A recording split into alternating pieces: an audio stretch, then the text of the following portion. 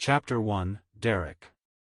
The smell of melted cheese, dough, and meat wafted heavy in the air, making my stomach growl for the third time in just a few minutes. The promise of pizza from my favorite spot, the Pie, was the only reason I agreed to come to team dinner. Geez, kid. It's only been a few hours since we ate. How can you be that hungry? Wyatt Hartman, the team captain, asked with a smirk. I shrugged. He knew how much I hated that nickname, but that didn't stop him or any of the other guys from using it.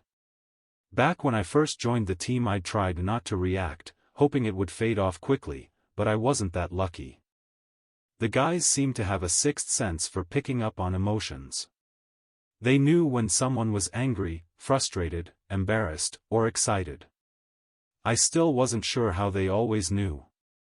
It was likely the result of spending too much time together, but the only thing I'd learned since being here was that there was no hiding. The harder you tried, the more they pushed. Hey, give him some slack, Eric Schultz, the best left wing in the league, said while glaring at Hartman. I almost thanked him, but he wasn't done. The kid's still going through puberty. He's probably hit another growth spurt. I clenched my jaw but stayed silent. It had been stupid of me to think I could go one meal without them ragging on me. We were all tired from a tough practice after a long week on the road, but they still didn't leave me alone. I got it. I was young, though I wasn't the youngest on the team, and being the backup goalie wasn't exactly the best position to hold. I was here for when Ollie Letang, the starting goalie, was injured and the occasional games where he got a break. I dressed out for every game, on the off chance he might need me to sub in. Over 120 games on the team, and that had never happened. He'd never been pulled, never got hurt, never got tired. The months I'd subbed in for him while he healed from the accident were the best and worst times of my career. I finally got to play and prove my worth to the team, but instead of being thankful I kept us from losing while he was recovering, I gained the resentment of the guys for taking over their friend's position. It wasn't like I was happy he was hurt so badly he missed almost the whole season. Sure, I got playtime, but I didn't want it under those conditions. I wanted to be the starting goalie because I was good. Not by default. We were halfway through another season, and they still didn't treat me like I was truly a part of the team. I was so sick of trades and guys from the farm team being welcomed with open arms and a freaking party while I was forced to sit in the corner and watch. One day I was going to snap and end up unleashing all this pent-up aggression. Hey, guys. Chloe walked into the back room we'd claimed and took the open seat next to Reese Murray, her husband. Half a dozen women followed her through the doorway before spreading out and finding their husbands and boyfriends. I forced a smile and nodded at the few that glanced in my direction. The women took over the conversation and went off about a group date night they were planning. Another reason I was left out of so much. I was one of the few single guys left on the team. I swear they were dropping like flies around me. Even Nikolai, the grumpy, always scowling Russian, ended up in a relationship with a beautiful woman. That was one couple I'd never understand. Where Elena was graceful and extroverted, Nikolai was gruff and reserved. She was someone everyone loved being around, and he was a recluse. Part of me was a little bummed she turned out to be into him. She was one of the few that didn't treat me like a kid or an outsider. Maybe if they weren't neighbors and basically forced together by proximity, I would have had a chance. Sure, she was a few years older than me, but what did that matter? Nothing. It didn't matter at all now. She was clearly in love with Nikolai. I sat up and looked at the kitchen area, trying to see if our pizzas were ready. I came along tonight because I was hungry, and a small part of me hoped each time I hung out with everyone that this would be the time they let me in. I was beginning to wonder why I bothered. None of the guys would ever cross a line when the pride was around, but their little quips were just enough to get under my skin and add to the crushing weight, reminding me I didn't really belong. At least in their eyes. Elena walked into the room, pulling off her jacket. Sorry, I'm late. The promo we were filming kept getting delayed. She looked around, saying hi to the people she passed on her way to the open seat next to Nikolai. I was a few spots away from him and on her path. She squeezed my shoulder and leaned down. "Good to see you, Derrek." I turned around and smiled at her. "You too. When are you coming back to sports?" It had been fun when she interviewed us and hung around practices. A friendly face had been nice, even if it was only for a couple of weeks. She rolled her eyes as she slid into her seat. "Hopefully never. That was so stressful. I like the weather much better." I chuckled, but her attention was diverted to Nikolai and Maddie Schultz. "Hey, kid." I groaned and turned to see Ollie looking at me. "Coach Abrams wants us at practice early tomorrow." I nodded. "What time?" 11. "Oh, someone's in trouble," Colin Brassard teased. I scoffed. "Yeah, me and Ollie." "What do you need to practice?" "Sitting on a chair?" Grant Fisher, one of the guys that usually left me alone, said with a smirk. Noah Malkin, last year's rookie, leaned forward while I narrowed my eyes at him. He was one of the youngest on the team, yet he was treated like a king. Everyone loved him and fawned over him like he was the greatest thing to ever happen to the team. Nah, he needs to get better about opening the door. I hate sliding in and having to jump over the walls to get to the bench, but he's too slow sometimes. Seriously, it's like he's not even paying attention to the game half the time, Eric added. The guys all started agreeing, fueling the fire burning my self-esteem to the ground. It's not my job to open the stupid door. I just happened to be close and did it when I could. Says the guy that missed half his passes last game. He shot me a glare and I matched it with one of my own. "Hey, how about we quit roasting Derrek and focus on something positive," Elena said with a stern tone. The guys had the decency to look a bit guilty, although no one offered an apology. I was grateful for the distraction though. I caught her eye, and she gave me a small wink. She knew exactly what she was doing. I wanted to stand up and give her a hug, but I leaned back and hoped the guys were done for the night. "What is it?" Chloe asked with excitement. "My little sister finished her program and is looking to start as a sports trainer," Elena said as she sat up with a bright smile. "She has a few offers in Texas, but I was wondering if you'd be willing to give her a call?" She was looking at Maddie, who instantly nodded. "Yes, of course. I'll reach out and set up an interview." The Pride seemed excited at the prospect of growing their numbers. I wasn't exactly on their level, but if her sister was half as kind as Elena, I wouldn't mind having her around. "How old is she?" Lucy asked from across the table. "She's 23. She just finished her master's and is getting ready for the board exams." "That's so awesome. Do you think a position at the clinic would be right?" Lucy looked to Maddie. "Physical therapy isn't the exact same thing as what a trainer does, but it would be great exposure. With all the teams we work with, she'd get some experience in her field." Elena nodded. "Experience is exactly what she needs right now." "Is she going to live with you?" Eric asked Elena while eyeing Nikolai. "If she's a good fit and accepts the offer, yeah, she'll move in with me." A few of the guys chuckled, but Nikolai leveled them with a glare. "Nikolai, how's Eula?" "I haven't been able to visit since last week." Addie, Grant's fiancée, asked while bouncing her little boy, Eli, on her knee. The man finally stopped glaring for a few seconds. "She's doing well. The doctors are happy with how chemo is going." Elena nodded. "She's still tired and a bit sick, but she's doing a lot better. Next week is the end of this course." "That's so exciting. We'll have to throw her a party when she's done," Chloe said, and the women began nodding. "I'm sure she'd love that," Nikolai replied with a sad smile. I wasn't used to seeing the brute so emotional, but I knew his soft spot was anything to do with his family. I couldn't imagine what he was going through as a brother. I'd lose my mind watching my little sister fighting for her life. I wanted to say something to him, try to let him know I was there for him, but I knew it would end up being twisted and used as ammo against me. The pizzas were finally delivered to the table and I didn't hesitate to fill my plate. At least with food to distract us, I could pretend like I wasn't an outsider with my own team. Chapter 2, Amelia.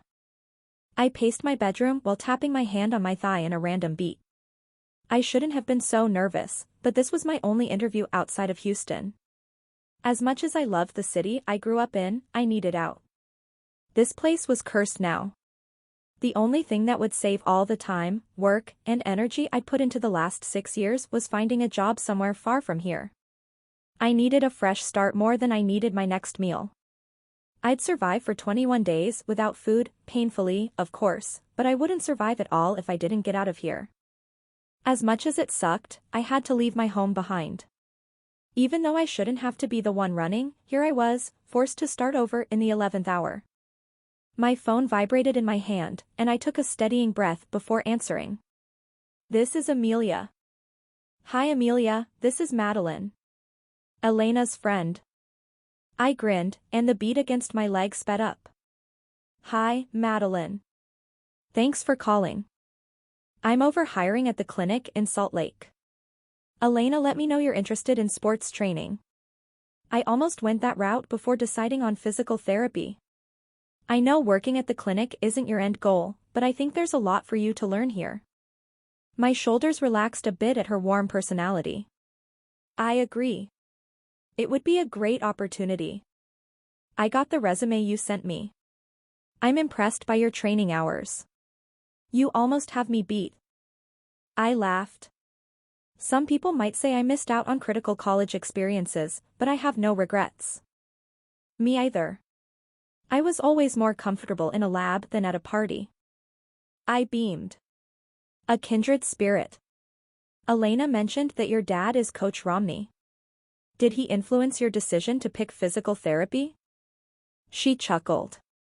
Oh, if it were up to him, I would be playing hockey. Physical therapy was a happy middle ground for us.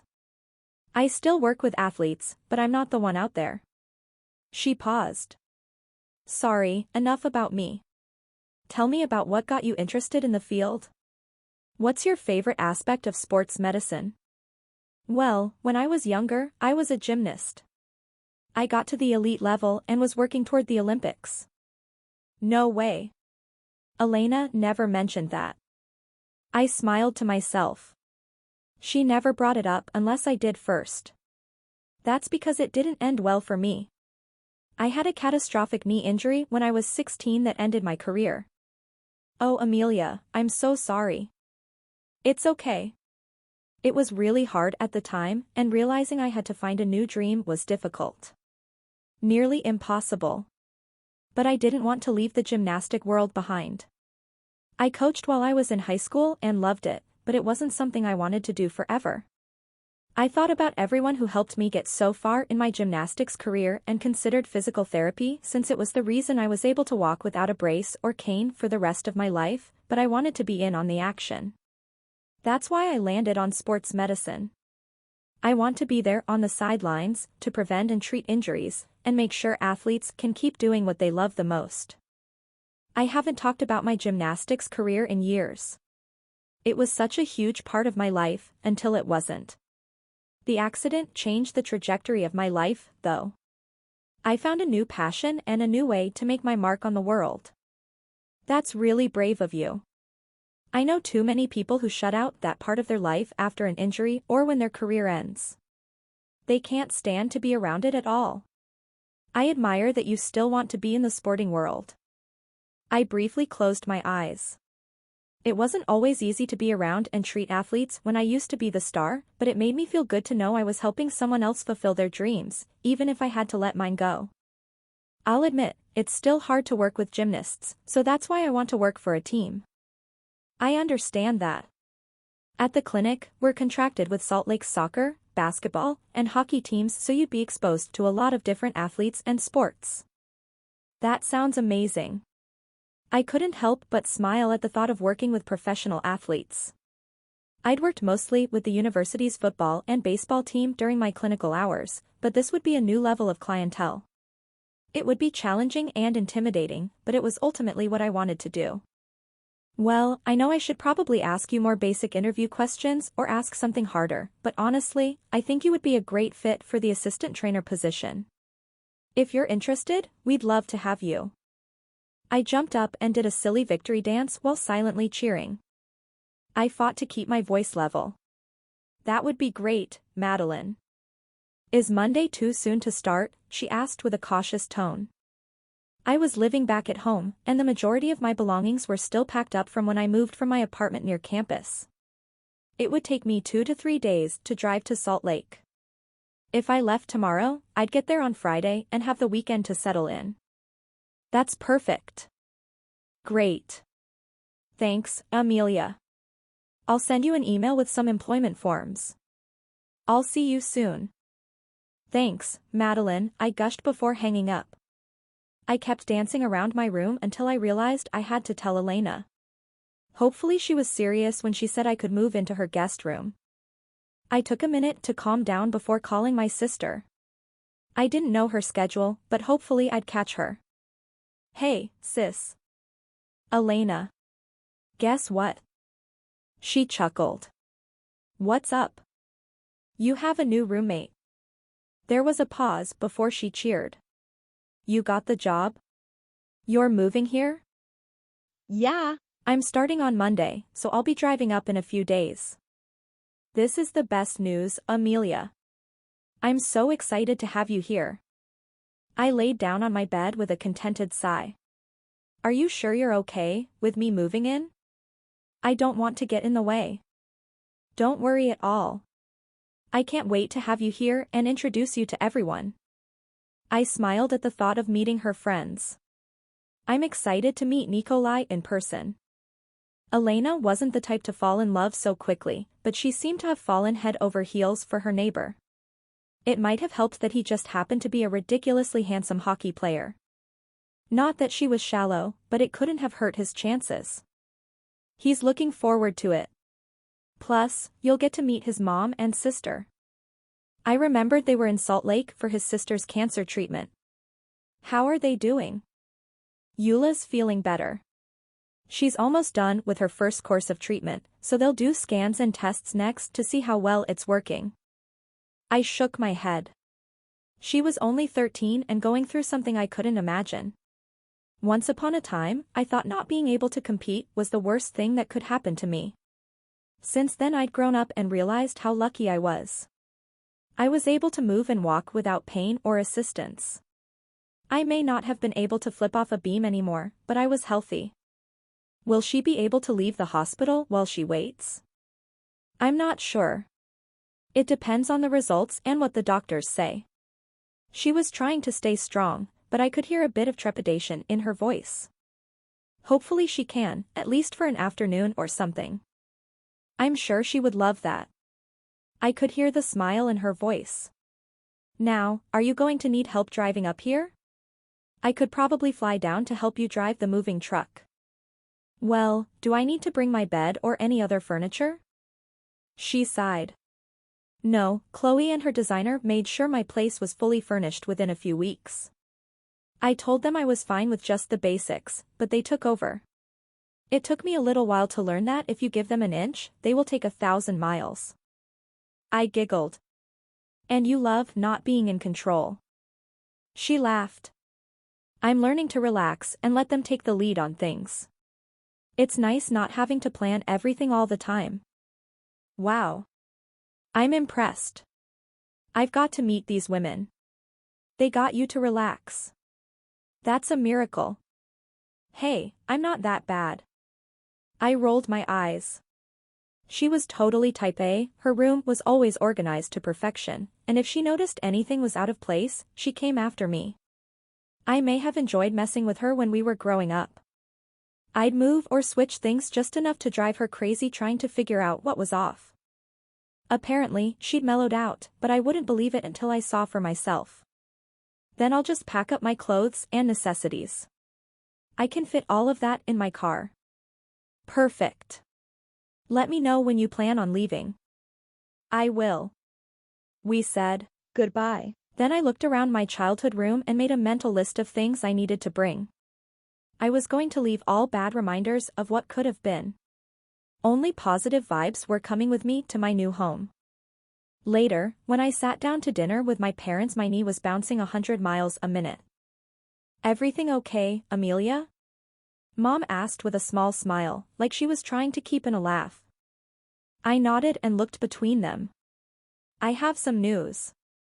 They shared a look before Dad turned to me. What is it?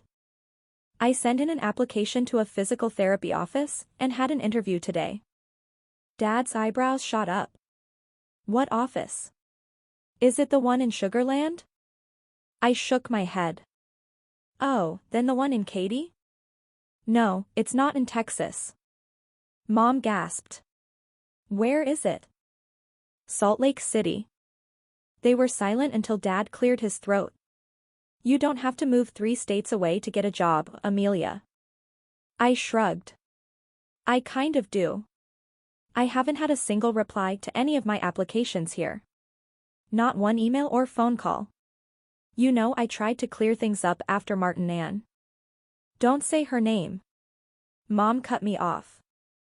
I sighed. I can't find work here. Elena spoke to her friend that works at a clinic there and she offered me a position. Dad remained silent, but I could see he resigned to the idea. They both knew how hard the past several months had been on me. After rebuilding my life when my gymnastics career ended, we thought the hardest part was over. There wasn't anything that could break me like that. Then, I met the man that would completely change my life. For the worse. For years of hard work, studying, clinicals, and late nights studying meant nothing once word spread. My parents had seen my world fall apart all over again. They tried to stay optimistic and held on to the hope that I'd find a job here, but it had been months. I couldn't keep waiting when an amazing opportunity fell in my lap. I already called Elena and she said I can live with her. Mom smiled. It would be nice for you two to be together again. We hadn't lived together since I was in middle school. She was graduated and in college before I turned 14. She came home for some holidays, but after she finished college and moved to Los Angeles for her career, we went months then years without visits. Living with her was more than I could ever ask for. I missed my sister and getting more than a few video chats a week would be amazing. I just hate that you think you need to leave. It should be them that runs. Dad said bitterly. I'm not running, Dad. This is a really great opportunity for my career. Salt Lake has so many professional teams I could end up working with. He nodded. We have that here too. I reached across the table and placed my hand on his wrist. I'm going to be okay. His eyes glistened when they met mine. I know, sweetie. You'll be great. Chapter 3, Derrek. Pucks flew at me in a nearly perfect rhythm. I shifted, stood, dropped, and threw out my hand, stopping almost all of them. Eric got one past me in the 5-hole and laughed as he skated by. I shook my head and focused on Reese coming toward me. He liked to go for the top left corner, but he knew I knew that. I watched his stick moving the puck swiftly and anticipated what he thought he could trick me with. I dropped to my knees as he pulled back for a wrist shot. I blocked my left corner and smiled when the puck hit my stick and bounced out. I had half a second to enjoy the save before Grant approached and shot directly at me. I got my glove up just in time. Are you aiming for my face? I growled and watched him as he skated past me. He shrugged, not bothering to reply. I pushed it out of my mind and focused on Colin. He shot from the blue line, taking me by surprise, but I raised my shoulder, blocking the puck from passing. Hartman was next, taking his time as he approached me, searching for a weakness. He was the hardest to predict. The way his mind worked was a complete mystery. He saw angles no one else did. It was amazing to watch, but I hated being on the receiving end of it. He cut to the left, almost passing me completely. I was confused until he shot at the last possible second. The puck glided across my shoulders, behind my helmet, and into the back of the net. I froze, looking at where he stopped with a cocky smirk. That was amazing. I've been working on it with Ollie. I nodded in appreciation. There's not a chance I could have stopped it. He grinned. Good. Coach Romney blew his whistle, ending the drill. The guys stepped off the ice to get a drink while I turned and grabbed my bottle from the back of the net. The extra pucks were cleared off the ice, and soon the first and second lines were facing off at center ice. I stretched my neck and took my stance as Reese took possession and sent the puck in my direction. Nikolai was the first to reach it, turning and heading to the opposite side of the ice while passing to Grant. The guys went back and forth for 2 minutes before Hartman broke free and shot at me. I blocked it, and they switched out lines. Porter Voss skated past me, sending the puck to Isaiah Meyer. They headed toward Ollie, but Elliot Gray stole it and broke through the defensemen. I held out my glove, ready for him to shoot, but he didn't. He was coming straight at me with determination in his eyes. I tried to move out of his path, but he turned to the side and slammed his body into mine. I fell back on the ice, gasping to fill the air he just knocked out of me. I sat up and glared. What was that? He was already standing over me. What? It was a mistake. Can't handle a little action, kid? I growled and reached for his left leg, pulling until he fell on his back. I shifted to my knees while pulling off my gloves. I punched his chin. His cheek. I was rearing back for another one when he pushed me away. I moved to go after him, but my arms were pulled back. I looked around to see Reese and Eric on either side of me, restraining me. Did you see what he did? That was intentional. I tugged away from them. They pulled me to my feet and dragged me away from Elliot. Hartman moved past the crowd to get in my face. What is your problem, Aston? He hit me on purpose. He didn't even pretend to take a shot. Ask him what his problem is. The anger I forced down every single day was boiling, barely contained. I'll deal with him later. Right now, I want to know why you felt the need to beat the crap out of him. You've taken harder hits. It's practice. He's on my team. Why was I the one in trouble? Aston. Get over here, Coach Romney called out with a calm voice. It was unnerving. I expected him to yell or curse at me. Hartman shoved me in the direction of the bench, and I skated over without looking back to see how Elliot was. What was that? Coach asked with fire in his eyes. I shrugged. He took me out. He knew exactly what he was doing. He shook his head. Go talk to Coach Abrams. I stepped off the ice, throwing my helmet on the bench as I walked into the tunnel. Abrams was the new goaltending coach. So far, I hadn't worked with him much. He sometimes ran drills with me and Ollie, but he focused his attention on the starter. Just another person that forgot about me, even though it was his job. I went to the locker room and took off my skates and gear before slipping on sweats and going to find Abrams's office. The door was closed, so I knocked and waited for him to call me in. Yeah. I opened the door, and he looked up at me with a confused expression. Why aren't you at practice? I sat down in front of him. He was younger than Romney, only in his late 30s.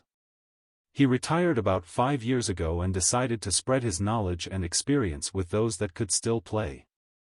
Coach sent me in. His eyebrows pulled together. Why? I shook my head. Maybe if you ever came to practice, you'd know. The moment the words escaped, panic burned in my stomach. I was fired up from the fight and past the point of being able to rein my rage in. To my shock, Coach didn't tear into me. He just shot me a glare that could have melted the ice in the rink. I'm there every day. For Letang's practices. So what? You're jealous I give him more attention? His lips twisted in a menacing sneer. I scoffed. Maybe if you worked with me more, I wouldn't have to sit on the bench every single game. He leaned back and stared at me. So that's what this is about? You're sick of staying on the sidelines. I let out a humorless laugh. He was just picking up on that. Yeah. You all know I can handle it. I did last season. But the golden child can't possibly take a day off. We all know you're a good goalie. You proved that already, but you're young, Derrek. There's still a lot you can work on. There's a lot for you to learn. I groaned. Why can't anyone move past my age? He leaned back in his chair and tilted his head up. What do you mean? I'm so sick of people fixating on that. So what? I'm 21. If one more person calls me kid, I'm going to lose it. He scanned my face silently. Finally, he blew out a breath. Is that why you punched Elliot? My eyebrows shot up. How did you know about that? He turned his computer screen to face me. It was a live feed of the ice. I might not be in the room, but I'm always watching. Then he slid the notebook he had open in front of him toward me. I skimmed the notes and realized it was detailed observations about me and Ollie. Things both of us could work on. Ideas on how to improve each of our technique. Shots I let in and how to practice so I didn't miss them next time. I know you think it's unfair I work with Ollie more, but I've only been here for 3 months. I'm still figuring things out, and with how long Ollie was out last season, I needed to make sure he was back up to par and comfortable out there.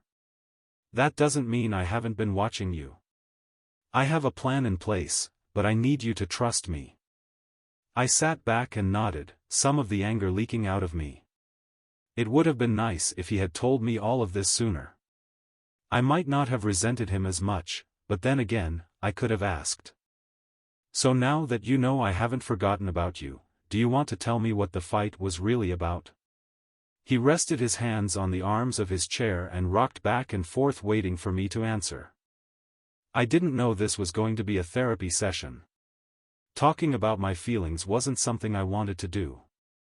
Ever. It can be whatever you want it to be. If you feel like you need to talk through things, then I'm here for that. If you want to rant about one of the guys, go ahead. If there's something on your mind that has nothing to do with the game or the team, you can tell me. It's up to you. Nothing you say will leave this room. That was hard to believe. You wouldn't tell Romney? He shook his head. Nope. I let out a sigh. You don't have to tell me anything, Derrek, but it's not going to magically disappear. Whatever's bothering you needs to be resolved. He was right. I just hated it. Fine. I looked around the room. It was pretty bare. Not as many decorations or trophies as in Coach Romney or Rust's offices. There were a few of his old jerseys hanging behind him and a picture of what I assumed was his family, and that was it. Well, I'm not a mind reader, so you're going to have to give me something. I looked down at my hands. My right hand was already bruising. Angry red marks glared at me. I've been on the team for 1.5 years now. I made sure we made it to the finals last season. I played just as well, if not better, than Ollie while he was injured, but I'm still just some dumb kid to them. Abrams nodded but didn't cut in. I'm not even the youngest on the team. I've been in the NHL for 3 years now. Haven't I paid my dues? I rubbed my uninjured hand over my face. Are you friends with any of them? I know it's a close team, and several of them are pretty tight. I shrugged one shoulder. I don't know if they consider me a friend. They invite me to dinners and some parties, but when I'm there all they do is take jabs at me. They might think of you like the little brother. Someone they can tease, he said with a frown. I could handle the teasing if I felt like it was in good fun, but it's constant. I can't seem to do or say anything right. They just tear me apart. He rubbed his neck looking down before meeting my eyes. I'm not condoning them or what they've been doing, but I've found that sometimes there's something we're doing to gain this sort of behavior. You're saying I deserve this? I almost stood and walked out, but he held up his hand. No, I'm not. I would expect better of the team, but you can't control what they do. You can. Only control my reaction. I interrupted. Yeah, I'd heard that a million times, and for the most part one remained calm and unaffected. Until today. No, I was going to say you can only control yourself. Take a second to think about what you're doing and saying. Is there anything you can change? I know I didn't do anything to deserve the hit I took in practice. I hadn't even spoken to anyone today. At dinner the other night I'd kept quiet. I didn't see how this could be something I brought on myself. I'm not saying it's all on you. I just think you should try to be more self-aware for the next week or so. See if you're doing or saying anything to bring this on. I nodded. I might not agree, but I could give it a shot, if only to prove I wasn't in the wrong. I want to meet with you again next week, okay? Sure. I stood up and walked to the door. Thanks, Coach.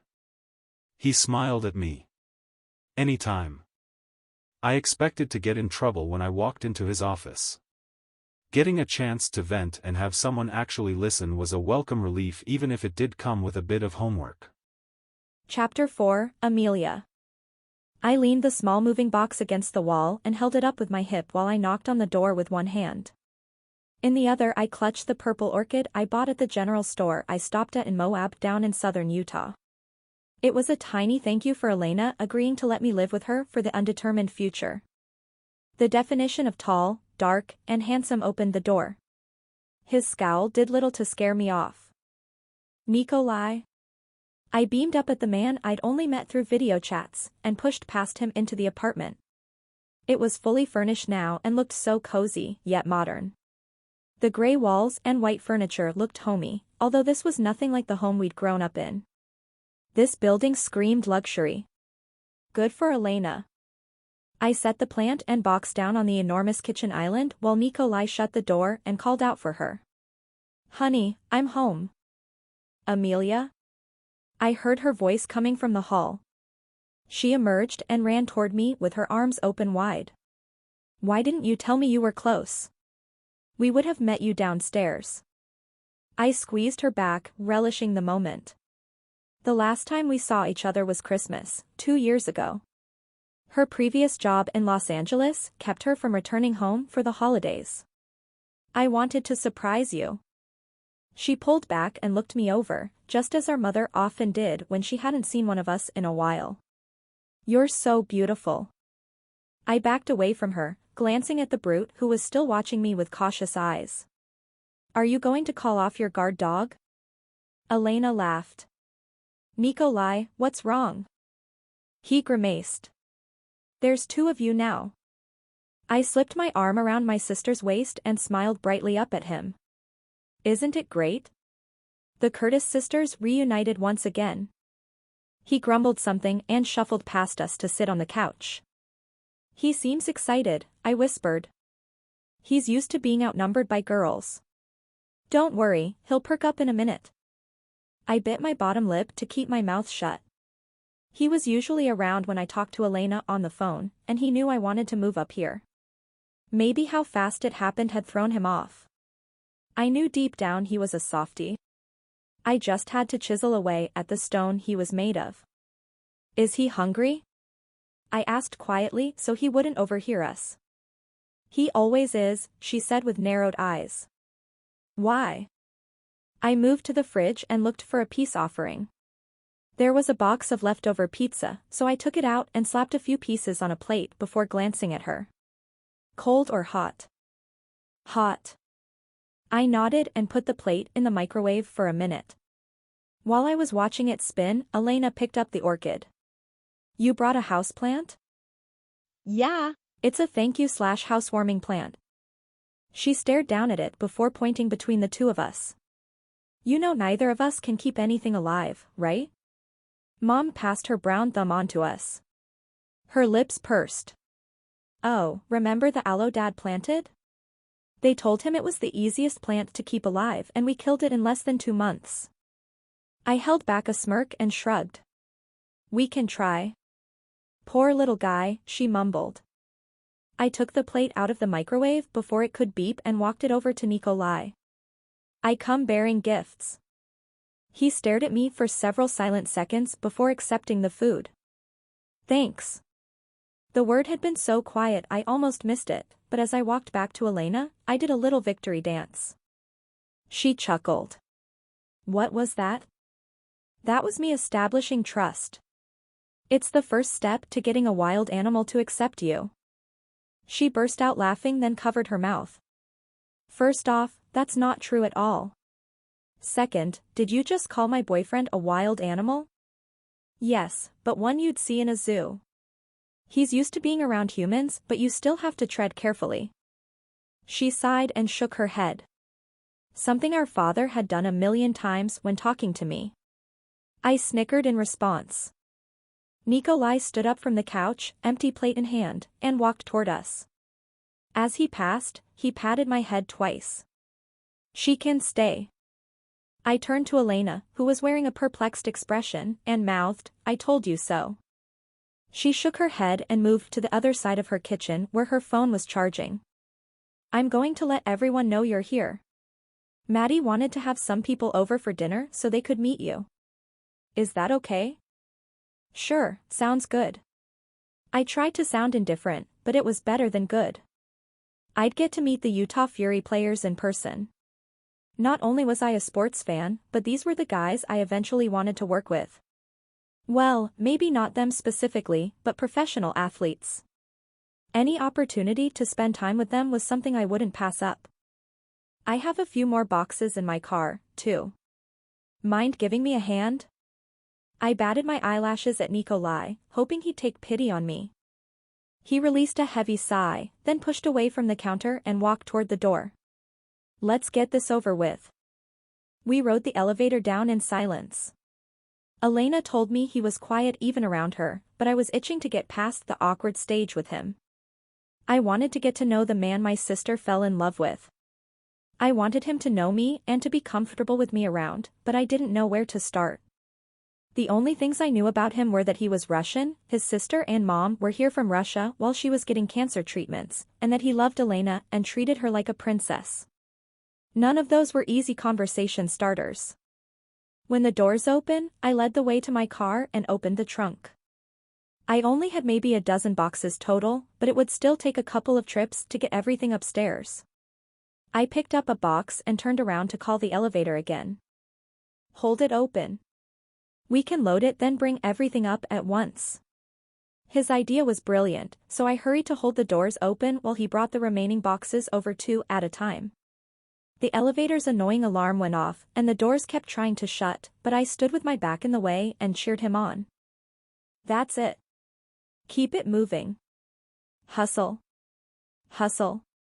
I clapped like I was his coach while he glared at me for the remaining 2 loads. Once everything was in, he pushed my shoulder so he could pass and pressed the button for their floor. You didn't like my cheerleading? I asked. His eyes darted to mine, and he slowly shook his head. He said something in Russian that sounded like it could be a curse. I watched him as he stared up at the ceiling as if help would drop down. Too many sisters. I barely caught his words. Sorry, what was that? He turned and glared down at me. I already have too many sisters. Now I have another one. He rubbed his face with a large hand. It will never be quiet again. I bit my lip to keep my grin under control, but inside I was bursting. He said he had another sister. Me. He already thought of me as his sister. His complaint made me giggle, and I couldn't wait to meet the rest of the women responsible for driving him crazy. I had a feeling we would be good friends. The doors opened again, and we slid the boxes out quickly, then scooted them along the floor to Elena's door. I pushed it open, and we continued our path to the living room. Elena watched us from the corner of the kitchen with an amused expression. This is efficient. Yeah. Your man's a regular Einstein. He loaded all the boxes in the elevator at once rather than making multiple trips. Working smarter, not harder. Good job. She moved across the room and kissed his cheek.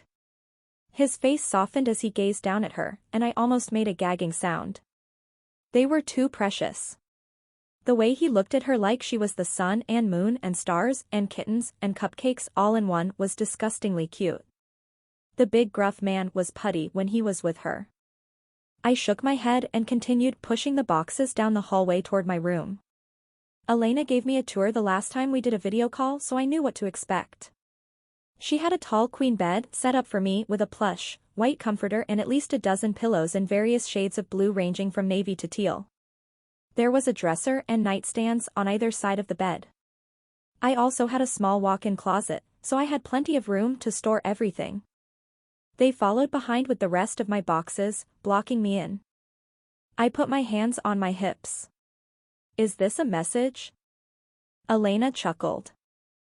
Yeah. No leaving until everything is put away. Nikolai smirked, an actual upward movement of his lips. And you have 20 minutes. My eyebrows shot up. Is that a challenge, Kezlov? He eyed me as if sizing me up.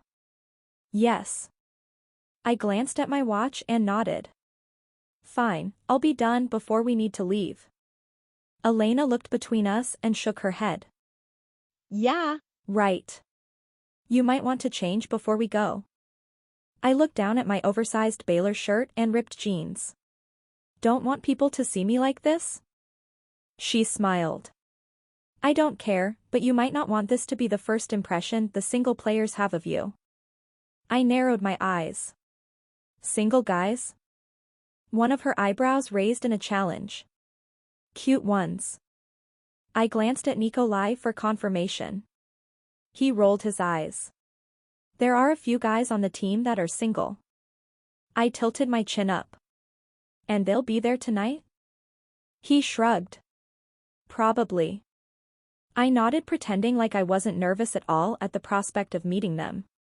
I hadn't dated since the relationship that went terribly wrong, and I wasn't sure I was ready to get back on that particular horse yet. I checked my watch again. Crap, I'm down to 18 minutes. Get out of here so I can get to work. They laughed before walking down the hall. I opened the first box and smiled at my secret cheat. I'd kept my clothes on the hanger and put a trash bag around them so they remained in place during the move. I only put them in the box because it was easy for me to carry.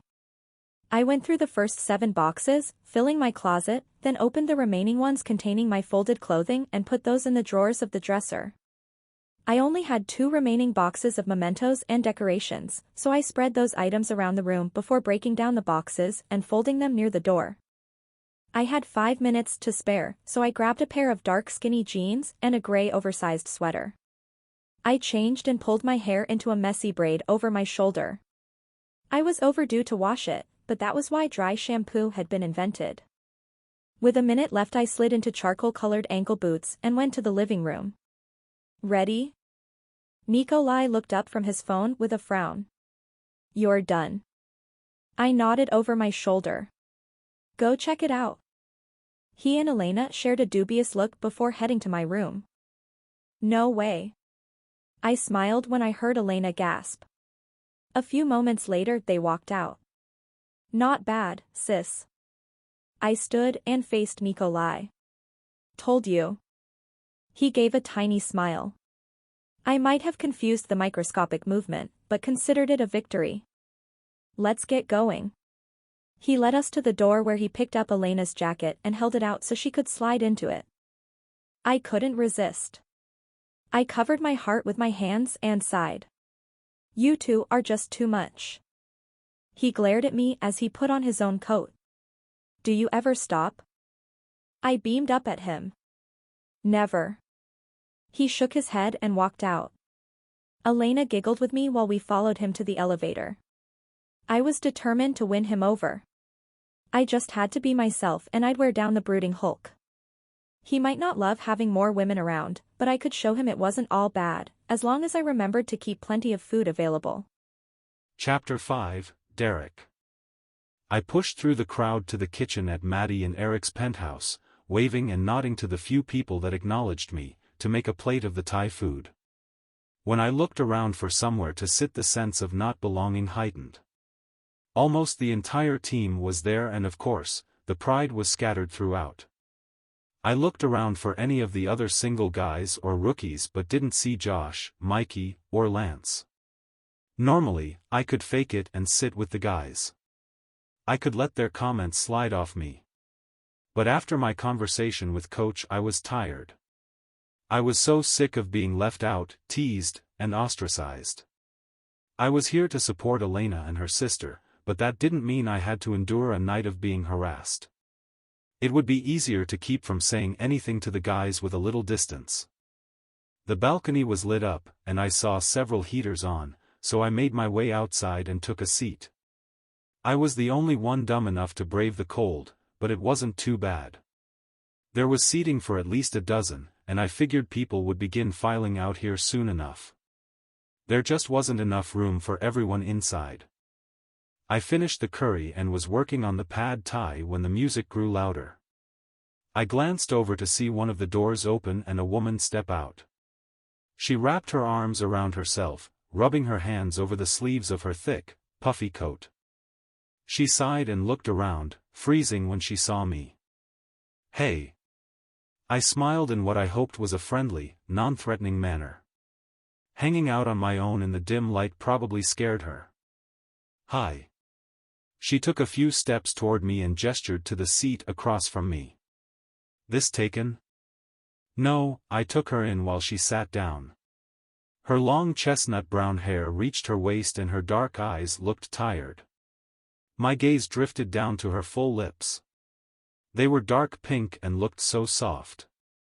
They curved into a smile. I met her eyes and realized she'd caught me checking her out. "I'm Amelia." Her voice was softer than it had been before. It made me lean forward so I could hear her. "So, you're Elena's sister?" I shouldn't have been surprised. She was just as beautiful as her sister. Now that I knew, I could see the resemblance. Although, she didn't seem to have the same easy confidence her sister had. "Yeah. I'm the new girl." She sounded a bit annoyed, and I realized I'd managed to already say something wrong. "Sorry, I was just making the connection. I didn't mean to." She cut me off. "It's okay. I'm being oversensitive. I have an older brother. All growing up I was known as Bryce's little brother. I know how annoying that is, and I shouldn't have done it to you." Her lips quirked up. "This is the first time it's happened to me." Elena was so much older that no one knew we were sisters. In high school, teachers never made the connection, and I didn't have friends that knew her too. I let out a huff. That must have been nice. Bryce was only 1 grade older, so I was always living in his shadow. I can't imagine how hard that would be, Bryce's brother. I narrowed my eyes. "What?" She chuckled. "You never told me your name. I can see now why so many people would refer to you like that." I realized she was right and laughed. "Sorry, I'm Derrek." Her smile finally reached her eyes. "Well, Derrek, since you're here I'm assuming you're on the team." I nodded. "I am." "That's pretty impressive.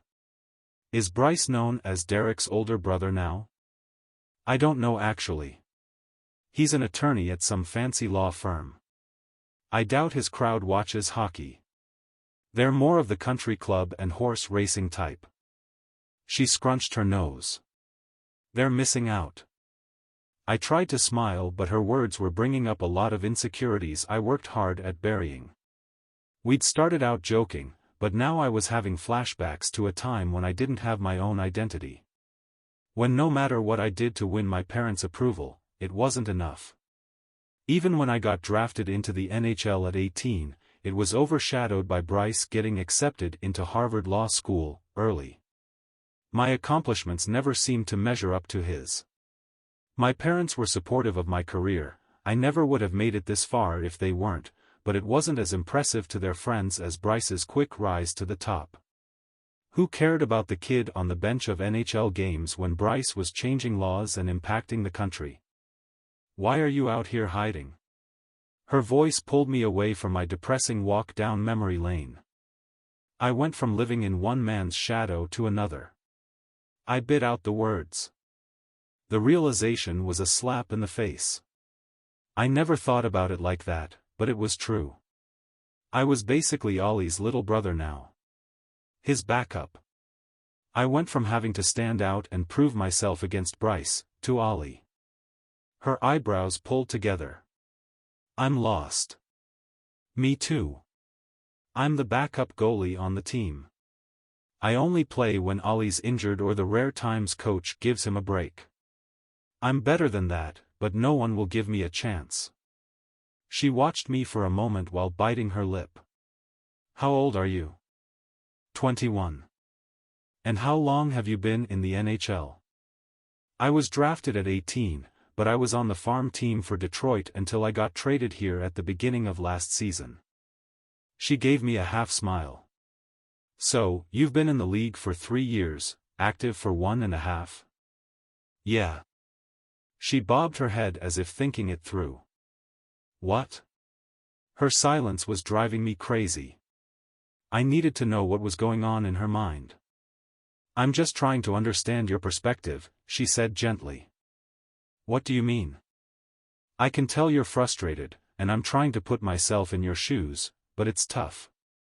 This was the first time someone listened to what I was saying and seemed to care rather than blowing me off. I was intrigued by what she would say next. What do you mean? I set my uneaten food down on the seat next to me. She sighed quietly. I don't want you to get upset. This is the first time we've met, so I don't even know if I should say anything. It's not my place. I blew out a breath. Please just tell me. It'll be nice to have an outside perspective. Okay, here's how I see it. You're young and fairly new to the league. I opened my mouth to interrupt, but she held up a hand and pleaded with her eyes to let her continue. I leaned back and waited. I'm also new to my career, so I'm trying to picture myself in your shoes. I understand wanting to prove myself and establish myself in the industry as someone great to work with. I want to be known as one of the best. I want to be sought after. I understand that drive and desire. I nodded. She matched my thoughts exactly. But I know it takes years of experience to get there.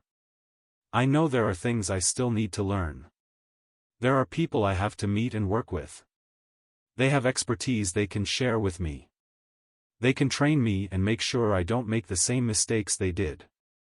I'll keep pushing myself and working hard to get to the position I want, but I also know I need to be patient. I can't just walk into a team's training facility and demand they hire me. I might be good at what I do, but I haven't earned that yet. She watched me, but I didn't give her a reaction. I was still letting the words sink in. I'll be honest. I haven't seen you play, and I don't know your stats. You're probably an amazing goalie. You wouldn't be here if you weren't, but you still need to go through the fire. You have to learn from others and respect that there are guys that are better and more experienced than you. You have to respect that your time will come if you stay dedicated and work hard, but right now is the time for you to learn. I shuddered as a chill ran through me. I didn't like what she was saying. I didn't want her to be right, but it was impossible not to agree. She was annoyingly spot on. I didn't know how or why she knew exactly what to say to get me to hear her words, but I felt like my soul was shaken. Coach said something similar, but hearing it from her seemed to resonate. She was unbiased, a complete outsider, yet her words connected. Had I been spending so much time trying to prove myself that I'd become insufferable? This wasn't who I wanted to be. I'm sorry if I overstepped. She moved to stand, but my hand shot out, and I grabbed her knee, holding her in place. No. I'm just processing. I looked down at the ground and relaxed when she didn't leave. I've been really struggling with this for a while. Then I meet you, a complete stranger, and you say the exact thing I need to hear in a way that I can't help but agree with. She reached forward and took my hand in both of hers. I think it's easier to hear it from someone you don't know. There are no personal feelings involved, no bias. I stared at our hands for several seconds before meeting her eyes. She smiled and squeezed my hand. Sorry for getting so heavy the first time we met. I ran my free hand over my face and blew out a breath. I feel like you reached into my soul and shook it. She let out a slight chuckle. That sounds harsh. I matched her smile. It kind of was. She pursed her lips in a challenge and I found myself drawn to them. I wanted to know what it felt like to kiss them. I couldn't though. She probably thought I was unstable. I leaned back, pulling my hand away. Why are you out here? Isn't this your party? She looked at me like I caught her stealing, and cringed. Maddie and my sister were so excited about throwing me a party and introducing me to everyone, so I didn't say anything, but I kind of hate parties. I barked out a laugh. Then you joined the wrong group of people. Really? She sounded dejected. Yeah, the Pride is notorious for celebrating every little thing with a big dinner or party. She dropped back into her chair, resting her chin on her chest. It was a funny sight with her puffy jacket pushed up around her face, covering the bottom half. At least you won't be the center of attention at the others. She shrugged and dropped her eyes. You can always hide away with me, I offered. Her eyebrows raised, and I laughed. Promise? Definitely. Anytime you want to escape, I'll go with you. At least, until she hears what the team says about me and decides to stay away. Thank you. She seemed genuinely relieved. Amelia. There you are. We have a cake for you. We both turned to see Maddie walking toward us. Hey, Derrek. What are you guys doing out here? She raised her eyebrow suggestively, and I wanted to run. Amelia was blushing and jumped to her feet. We were just talking. She glanced back at me and waved before hurrying inside. Maddie gave me a knowing smile and followed behind her. Once the door was shut, I let out a groan. Of course, the first woman I met that actually got to know me for me and I felt a connection with had to be a part of the Pride. It was only a matter of time before they turned her against me. I stood up as a wave of panic washed over me. I just shared my deepest thoughts and fears with a stranger. Someone close to the Pride and Nikolai and soon the rest of the team. Would she tell them what I said? I couldn't imagine the torment they would put me through if they knew. I rubbed my face and picked up my plate. I needed to leave before things blew up in my face. Chapter 6, Amelia. I was really beginning to like my job. It had only been 3 days, but it was so much better than the clinic at school and the internships I'd done. Once Maddie walked me through how to set up a machine or wrap an injury, she let me do it on my own. No one watched over my shoulder. There wasn't anyone taking notes or breathing down my neck. I got to use what I'd learned and put it to practice. It didn't hurt that the basketball team was my first group of clients. I was in charge of getting 6 of them through a basic exam. They'd been injured within the last 6 months and their coaches wanted them to get checked out as they geared up for the second half of the season and playoffs. Some of them wanted massages or electric stimulation to loosen up the injured area, but all of them wanted a clean bill of health. I don't recognize you. My second client watched me closely as I placed monitors on his chest before I started the treadmill. He was an attractive man with dark skin, hair trimmed short, and an easy smile. I knew he was one of the stars of the team, but I pushed that out of my mind. Every single one of these guys was famous, rich, and handsome, but right now they were my patients. Nothing more. Back in school, I treated most of the football, volleyball, and baseball players. I learned quickly if I wanted to get my job done I had to ignore who they were and focus on what they needed me to do. I'm new here. This is my first week. I glanced up at him as I hovered over the start button making sure he was ready. He gave a single nod, and I started the test. Where did you come from? He was just starting to jog, but his voice remained level. Houston. I watched his form, focusing on his left knee. He tore his ACL back in October, but he didn't seem to be favoring it all. But you're not still a fan, right?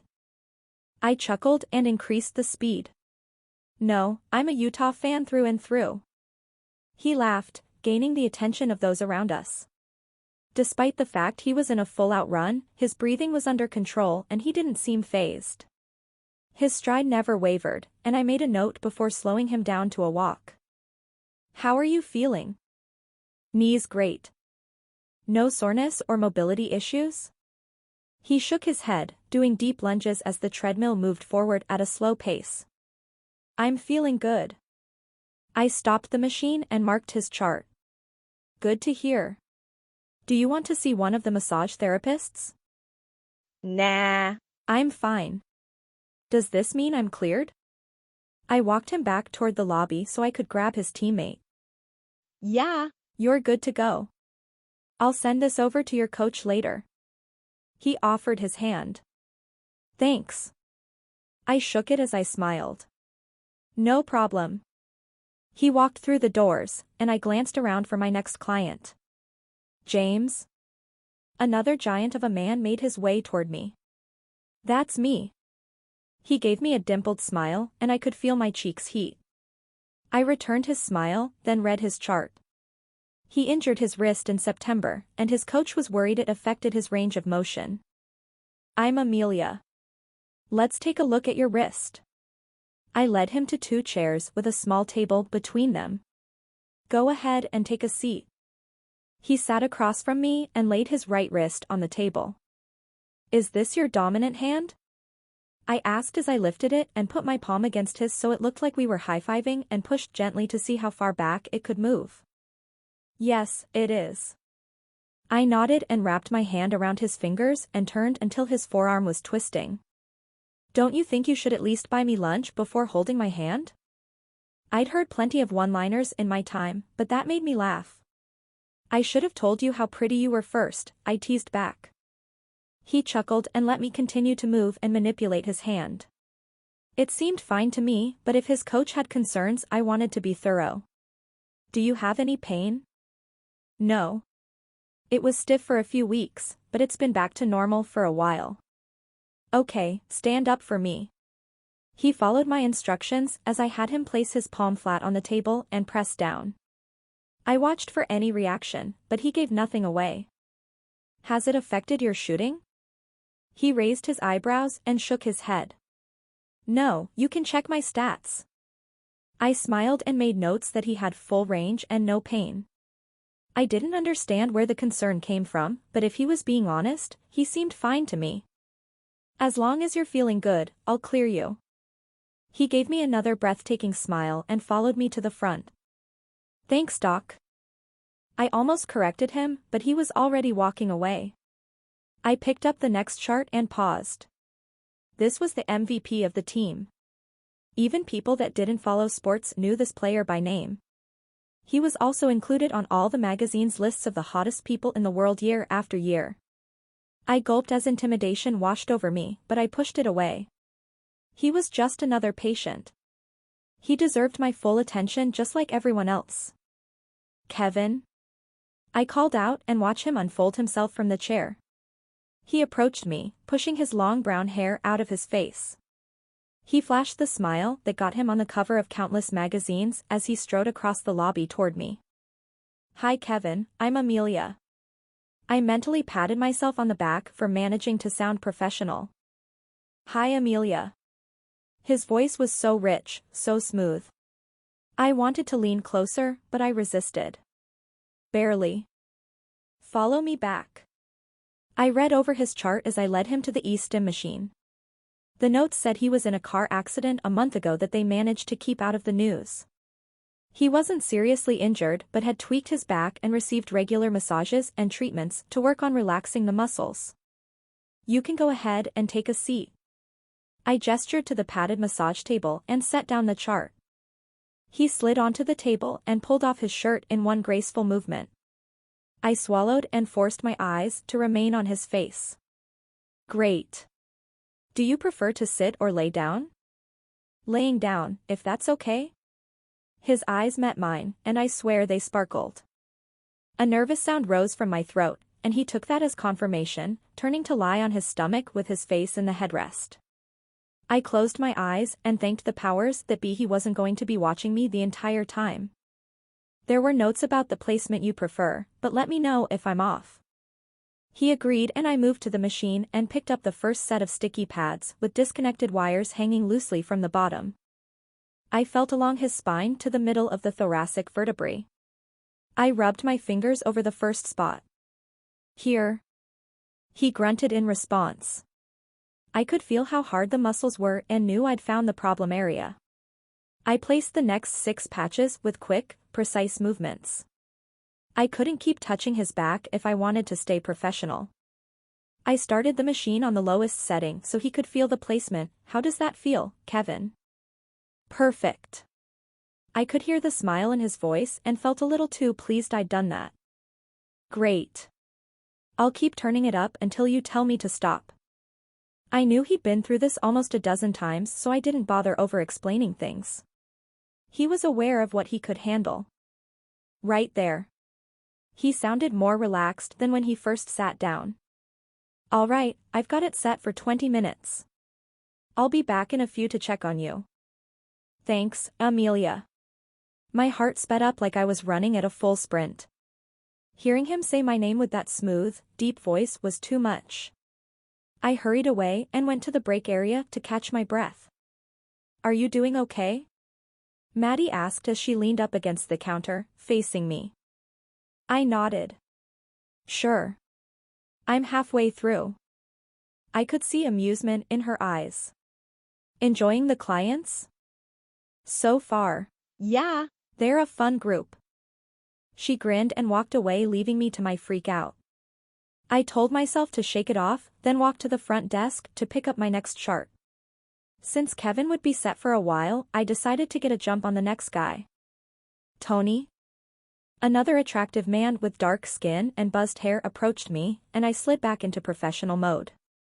I couldn't let myself lust after Patience. It was wrong and incredibly inappropriate. Hi, I'm Amelia. I looked up at his wide smile and offered my hand. Nice to meet you. His large hand enveloped mine while I swooned a bit at his deep voice. Ugh. Why did I get all the attractive guys? Tony, it looks like you had a knee injury. How are you feeling now? We walked to an empty table, and I waved him to sit so I could test his reflexes. I'm okay, now. I worked with Maddie after my surgery, and she made sure I was 100% before she let me play again. She's a lifesaver. I smiled at his praise. So far, anyone that had worked with her in the past had only wonderful things to say about her. It made me even more confident about my decision to come here. There was so much I could learn from her, and I knew she'd be an invaluable reference when the time came for me to move on. That's great to hear. She's pretty incredible at helping athletes recover. He nodded and watched me tap on his reflexes, smirking when his foot shot up involuntarily. I placed my hand just above his knee and lifted his calf, feeling for anything off as I moved his lower leg up and down, then side to side. You're pretty strong for a little thing, he said in a teasing tone. Some people might have been offended, but I wasn't ignorant of my petite size. I was a gymnast most of my life. I'm stronger than I look. He chuckled. I believe you. We chatted back and forth while I finished his exam, but it was apparent he was in good health. You're all set. Thanks, Tiny. I sent him a teasing glare before he waved and walked through the exit. It wasn't the first time I'd earned a nickname based on my size, but it was definitely the first time it came from an NBA player. I didn't mind at all. I hurried back to Kevin and saw there were still 3 minutes left in the session. "How are you feeling?" "Good, can you turn it up for a few minutes?" I increased the intensity and added 2 more minutes to the time, then picked up his chart to add my notes of the treatment. "Was that Tony calling you tiny?" I chuckled, slightly embarrassed he overheard. I shouldn't have been surprised. Tony's deep voice carried, and we walked right past the room Kevin was lying in.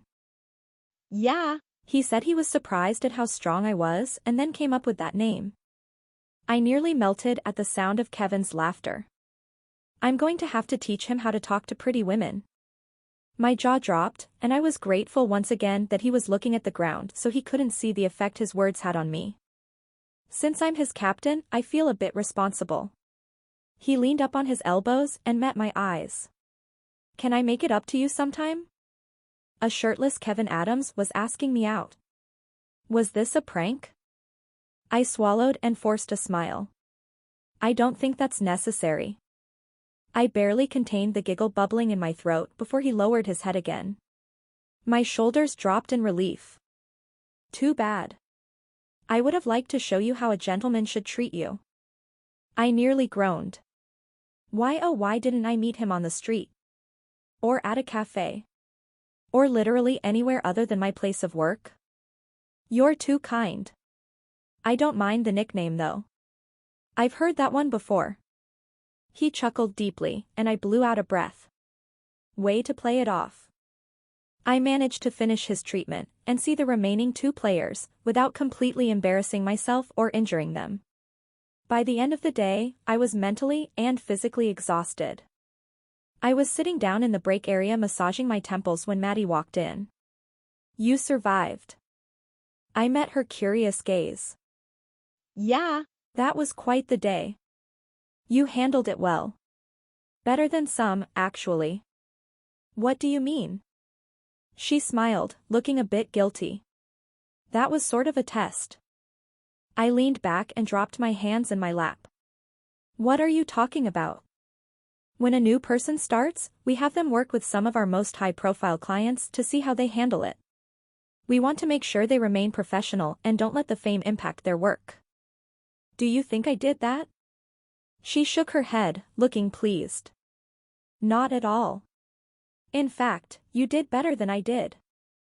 I raised a single brow. Really? Yeah. And I didn't have Kevin Adams flirting with me. I groaned and dropped my head into my hands. He even asked me out. Oh, that's so cruel, she said, laughing. I glared up at her. You put him up to that? She held up her hands. No. No one ever tells them anything. That was real. That made me feel better, for a second, then I remembered one of the hottest men on the planet had asked me out, and I had to turn him down. I deserve an award. She nodded emphatically. I honestly wouldn't have blamed you for accepting. Losing a job might be worth it. I thought about it and agreed. Probably. It just shows how dedicated you are. You did very well today. You made me proud.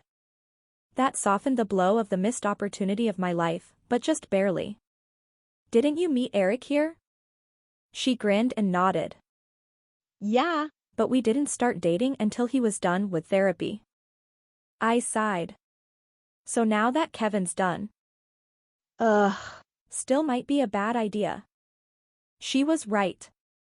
Maddie was a partner at the clinic. The same rules didn't apply to a grunt like me. I liked this job too much to risk it. Plus, there are plenty of men who aren't patients here you can date. I wrinkled my nose. I'm not sure I'm ready for that. She leaned forward, resting her elbows on the table. Elena mentioned something like that. What's the story? If someone else had asked me the same question, I probably would have told them to mind their own business, but I'd been comfortable around Maddie from the moment I met her, and I knew she was asking out of concern, not just to probe.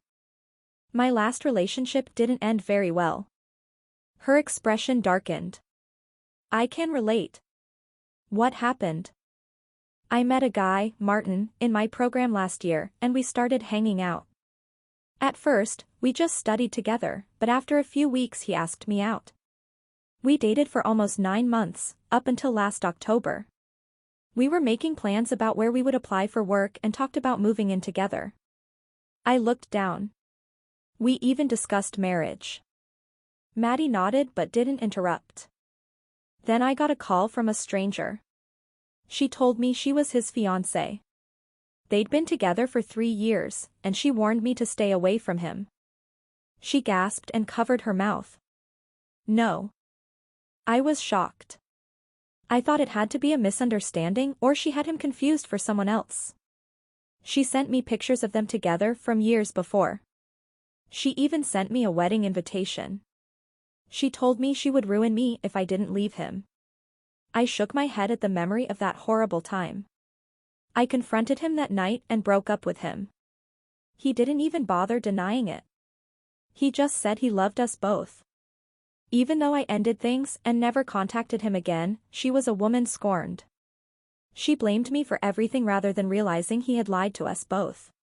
She spread rumors about me being unprofessional with the athletes. She said I was hooking up with them when I was supposed to be treating them. My shoulders sagged. She got one of them to corroborate her story and said that I came on to him and would touch him inappropriately. All of that reached the professors. Some of them let their connections in the industry know. My reputation was ruined. I couldn't get a job in Houston or anywhere in the area. That's when Elena offered to have me move in with her. I thought it was cowardly of me to run away instead of confronting the lies, but when you called, I knew it was a sign. I had to get out of there if I wanted any chance of starting fresh. Maddie didn't speak for several seconds. I'm so sorry, Amelia. You didn't deserve that. Any of it. It makes me sad that a woman would do that to another, especially since it was Martin who should have paid for his crimes. I nodded. They got married over Christmas break. She cringed. They deserve each other. I laughed and froze. I never thought I would get to a point where I could feel anything but pain and rage. They really do. I thought I loved Martin, but knowing what I know how horrible and vindictive he could be made me realize I was grateful his fiancée found me. She tried to destroy my life, but looking at my life now proved she didn't come close. She wagged her eyebrows. And now you have NBA players asking you out. I scoffed. Yeah. But it's not like I'm going to say yes. Maybe not, but what about a certain hockey player? What are you talking about? I asked with a laugh. I saw you last night with Derrek. There was definitely something there. I shook my head but didn't argue. I'm not ready to date. I'm still recovering. Derrek was attractive, okay, gorgeous, and I couldn't deny I was drawn to him. We'd only had one conversation, but I felt like I knew him. Probably because we skipped the pleasantries and I dove into his insecurities. Not the best way to kick off a relationship, but he'd been so broken last night. I saw his open vulnerability and couldn't walk away. Oh, Amelia. I know how hard it is to come back from a bad relationship, but don't let that stop you from taking a chance on him. You won't want to lose him to someone else, would you? She lit up when I didn't contradict her. Oh, I knew it. You like him. I never said that. I stood and hurried out before she could get anything else out of me. Chapter 7, Derrek. I was tense as I pulled into the parking garage. We had a training day yesterday, so I went to a private gym rather than the one at the arena. I needed some space from the guys, but I couldn't skip morning skate if I wanted to even be considered to play at tonight's game. Of course, there was little chance I would, not unless Ollie somehow injured himself between now and 6 o'clock tonight. Regret filled me from the moment I watched Amelia walk away with Maddie the night before. I should have gone after her and asked her not to tell anyone about our conversation, but when I went inside, I couldn't find her. I didn't hang around for long, though. I wasn't interested in being the butt of the jokes for the night. Before someone could find me, I got out of my car and made my way down to the locker room. No one even noticed me walk in. They were too busy talking about the game tonight. The Charleston team had been better last season than any other time in their history and had been a real threat for the championship. They'd had a few trades and a new assistant coach since then that seemed to throw them off. They were back down to 5th in their division, but they were unpredictable. Some nights they were on fire, and some it seemed like they had no idea what they were even doing on the ice. "Hey, Aston," Coach Abrams asked to see you before you went out, Ollie called to me, and I nodded in acknowledgement. I stopped changing and headed for his office. I'd been expecting him to call me in all week, but figured he forgot. Unfortunately, that wasn't the case. I knocked on the open door and he looked up, waving me in. "Hi, Derrek. Thanks for coming by." "Sure thing." I shut the door behind me and sat down in the empty chair across from him. "How have things been going?" he asked, and I had a feeling he had something specific he wanted to discuss. I cursed myself for being so dumb. I never should have opened my mouth around the new girl.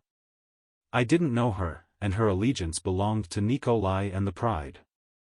"Fine, sir." He leaned back in his chair and stared at me, obviously waiting for me to continue. "I haven't gotten in any more fights." "I'm aware." I narrowed my eyes. "Why don't you seem pleased by that?" "Because I had a feeling this would happen, and I'm a bit disappointed that it has." "What are you talking about?" He was disappointed there haven't been more fights. "When I told you to watch yourself, I didn't want you to hide away." I sighed and dropped back into the chair. "So, if I confront them, I'm at fault, and if I avoid the situation, I'm still at fault?" He gave me a stern look, not unlike something my dad would give me growing up when I was frustrating him. Good. He knew how I felt right now too. "I was hoping you'd try harder to integrate with the team and repair relationships. I wanted you to try thinking before you spoke or acted." I did. "I went to a party Eric and his wife hosted." He gave a single nod. "And you hid outside the entire time?" I narrowed my eyes. "How did you know?" "Who told you?" He let out a huff that was almost a laugh. "I was there, Derrek." "Why is your reaction to instantly go on the defensive? You act like the team is out to get you." I fought the strong urge to roll my eyes. I didn't see him there that night, but it wasn't far-fetched to think someone brought it up to the coaches. Have you ever stopped to ask yourself why there is animosity between you and some of the guys? It's been going on since I joined the team. It wasn't my fault Ollie got injured and I played out most of the season, but they seemed to hold it against me. He didn't say anything for a moment, and I shifted in my seat. "Is that really all you can think of?" I nodded. "What else could there be? You think your teammates are holding a grudge because you stepped in and helped them get to playoffs?" When he said it that way it seemed as idiotic as I'd thought. "See, it's insane." "You're right. It is, because it's wrong." I threw up my hands. "How is it wrong?" "They all hate me because I took Ollie's spot. I spent months hearing their snide remarks and immature jabs. He was injured, and you did your job. You did it quite well, too." I shrugged. "See, it's stupid but I can't control it. I try to be friendly. I go to all the team events and the dinners. I never turn down an invitation because I want them to think of me as a part of the team. I make the effort." He leaned forward, folding his hands together on the desk. "Derrek, I'm only going to say this once, so listen carefully. No one on the team begrudges you for filling in for Ollie. They appreciate the work you put in and credit you for how far they got." I dropped my eyes while ingesting his revelation. If that wasn't their problem with me, then what was? Normally, none of US coaches would get involved in personal problems like this. If guys have problems with each other off the ice, it isn't our business, until it starts affecting the team. We're to the point that the tension between you and the other guys is having a negative impact on team performance. I opened my mouth to defend myself, but he didn't let me interrupt. I've heard from several guys about different instances involving you and some of the team. My stomach dropped to the floor. I felt like a child getting reprimanded in the principal's office. But I still didn't understand why. They were the ones who had made my life miserable, letting me know I didn't actually belong to the team, since I got my spot on the Fury. Now that I've heard things from their side, I want you to have the opportunity to explain. I kept my face blank, not wanting to give anything away. What do you mean? Tensions have been high for over a year. I know that things have been said and done by you and by several of our older players. I scoffed. You mean the fact that they treat me like a child? They've been picking on me and tearing me down constantly. He released a long breath. When we spoke last week, I hoped that you would have taken the time to self-reflect and figure out how you fit into this situation. I raised one hand. Like what? They don't like me. How can I control that? I'm new this season, so I wasn't there when this all started. This means that I have to rely on what others tell me, but it also means I'm not biased. I'm neutral in all of this. A sounding board for everyone. He leveled me with a single look. You're not an innocent victim in this. I need you to accept that before we move on. I let out a huff. It feels like I'm being singled out. It feels like I have a target on me. Derrek, from what I've been told, not a single man on this team has a problem with you as a player. I've heard praises about how talented you are. They are all grateful you're here and they know they can trust you to play when the occasion arises. They don't have to worry about the games when you're in the goal. I'm not sure there's a higher compliment a goalie can receive. I nodded. I might not completely believe him, but he had no reason to lie to me. I blew out a breath. Okay, so then what is the problem? It's the attitude you have. What? I was so thrown off, I let my guard down. I've been told by a few guys that you've made inconsiderate and even inappropriate comments before. That was the very last thing I expected. I was at a loss. I don't accept generalities, so I made sure to get specific examples. At one point, you told Grant that he dodged a bullet not having to become an instant dad. I thought back to when he was having problems with Addie. I shook my head. I was trying to make him feel better. Trying to find a positive when he was upset about Addie. Coach looked down at the desk, then back at me. Did you stop to think that maybe it wasn't the best thing to say? Looking back, yeah, I probably could have said something better. I didn't mean it the way it came out. Maybe not, but things like that can come back to haunt you. I thought Grant was over it. Grant wasn't the one who told me about it. It bothered someone else enough that they remembered. I cringed internally. It hadn't been a smart thing to say, especially now that I knew Addie and Eli. I liked both of them a lot, and I would never say something like that now. You're right. That was pretty bad. You told Nikolai after he saved Elena from falling in the frozen lake that he should milk it and try to get sponsorships out of it. I cringed internally, but didn't let it show. It was good publicity. He saw right through me. But do you see how that could come across as insensitive and a bit inappropriate? Elena turned out to be fine. Nikolai was the one that actually went into the water. I guess I could have at least asked how they were doing. He almost cracked a smile. At least. I wasn't a fan of owning my flaws, but Coach was right about me not really caring how other people take what I said. I don't consider their feelings and it's driving me to this situation. I've been so wrapped up in my own world and only seeing how bad I feel that I've ended up making things a lot worse. Not just for me, but for the team and the pride. I've been too defensive, waiting for the next attack that I strike without thinking. I had to stop. You're right. They're right. I've said plenty of dumb things, and I'll work on being more aware of that. That's all anyone could ask. But I'm not the only one who has messed up. A small smile curled on his lips. I'm well aware. The other guys have been spoken to as well. They're in strict order to watch what they say. We expect the older guys on the team to lead by example. Everyone is going to be responsible for improving team camaraderie and morale. I crossed my arms over my chest. How did you know about what they were saying? I don't think I should reveal our sources. I narrowed my eyes. It's the pride, isn't it? He chuckled. Let's just say, there are people out there that don't like how you've been treated either. My first thought was Elena, but I knew better than to underestimate any of those women. None of them would stop to think about the consequences of going behind their men's backs and talking to the coaches if they felt there was something that should be addressed. Thanks for talking to me and giving me a chance to fix things. You truly are a talented goalie and a good person. Sometimes we just need a push in the right direction. I thanked him and stood to head back to the locker room.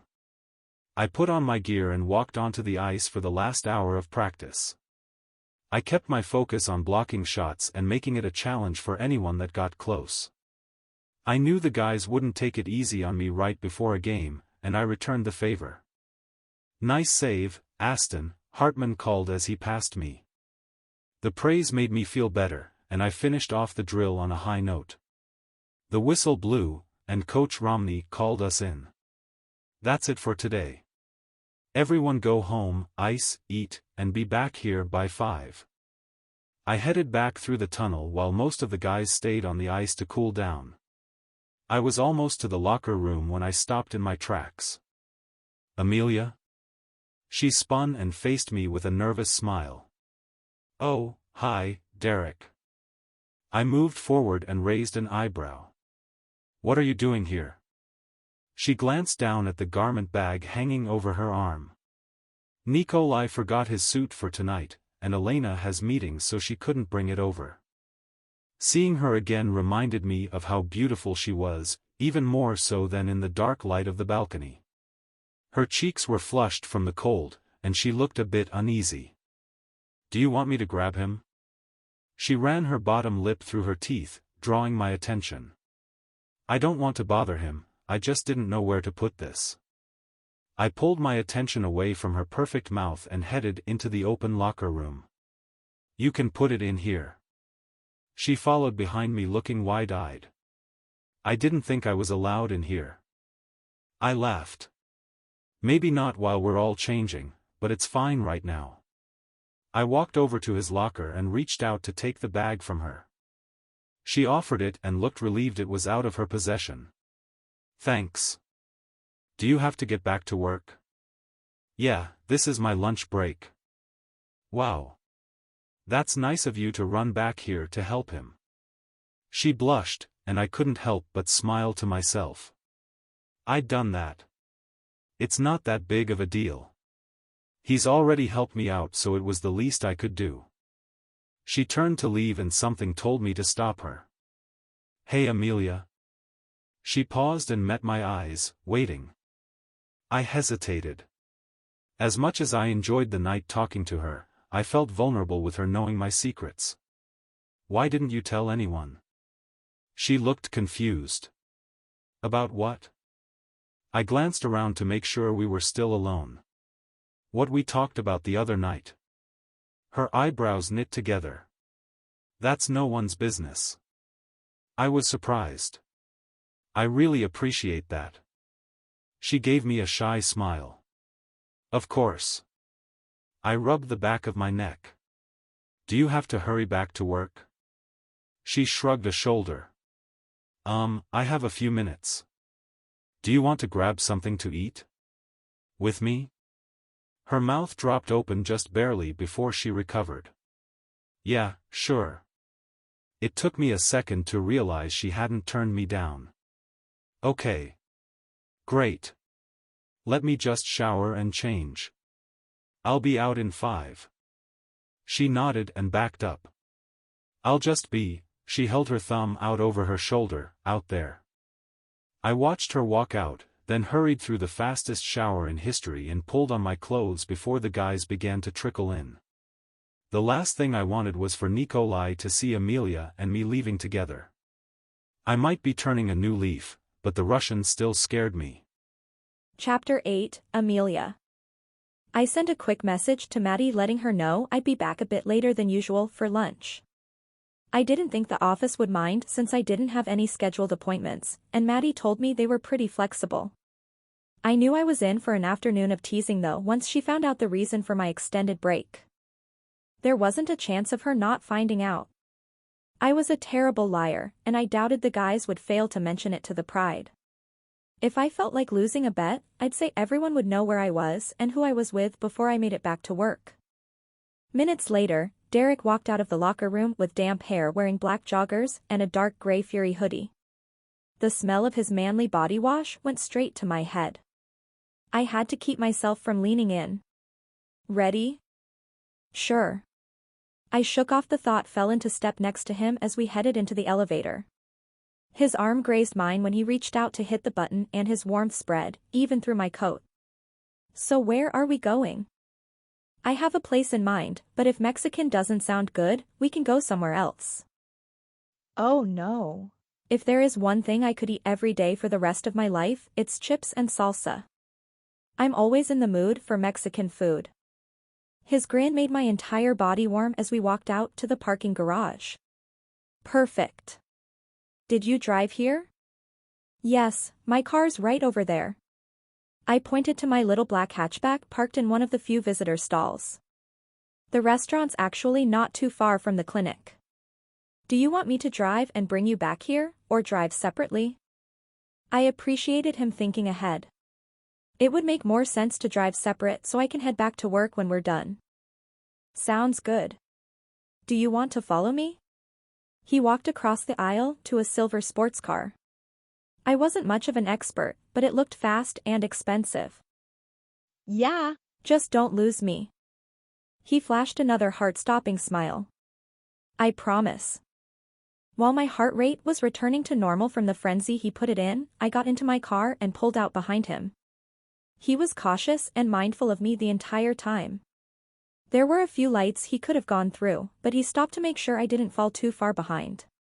It was a tiny thing, but I appreciated his thoughtfulness. We arrived at a beige building with a large sign that read Los Gatos. I chuckled as I got out and met him behind my car. The cats? Are you sure this is somewhere we should be eating? He laughed and took my hand before leading us to the door. I promise, it's delicious. Phil, the owner, used to play on the team. When he opened it, he let the players vote on names and Los Gatos was the winner. I couldn't believe someone would let that happen, but if the team was anything like it is now, Phil knew what he was getting himself into. Hi Derrek. The hostess greeted him like an old friend. She was an older woman with wrinkles around her eyes and lips that revealed she spent her life smiling. Who's your friend? She said in a teasing tone as she turned, removed 2 menus from the stand, and waved us back toward an empty 2-top table. Derrek sent me a questioning glance, but I wasn't sure what he was asking. Hi Tina, this is Amelia. Tina set the menus down and gave me an appraising look. Are you a hockey fan? I froze, caught off guard by the question. Yes. She narrowed her eyes. Are you sure? I nodded. Yes, I am a fan. I liked sports in general, but with Elena dating Nikolai, I was kind of forced to become an enthusiast. The only people I knew here so far were either players or their significant others. Well, and the NBA players from the clinic. I almost laughed at how different my life was compared to just 2 weeks before. Don't worry, Tina. She'll soon be Nikolai's love-s sister-in-law. I gaped at him. What did he know that I didn't? He winked and sat down. I took the seat across from him as the woman's stern expression softened into a smile. You're Elena's sister? I sent Derrek a confused look. I am. Do you know her? Tina let out a laugh. Oh yes. I know all the Pride girls. I'm glad she has family here now. I'll bring you guys some water. Do you want anything else to drink? I shook my head, still recovering from the whiplash of her attitude. No thanks. Water is great for me, Derrek answered, and she hurried toward the kitchen. I leaned forward and kept my voice low. What was that about? Derrek mirrored me until we were only inches from each other. She's a bit overprotective. She doesn't want any of the guys hanging around with the Jersey Chasers, as she calls them. Every time she sees any of us single guys, she asks when we're going to find a nice girl. I bit my bottom lip and giggled. So, she was making sure I'm a nice girl? His eyes dipped to my lips and heat grew in my stomach. Did he know the effect he had on me? Yeah. And you passed. I dragged my teeth back, releasing my lip, while watching his reaction. He didn't blink as his mouth curved into a tiny grin. What would have happened if I hadn't? His eyes moved up to meet mine. I'm not sure. I've never brought a girl here. I raised an eyebrow. Oh really? He nodded emphatically. I haven't, but Mikey did once, and she kicked them out. Said she had the right to refuse service. She told him to come back when his head was on straight. I gasped. No, she didn't. Yeah. He said he got a car for the girl and came back in alone, and she gave him his burrito for free. My shoulders shook with my repressed laugh. Tina was heading our way, and I didn't want her to know we were talking about her. I liked the sassy woman. Here are your waters. Do you know what you'd like to eat? Derrek glanced at me, and I nodded. Tina turned toward me. What can I get you? The chicken tostada, please. She wrote it down, then looked to Derrek. Tacos al pastor, please. Without another word, she went back to the kitchen before returning seconds later with salsa and warm chips. I couldn't contain my smile as I picked one up and dipped it. I nearly moaned when the flavor hit my tongue. So good, I mumbled with a full mouth. He chuckled and bit into a chip. They're my favorite in the city. I took another bite and swallowed before talking this time. Thank you for sharing this place with me. You've made my week. His eyes lit up. That wasn't too difficult. I shrugged. I'm a simple woman. His eyes narrowed. I doubt that. I swear. I held up 2 fingers in what I thought was the Boy Scout salute. A low laugh escaped his lips. It's 3 fingers. I glanced at my hand and raised my ring finger. There. He grinned, and I nearly swooned. He had to practice in the mirror to perfect that smolder. Tell me about the simple woman you are. I feel a bit exposed with you knowing my deepest insecurities. He had a point. The night of the party he'd opened up to me. It was likely a result of being in the right place at the right time, but still, he trusted me with his secrets and I had a gut feeling I could trust him in return. I'm not going to lay it all out like you did, but I'll share some things with you. His cocky grin slipped. That was a rare moment for me. I leaned forward and took another chip. I could tell. That's why I kept it to myself. Thank you. I stuffed a chip into my mouth, hoping to delay the conversation. Telling Maddie about my past had resurfaced the feelings I thought I had dealt with, but it still hurt to think of Martin's betrayal. What do you want to know? Everything. He didn't say it as a joke. His intense stare made me believe it. He really wanted to know everything about me. It should have felt intrusive or intimidating, but instead I felt drawn to him. I wanted to trust him and confide in him. Well, I was born on a cold night in. His laugh stopped me. You can skip forward a little bit. I pretended to think about it. In 2nd grade, I fell on the playground. He put his hand up. Maybe a bit more. I smirked. You just want the good stuff. For now. We have time for all the nitty-gritty later. I like the idea of spending more time with him more than I should. My brain was warning me that this needed to be a platonic relationship, but my heart stuck out its tongue and told my brain to shut up. I graduated from Baylor at the end of the summer. I had every intention of staying in that area or Houston, but plans changed. Why? This was it. The moment I either told him the truth or skimmed over the facts. Something told me to lay it all out. If he wasn't running by the end, I knew I could rely on him. Well, about a year ago, I met Martin. I told him the whole horrid story. He barely reacted, so I wasn't sure what he was thinking. I told him about the call from Maddie and how a week later I was moving in with Elena. He was quiet, looking torn. Amelia. I'm so sorry. I tried to smile, but it fell flat. It was really hard. I never wanted to leave Texas, but I had to. My reputation was destroyed. He shook his head. I hate the way you got here, but I can't say I'm not glad that you are. My cheeks warmed, and I looked up at him through my lashes. Oh, really? Heat filled his eyes. Yes. You're the first person I've met here that I feel like I can be myself around. I looked down, remembering what he told me on the balcony. He was struggling, with the team and himself. I understood feeling like you didn't belong, and I hated that he was experiencing that. My coach talked to me today.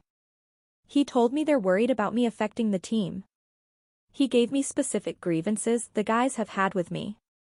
I know I've said and done dumb things, but it feels like the guys will never let it go. The sudden change of topic was a relief since it took the focus off me, but I could see how much he was hurting. Have you talked to any of them about it? His eyes dropped to the table. No. Why not? His shoulders rose and fell as he took a deep breath. It's hard enough knowing they're holding on to these negative feelings. I don't know how to bring it up without things getting confrontational.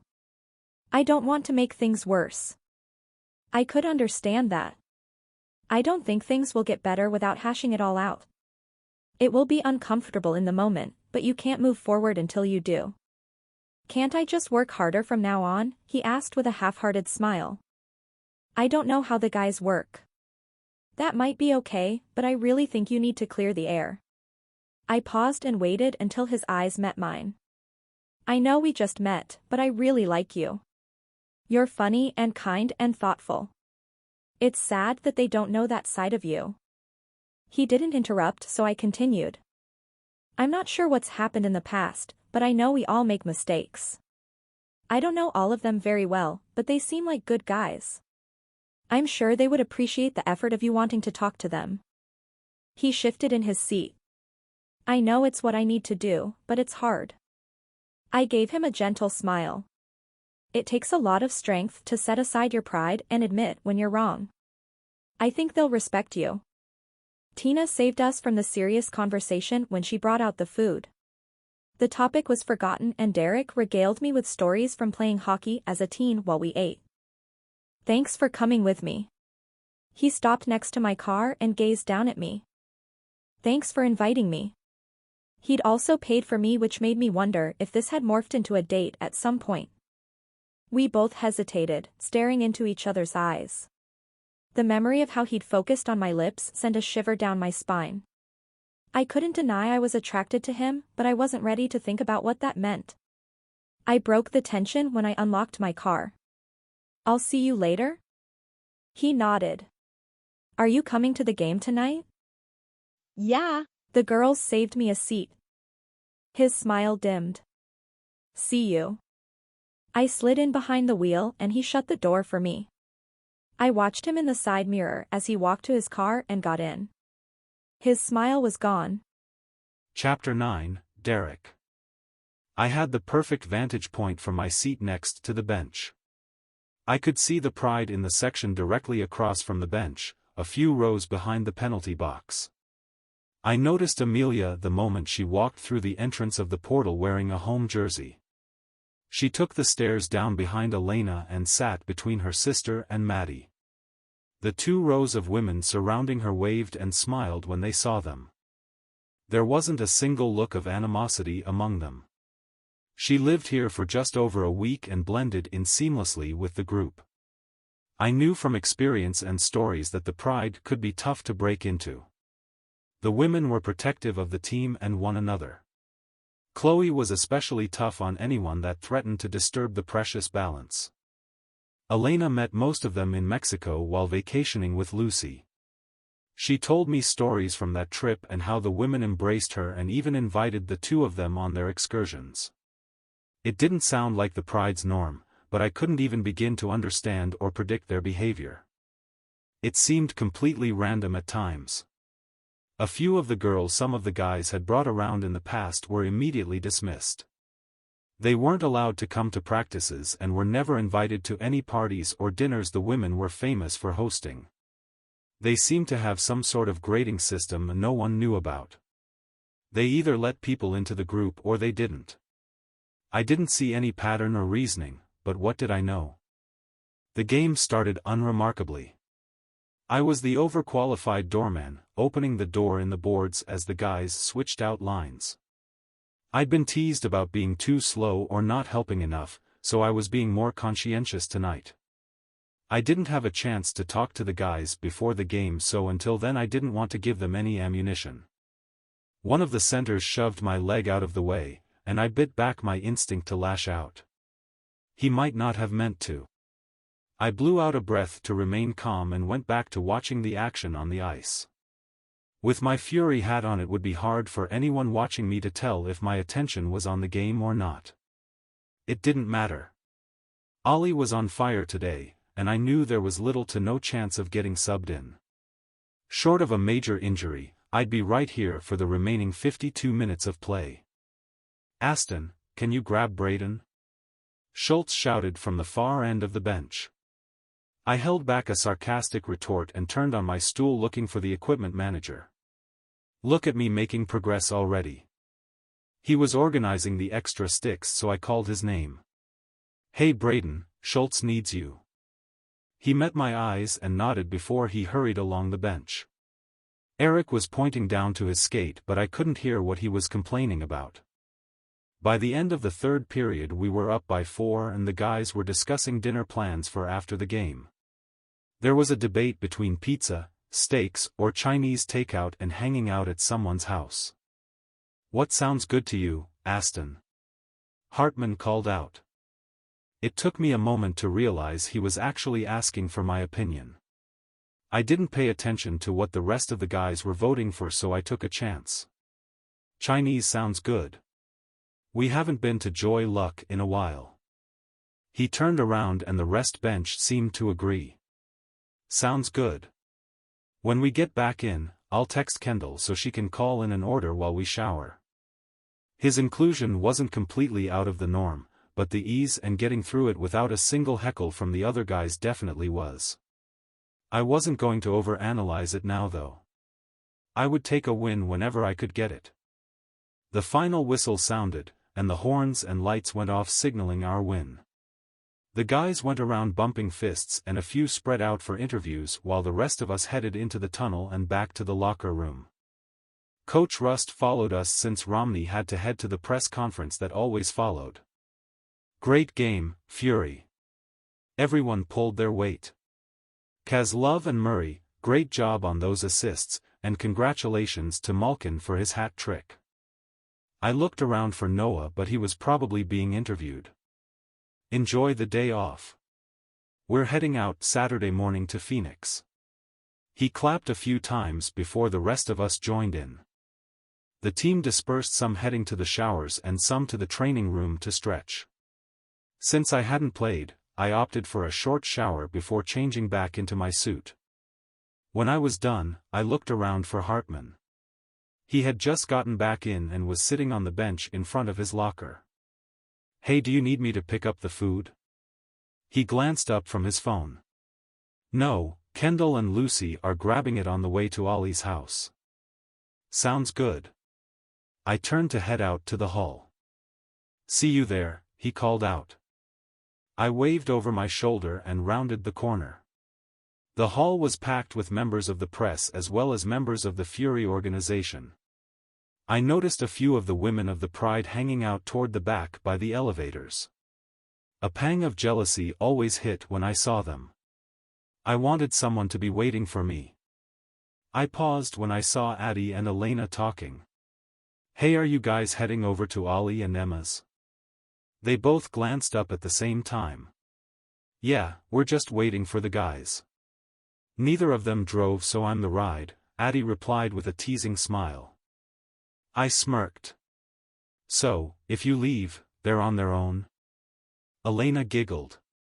"They could walk back to either of their cars, but I have a feeling we wouldn't like the payback." Addie nodded. "Yeah, that's not something I want to experience." "Where's Eli?" I looked around for her little boy but didn't see him. Amelia offered to take him on a walk. He was getting a little fussy. I didn't know who I was more disappointed in missing. I had been an idiot when I told Grant he dodged a bullet not having to take care of Eli. He stole my heart the first time I got to spend time with him. Not only was he a cute kid, but I could see how much he loved Grant. It was almost as much as Grant loved him. He might not be his dad biologically, but everyone could tell they were made for each other. I wanted to see Amelia, too. I figured she would be coming over for dinner, but I hoped to ask her personally. "Would you mind finding her? I was going to see if you could give her a ride over since we walked and there isn't room with the car seat," Elena asked in a casual tone, but I swore I saw a glimmer in her eyes. What was she up to? "Sure, I'll try." I walked away before either of them could reply. Did Amelia tell her sister about our lunch? I didn't think she would tell her what we talked about. She already proved she wouldn't share my secrets at the first chance. I really appreciated that. I knew how much the women loved to gossip, and it was probably tempting to join in with what I'd told her. It made me respect her. After she told me what she'd been through, I had a feeling she trusted me and I wanted her to know I felt the same. I wandered the halls until I heard the jabbering of my favorite little boy. "Hey, Eli." He was standing with his hands up on the wall in front of him, using it to balance as he walked sideways toward where Amelia was squatting a few feet away. His gummy smile lit up his face. I wanted to swoop in and pick him up, but I saw the determination on his face to get to Amelia. I stood behind her and cheered him on. "You got this." She clapped her hands, regaining his attention. "Come on, Eli." His focus returned and he took wobbly, shuffled steps toward her, never taking his hands off the wall. In seconds, he was within reach and rotated so his arms went straight out to Amelia. She grabbed his hands and helped him balance the last few steps until he was in her arms. "Good job." She stood with him in her arms as he laughed and clapped with her. I took his tiny fist and raised it so he mirrored my movements as I cheered for him. "Way to go, Eli." Bubbles formed under his tongue as he continued giggling while Amelia bounced him around. "Were those his first steps?" I asked. Her eyes widened. "Oh no. I hope not." He wanted to get down so I set him on the floor and he used the wall to stand up. I didn't know if he could walk or not, but I tried to encourage him to and you saw the rest. She turned with a frown. "If that was the first time you have to promise not to tell Addie or Grant." Her concerned eyes latched onto mine, and I found myself agreeing. "Sure, but don't you think they would be excited to know?" She gaped. "If we witnessed his first steps and they didn't, they would never forgive us. That's a huge deal." I shrugged. I wasn't familiar with baby things so I listened to her. "Okay, I won't tell." She seemed to relax and headed back to the main hall. "Elena mentioned you might need a ride to Ollie and Emma's." I mentally shook myself. That wasn't a question or an invitation. My nerves were making me overthink everything. The words hung there until I spoke again. "I was wondering if you'd like to come with me." Her eyes darted to mine. "Sure, thanks." After we dropped off Eli with Addie, we headed over to the house. Most events were hosted at the Latang's house, and it seemed to be the center of activity. Although, now that Chloe and Reese moved into a large house not too far away, maybe they would share the burden. Even though we left before most of the others, we weren't the first to arrive. The driveway was almost halfway full with cars parked side by side so everyone could leave when they wanted. Thanks for the ride. I should have planned ahead and drove myself to the arena. I chuckled as we got out. I'm pretty sure you live as close as any of the parking lots, plus I don't mind. She shared a smile with me before heading to the front door. It was already noisy as we let ourselves in. Emma was leaning against the counter with Jackson facing out on her hip. Lucy and Kendall were arranging a dozen or so containers, and Maddie was setting out plates and utensils. Amelia jumped in ready to help. What can I do? Emma pointed to one of the large, industrial-sized fridges. Drinks are in there if you want to set some out on the counter. Everyone knows where to find more. She nodded, but I was a step ahead of her. I pulled out the cases of soda and water and set them on the counter where Emma usually had them arranged.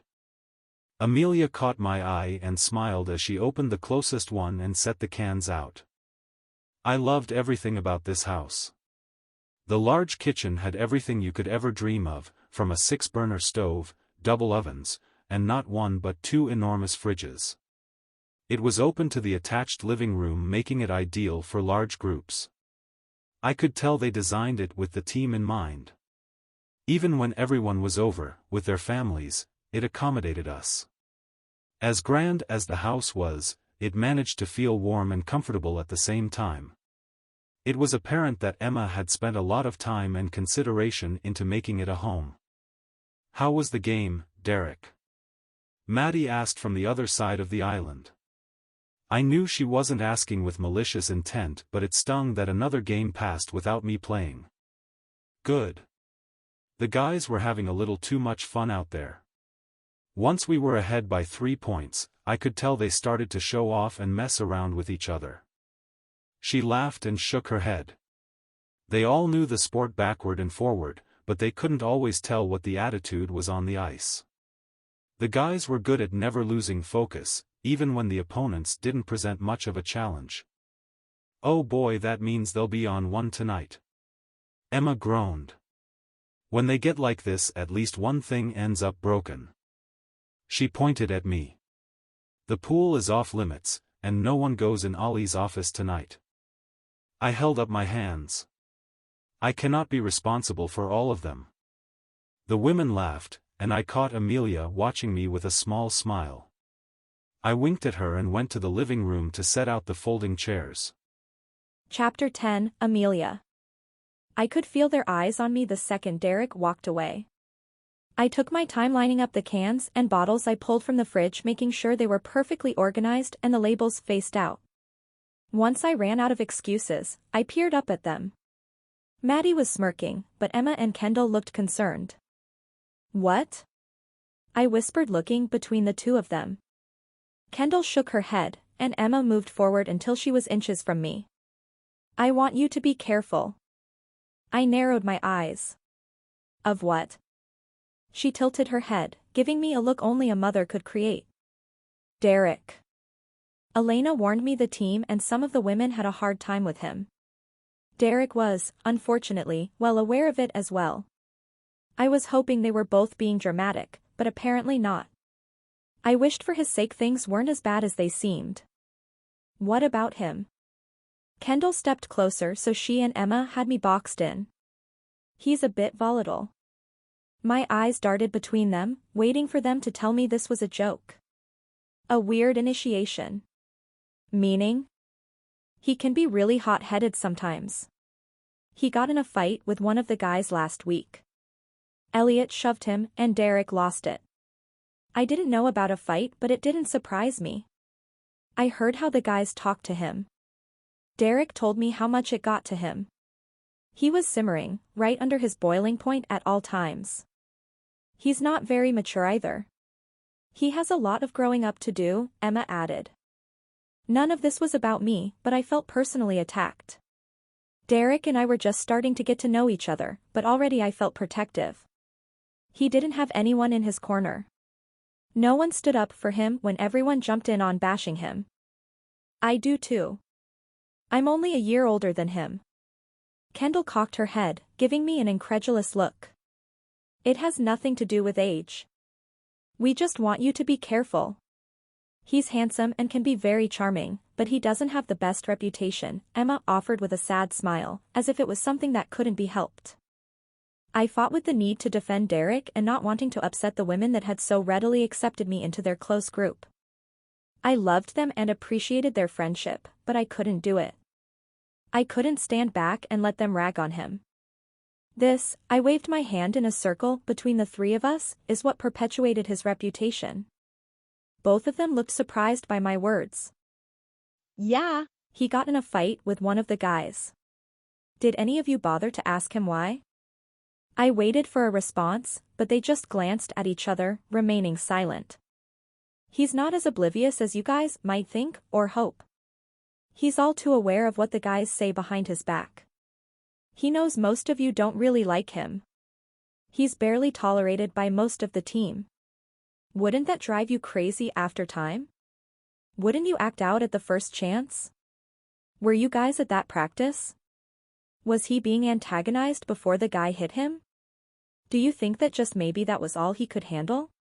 That one shove could have been his breaking point. He shouldn't have gotten in a fight, I'm not condoning that, but has anyone ever stopped to think about it from his perspective? They shared another look, and Emma spoke up. He's been cocky since he got here. The guys got sick of it. I almost snorted. He's cocky? That's the problem? I sent each of them a look. You're saying Eric doesn't like how cocky another player is? Eric Schultz? Or Ollie? I threw up a hand. Wyatt? None of them are a tiny bit arrogant? Maddie made a sound behind them and my eyes met hers. She was covering her mouth, but I could tell she was smiling. I grimaced. I had just insulted her husband a bit, but it wasn't like I was stating something shocking. Eric had a reputation in the league for his attitude. I shook my head. They're NHL players. Of course, they're cocky. They're the 1% that made it to the professional level and stayed there. That's a big freaking deal. Emma pursed her lips and Kendall seemed to finally hear what I was saying. I guess you're right. The guys have each other. I can't imagine how hard it was for Ollie to sit on the sidelines and watch Derrek in the net while he was injured, but the team had an amazing season. Derrek didn't screw it up. I just don't understand the animosity. I've been here for 2 weeks, and I can't believe how loving and supportive you guys are. Except when it comes to him. I wasn't sure where the bravery came to say all this, but now that I started, I couldn't seem to shut up. Don't you think he knows that? He's not stupid. He's well aware he's an outsider. He's trying. He comes to these parties and dinners because he wants to be included. He wants to feel like he's really a part of this. I threw up my hands. I know it's not required for everyone on the team to be best friends, but why invite him if everyone just talks about him behind his back when he's out of the room? Why do the guys tell him to come only to belittle him to his face? I was starting to get emotional. I barely knew him, but I already hated how he was treated. He didn't deserve it. I knew how much it stung to have people say things about you that weren't true. People made assumptions without even knowing you. The rumors that spread about me ruined my career in Texas, but it also destroyed my spirit. I couldn't imagine what it would be like to have your own team do that. You know what? I let out a huff. I'm not going to sit back and watch as it keeps happening. I appreciate your invitation, but I think we're going to go somewhere else for dinner. I shot them a serious look that I hoped conveyed my disappointment. Go Fury. I said with sardonically. I pushed past them and hurried in the direction I saw Derrek go. More people had arrived and it took me a few minutes to find him sitting in the theater room watching a recap of a football game that was played earlier tonight. Hey, Derrek. I whisper yelled, trying not to distract the rest of the guys. He turned and smiled when he saw me. He crossed the room and leaned down so we were almost eye level. The smell of cedar overwhelmed my senses, making me fight the urge to lean closer. "What's up?" I cleared my throat and pushed away the inappropriate thoughts of running my hands through his hair. "Would you mind if we went somewhere else for dinner?" He looked confused. "Are you okay?" I tried to smile, but couldn't. "Not really. I just want to leave." Yeah. "Of course." His eyebrows pulled together, but he turned and grabbed his coat off the edge of the couch and walked with me down the hall. We were almost to the front door when Emma, Kendall, and Maddie stopped us. Emma blocked the door. "Can we talk to you?" Derrek's eyes found mine before moving back to hers. I knew if I said no he would make sure we were able to leave, but I didn't want to leave on bad terms. Well, worse than they already were. "Sure." Emma turned back down the hall toward Ollie's office with Kendall and Maddie following behind her. "I'll be back in a second." He opened his mouth like he was going to say something, but nodded instead. I headed into the office and shut the door behind me. "You're right, Amelia." Maddie was the first to speak, which surprised me. Kendall agreed. "You brought up a lot that we didn't consider." Emma agreed. "We haven't been fair. I'll admit we were following the lead of the guys, but that's no excuse. If anything, it makes it worse." I wasn't sure what to say. The last thing I expected was for them to apologize minutes after I ended my rant. I thought we would all need a few days to cool off. "We haven't been treating Derrek the way we should." Yeah. "He's got some growing up to do, but so does half the team," Maddie said with a shrug. "We might not be able to change the guys' minds, at least not without work and some patience, but we want you to know that we'll do better." "I can't imagine how hard it's been on him, to be honest," Emma said with a small voice. She cleared her throat. "We're a tight-knit group, but usually welcome people on the team with open arms. We should have done better. We'll lead by example," Kendall said with a confident nod. "It will probably take some time to get everyone on board, but you can count on us." I looked around the room and relaxed. "Thank you. I'm sorry I went off, but I struggled to find the right words. Why had I done it?" "You like him," Maddie supplied. I let out a half-hearted laugh. Yeah. "I think I do." Emma stepped forward, waving us out. "We know. Let's get back out there." Kendall stopped her and forced us into a group hug. "I love you guys." I smiled, happy to be included. We broke apart and went back to the front of the house. Derrek was talking with Nikolai and Elena, and the second I saw him I knew Maddie was right. I took in his tall frame and wide shoulders. His shirt stretched over his chest with his defined arms crossed. He should be imposing, but he was gentle with me. He accepted me and made me feel comfortable enough to be myself. I liked how easy it was to be with him. I liked that we could be blunt and tell each other exactly what we thought. I liked Derrek. "Hey, you ready to go?" He held up my coat for me, but I shook my head. "Actually, do you mind staying?" His eyebrows pulled up and I knew I was confusing him, but he simply smiled. "Okay." Elena watched us with an amused expression, but I chose to ignore her. We walked as a group to the living room.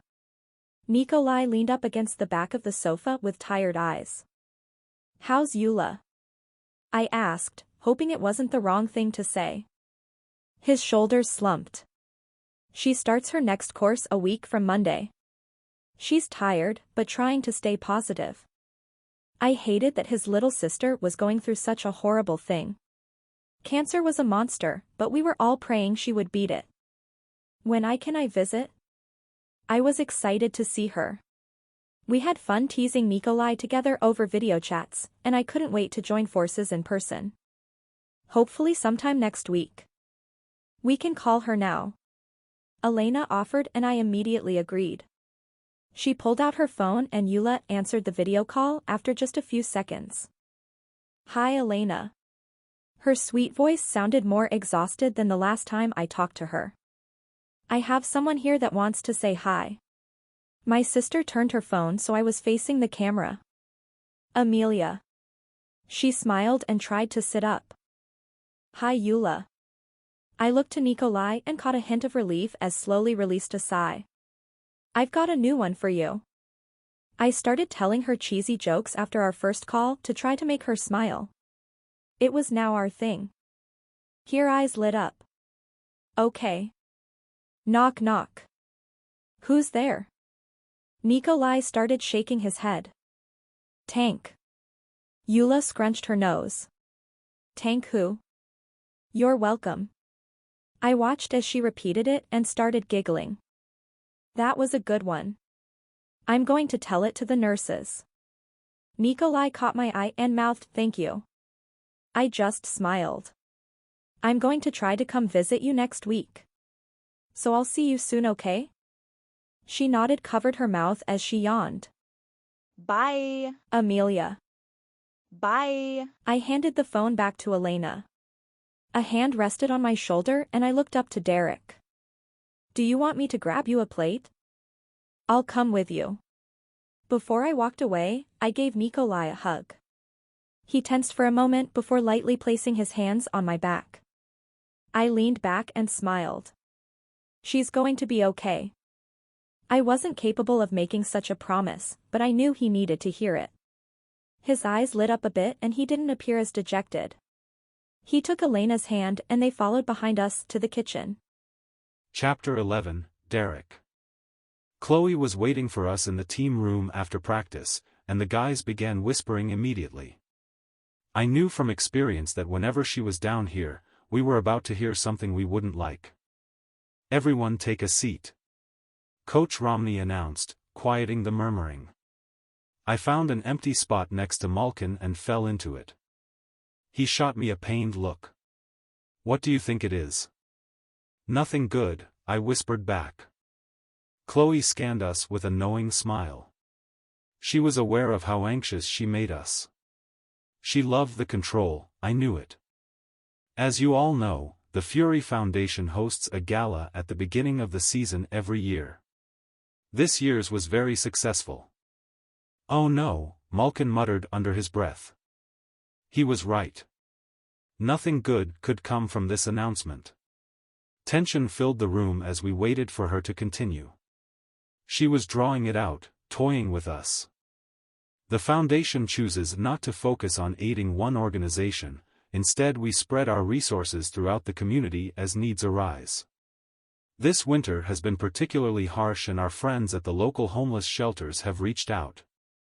They're nearing crisis status.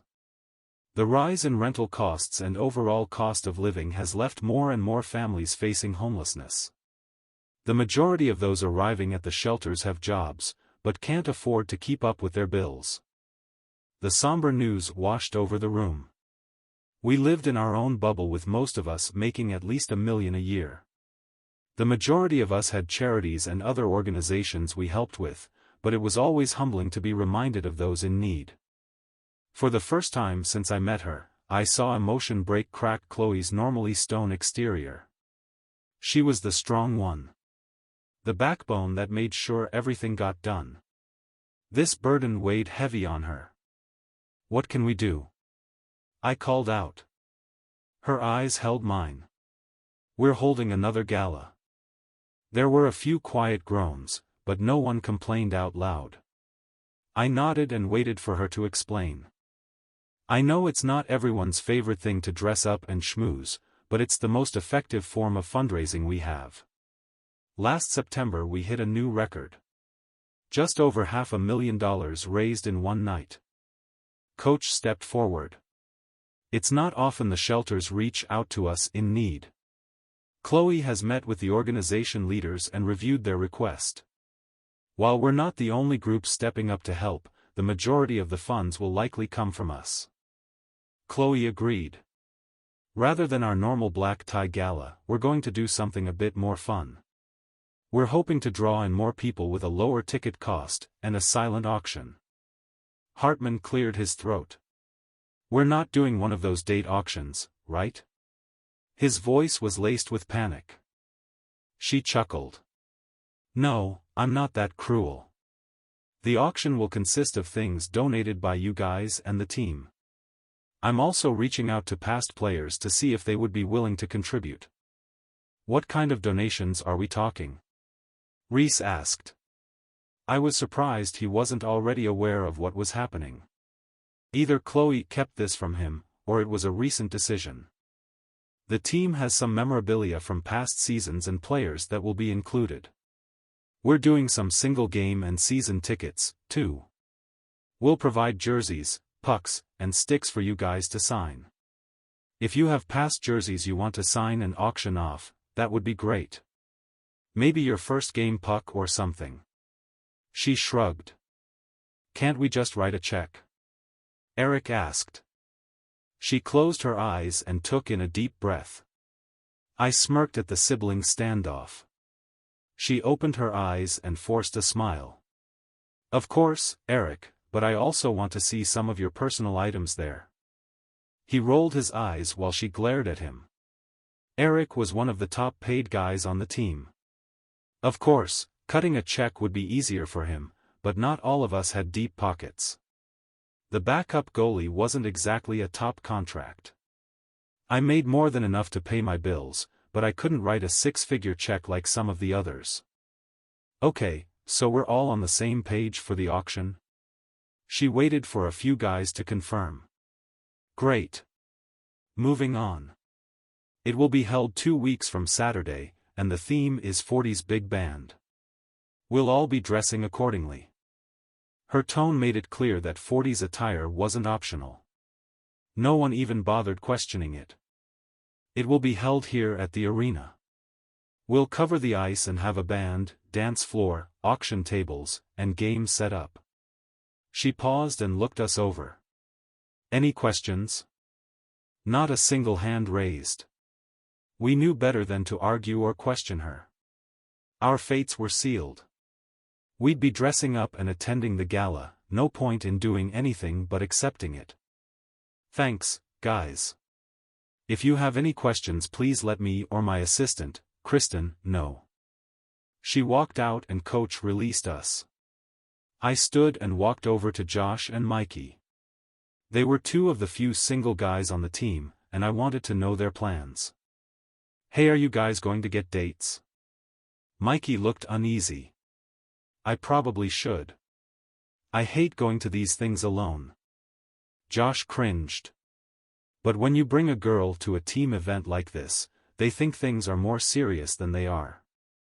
That's why you ask a friend, Mikey clarified.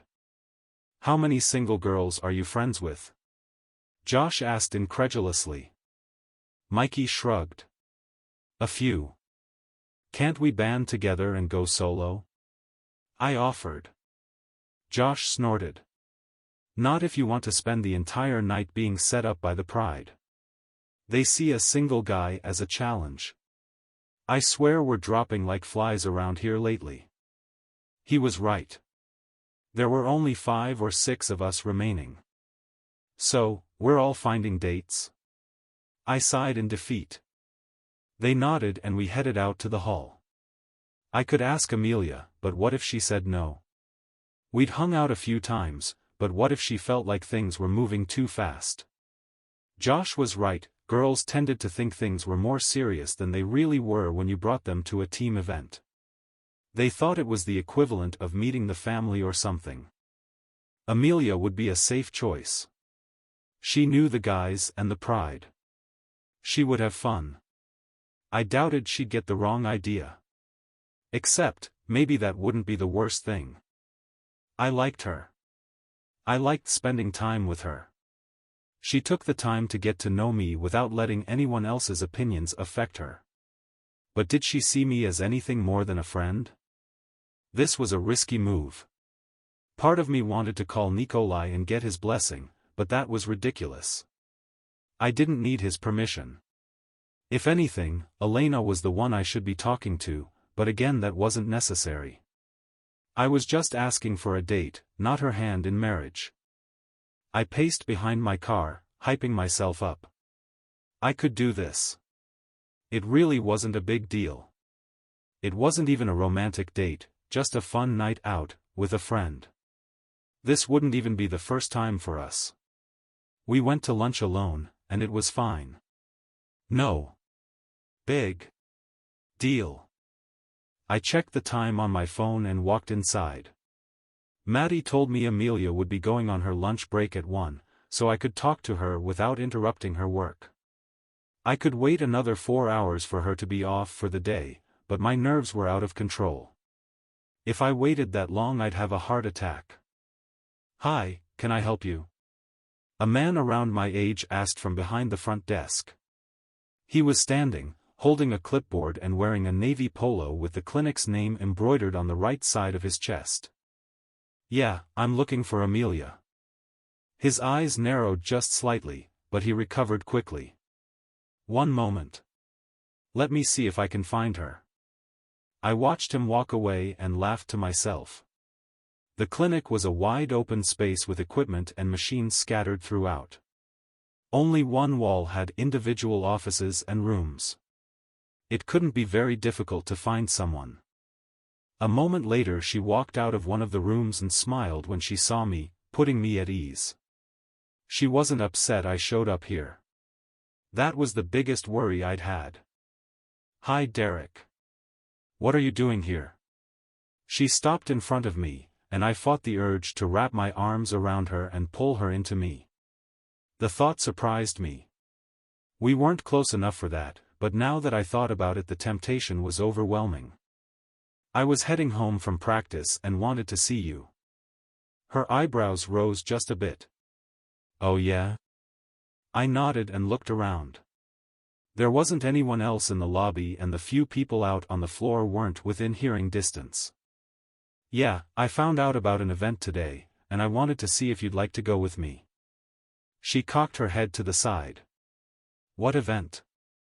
"The team is hosting a big party thing. It's 40s themed and there will be a band and games and a bunch of other stuff." She looked like she was holding back a laugh. "Sounds interesting. I'm not explaining it well.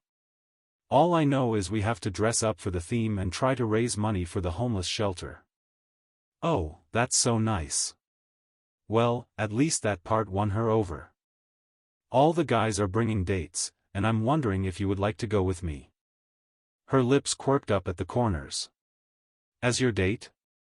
Crap. What was the right answer? I wanted this to be a date, but what if she didn't? What if this would ruin what we had? I swallowed. "Yes." A wide grin broke out on her face, and she started giggling. "Of course. Thanks for asking."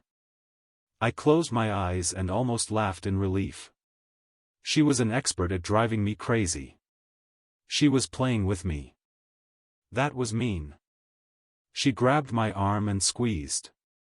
"You looked like you were going to faint on me." I had to lighten the mood. I groaned. "Maddie already told me about the fundraiser. Chloe called this morning to go over some final details." I let out a huff.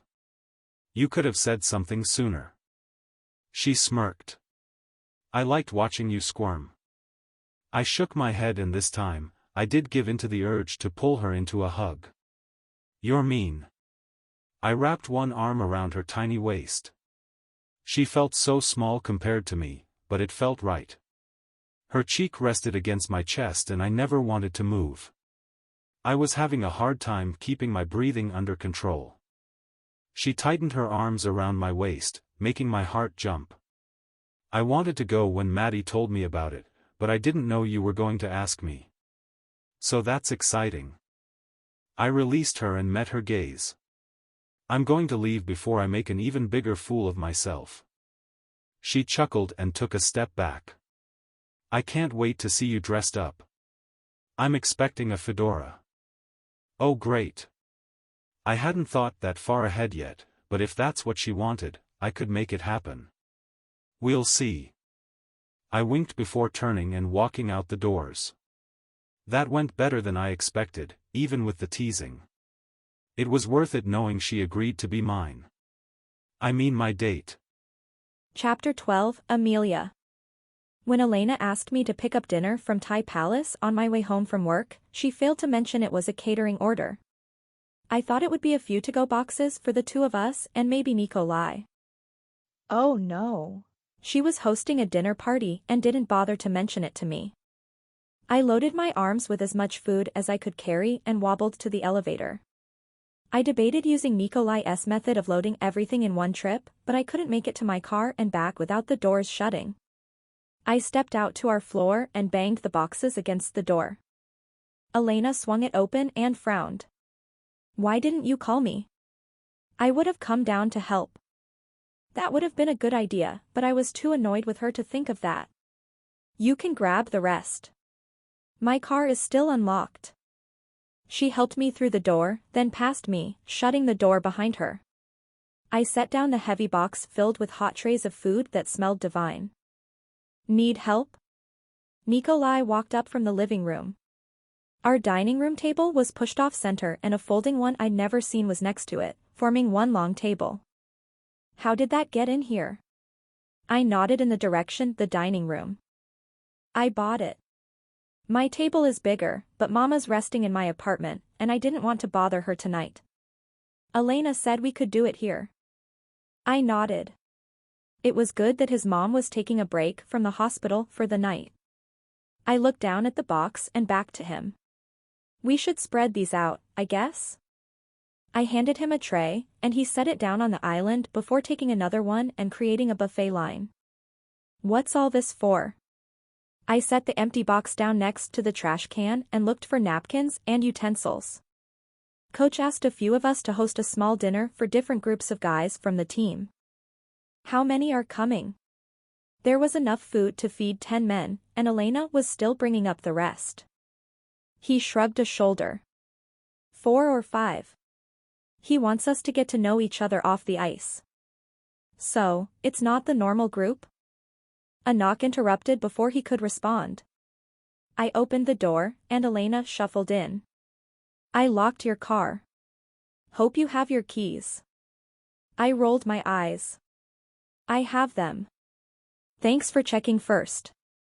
She smirked and shoved the box on the counter. Everyone should be here in about 10 minutes. We'll get this set up if you want to change. I looked down at my jeans and polo. Something wrong with this? Nikolai shook his head and continued setting out the food. Elena pursed her lips, giving me a look that reminded me so much of our mom I almost laughed. You look great. You always do. I was just giving you a warning in case you wanted to put on something other than your work uniform. I turned away from her and back to Nikolai. Who's coming? Josh, Derrek, Jones, and Malkin. I only knew 2 of those guys well. I guessed Coach was really mixing them up. Is Colby coming? Malkin's fiancée was one of my favorite women from the Pride. Yeah. Elena replied while setting out plates. I nodded and went to my room. I changed into an oversized cream sweater and black leggings. It was one of the rare days my hair wasn't up in a ponytail, so I left it down and called it good. The doorbell rang as I walked out, but Elena answered before I could. Josh, one of the rookies, walked in. He had long blonde hair and a slight Scandinavian accent. I hadn't spent much time around him, but he seemed nice if a bit young. Hi Nikolai. Elena. He gave Elena a side hug and nodded to his teammate. He stopped when he saw me and smiled. Hello Amelia. I shouldn't have been surprised he knew my name. The team was terrible with gossip. Hi Josh. Nice to officially meet you. I offered my hand, and he shook it while holding my gaze. He was handsome, in a macho Viking way, but I just wasn't interested. There was nothing there when he touched me. Not like there was with. I shook the thought away. Just because I felt something didn't mean he did. So far, we'd kept things in the friend zone, and I had to be okay with that for now. He had more important things to deal on the team, and I was still adjusting to living here. The door opened again and Noah Malkin walked in with Colby. They slid off their coats and greeted everyone. Colby noticed me and hurried over. Hey, I missed you this week. She pulled me into a hug, and I squeezed her back. I know. I wish I could get away for practices, but it's too hard. She nodded. Same with Maddie. At least you guys can make it to games. True. I looked around as Derrek and Jones walked in together. Jones was a defenseman on Nikolai's line. At least, last time I paid attention he was. He was another large man, but his short brown hair, styled to the side, and his black-rimmed glasses made him much less intimidating than Josh. He looked like Clark Kent, if Clark Kent never missed a gym session. Hi, I'm Zach. I blinked and shook his hand. Sorry, I'm so used to people calling you Jones. That caught me off guard. Sometimes I forget you guys have first names. He laughed, a deep lovely sound. I'll respond to either. I nearly swooned. He was far too handsome and charming to be allowed to wander through public. He should be contained in the arena behind the glass and his helmet. Good to know. Wow, what a clever response, Amelia. Go sit in the corner. Hey. I looked over Zach's shoulder to see Derrek glancing between us. I took a step back and smiled. Hi, Derrek. Zach shot me a smile before walking toward Nikolai. The distance helped me come down from dreamland, and I shook it off. Derrek wasn't difficult to look at either, and even better, he was someone I could trust. We'd become friends without much effort, and he'd become a fixture in my life without me even noticing. I wrapped my arms around his waist and smiled when he pulled me against his chest. This felt too good, too right. He was supposed to be my friend, but my body didn't agree. Miss me? I looked up without releasing my arms and rested my chin on his chest. I did. His lips turned up in a coy smile. Can't survive 2 days without me? I pursed my lips, failing to come up with a comeback. I survived just fine. I just happened to notice his absence and not love it. I pushed away from him and headed into the kitchen. I went my entire life without you just fine, sir. He raised an eyebrow in challenge.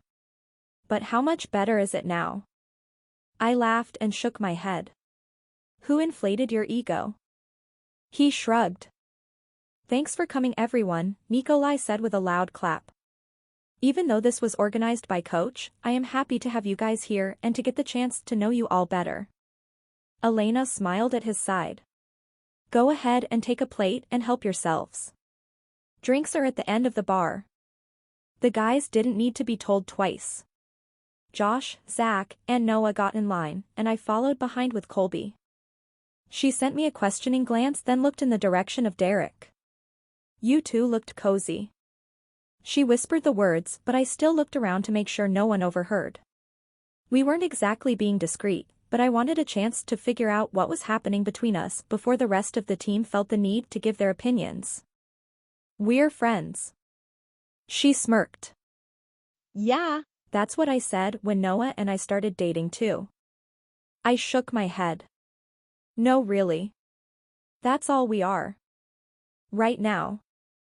I didn't argue that as we walked along the island, loading our plates with delicious-smelling curry and noodles. I followed her to the table and took a seat across from Josh and Zach, leaving an empty seat next to me. Just in case. Anyone sitting here? I looked up and smiled at Derrek. Nope.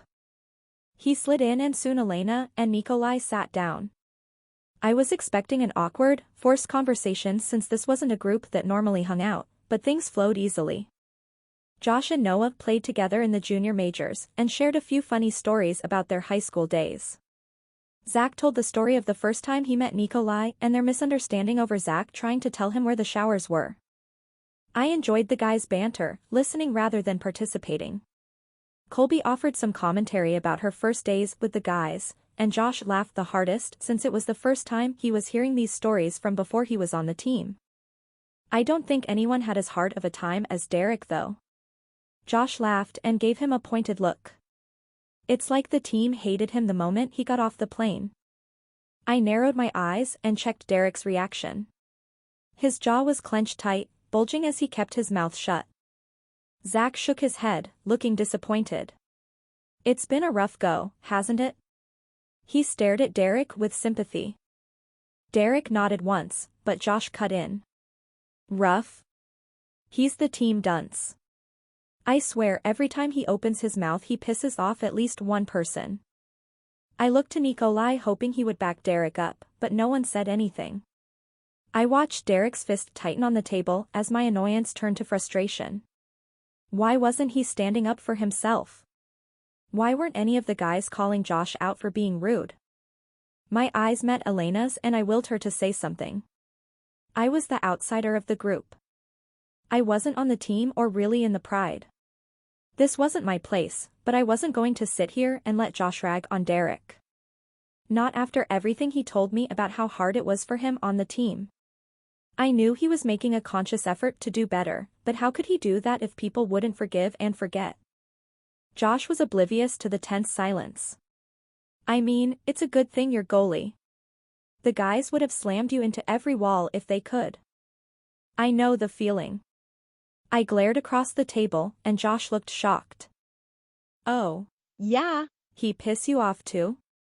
I narrowed my eyes. No, actually. Derrek's been kind and genuine since I met him. He made me feel welcome here and made sure I was included. Josh didn't look convinced. Well, that's the difference between being a hot girl and one of his teammates. He doesn't need to impress us. I swallowed, taking a moment to calm down, but his words sparked a fire in me. Would you please stop and think about what you're saying? Now you're not just insulting him, but you're insulting me. He looked around the table, as if I was crazy and he needed confirmation. Nikolai's eyes held a fire that warned him to keep quiet. I waited for him to say something, anything, but he remained silent. I'd never been so disappointed in him. Derrek's fist was still clenched and I waited to see how he'd react. I didn't want to overstep. I knew fighting someone else's battles wasn't a good idea. I hated when people did that to me, but I couldn't sit back and let him take it either. He might be making an effort to think before he spoke, but I wasn't. Look, I'm sorry. I didn't mean to insult you, Josh said, looking somewhat admonished. What about Derrek? He looked confused. What do you mean? Are you going to apologize to Derrek? Derrek's hand dropped under the table and he grabbed my knee. He was telling me to stop, but I couldn't. Josh looked uncomfortable. I guess. No, you need to. Derrek's made mistakes, we all have, but he's working on doing better. Can you say the same? Zach whistled low. She's got a point. Aston's been making an effort lately. I haven't heard him say anything that wasn't supportive or complimentary in a week or so. I think it's time we let go of the past. I shot a look to Nikolai. He might be the strong and silent type, but he was also a leader on the team. He needed to set an example. His eyes held mine and his shoulders dropped. Jones is right. Derrek, I can tell you've been trying lately, and we all appreciate it. Josh looked between Nikolai and Derrek several times before shaking his head. You're right. His eyes locked on mine for a moment before moving on to Derrek. I shouldn't hold on to the past. You've never said anything wrong to me, but I went along with everyone else. That isn't what being a good teammate is. He sighed. I'm sorry. I peered over at Derrek's shocked expression. He recovered quickly and nodded. Thanks, man. The conversation moved on to safer topics and eventually Derrek moved his hand from my knee. I couldn't tell if he was upset with me or not, but I sat there counting down the seconds for the meal to end so I could talk to him. As soon as everyone started clearing their plates and moving into the living room, I grabbed his hand and tugged him into my room. As soon as the door shut, I spun around. I'm so sorry. His eyebrows pulled together. For what? Overstepping. I knew I shouldn't have said anything. You don't need me or anyone to fight your battles, but I couldn't just sit there and let him go off on you like that. His eyes softened and he pulled my hands into his. I'm not mad, Amelia. You're not. The words were barely a whisper. He took a step closer until our hands were pressed between our chests. Not at all. I was trying to listen to my coach and not react. I was trying to be the bigger man. I didn't expect you to stand up for me, but you did. His eyes held mine and he slowly smiled. It's been a long time since someone did that for me. I frowned. That's not okay. He shrugged one shoulder. I really appreciate you trying to see the best in me. I blinked, my eyes falling to his lips. I wanted to kiss him. Every fiber of me wanted to close the distance, but the vulnerability in his eyes stopped me. This was a real moment for him and I didn't want to cheapen it with a stolen kiss. Was I even ready for that? I didn't want to get hurt again, and I knew if I gave in I'd give him the power to crush my heart. I mean what I said. You made me feel welcome and included from the moment we met. You made yourself comfortable in my life without me noticing. His lips quirked up. Do you mind? I shook my head. Not at all. Good, because I don't plan on giving up my spot anytime soon. My head spun with his words. I wanted to ask him to explain exactly what he meant. Did he see me as a friend or something more? Was what I felt reciprocated? Was I losing my mind? Yeah. Probably. Chapter 13, Derrek. Hartman and Ollie approached me as I finished tying my skate. I glanced up and took in their stern expressions with a groan. What had I done this time? Hey, guys. Hartman nodded once while Ollie cocked his head. I heard Josh gave you a hard time at the group dinner last night. Great. This wasn't exactly a conversation I wanted to relive, especially not right before practice. I was already in my head today. This wouldn't help. Yeah, but we figured it out. Hartman nodded. I heard. I looked between the two of them wondering what their goal was. We just wanted you to know we've seen the effort you've been making. We appreciate it, Ollie offered a genuine smile. Thanks. This was getting too close to talking about our feelings for my taste. Should we get out there? I went to move past them. Hartman looked like he wanted to say something else, but I didn't give him the chance. I walked out of the locker room and through the tunnel to the ice. Coach Abrams was standing behind the bench when I passed and gave me a nod as his only acknowledgement. I shook my head and glided over to my goal. This day was weird and having Coach out here was adding to it. Coach Russ stepped onto the ice and called drills while I cut into the ice and warmed up. I started push, stop, recovery practices, moving to each corner of the crease, dropping to my knees and blocking before going to the opposite corner. I ran through my own drills, mirroring Ollie on the other end, while the rest of the guys warmed up near the center. Coach blew the whistle and they spread out a bit. Schultz and Malkin slowed to the area in front of me. Schultz caught my eye with a smirk. I heard you've got a crush. I narrowed my eyes and glanced at Malkin. He shrugged and hit his stick against the ice a few times. What are you talking about? Schultz's grin widened. You like Elena's sister? I kept my expression neutral. I shouldn't have been surprised they finally caught on. The guys were like sharks to blood when it came to girls and relationships. I swear all the guys that were engaged or married wanted the rest of us to join them so desperately that they felt the need to insert themselves where they weren't welcome. They looked pretty cozy last night, Malkin said in a teasing tone. I ignored them, but it wasn't like I could leave. They trapped me in my zone. Amelia's a great girl. Maddie loves working with her, Eric said as he eyed me. I know Nikolai thinks of her as a sister. You've got quite a few of us to get through. I was well aware. Maddie was protective of her, therefore Eric was, plus Elena and the Russian. Not to mention, I wasn't even certain I'd won Amelia over yet. She's too good for you, Aston, Malkin said with a shake of his head. Yet another fact I knew better than anyone. My mind liked to run through every reason why I didn't deserve to breathe the same air as her. She was gorgeous, kind, hardworking, and genuine. She should be with a man that could give her the world. Someone who could be with her every day and give her the love and attention she needed but would never ask for. I knew most of the guys struggled with getting close to their spouses because they didn't want to drag them into our world, but so far it seemed to be working out. The pride made a huge difference. We might not have been available all the time, with long practices and constant travel, but at least the women were always there for each other. It was one of the few things that made me not feel so guilty for wanting Amelia in my life. I couldn't give her my undivided attention for 7, or more, months of the year, but I could offer a permanent position with the pride. Amelia deserved normal, but I was a selfish man. I wanted her, and after watching her take my side last night I knew I needed to let her know. Who's too good for Aston? Murray came to a stop in front of us. Malkin answered him, and the three of them turned to watch me. He's right. You're not worthy. I sighed and looked up to the ceiling.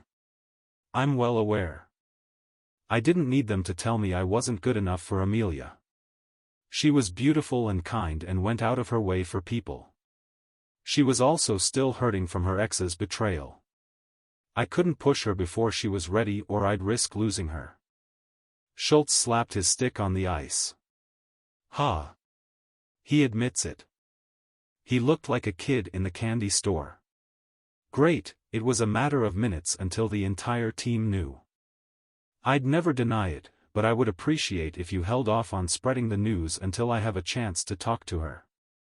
He narrowed his eyes and glanced at Malkin and Murray before nodding. Fine. Your little secret is safe, for now. He let out an evil chuckle and skated away.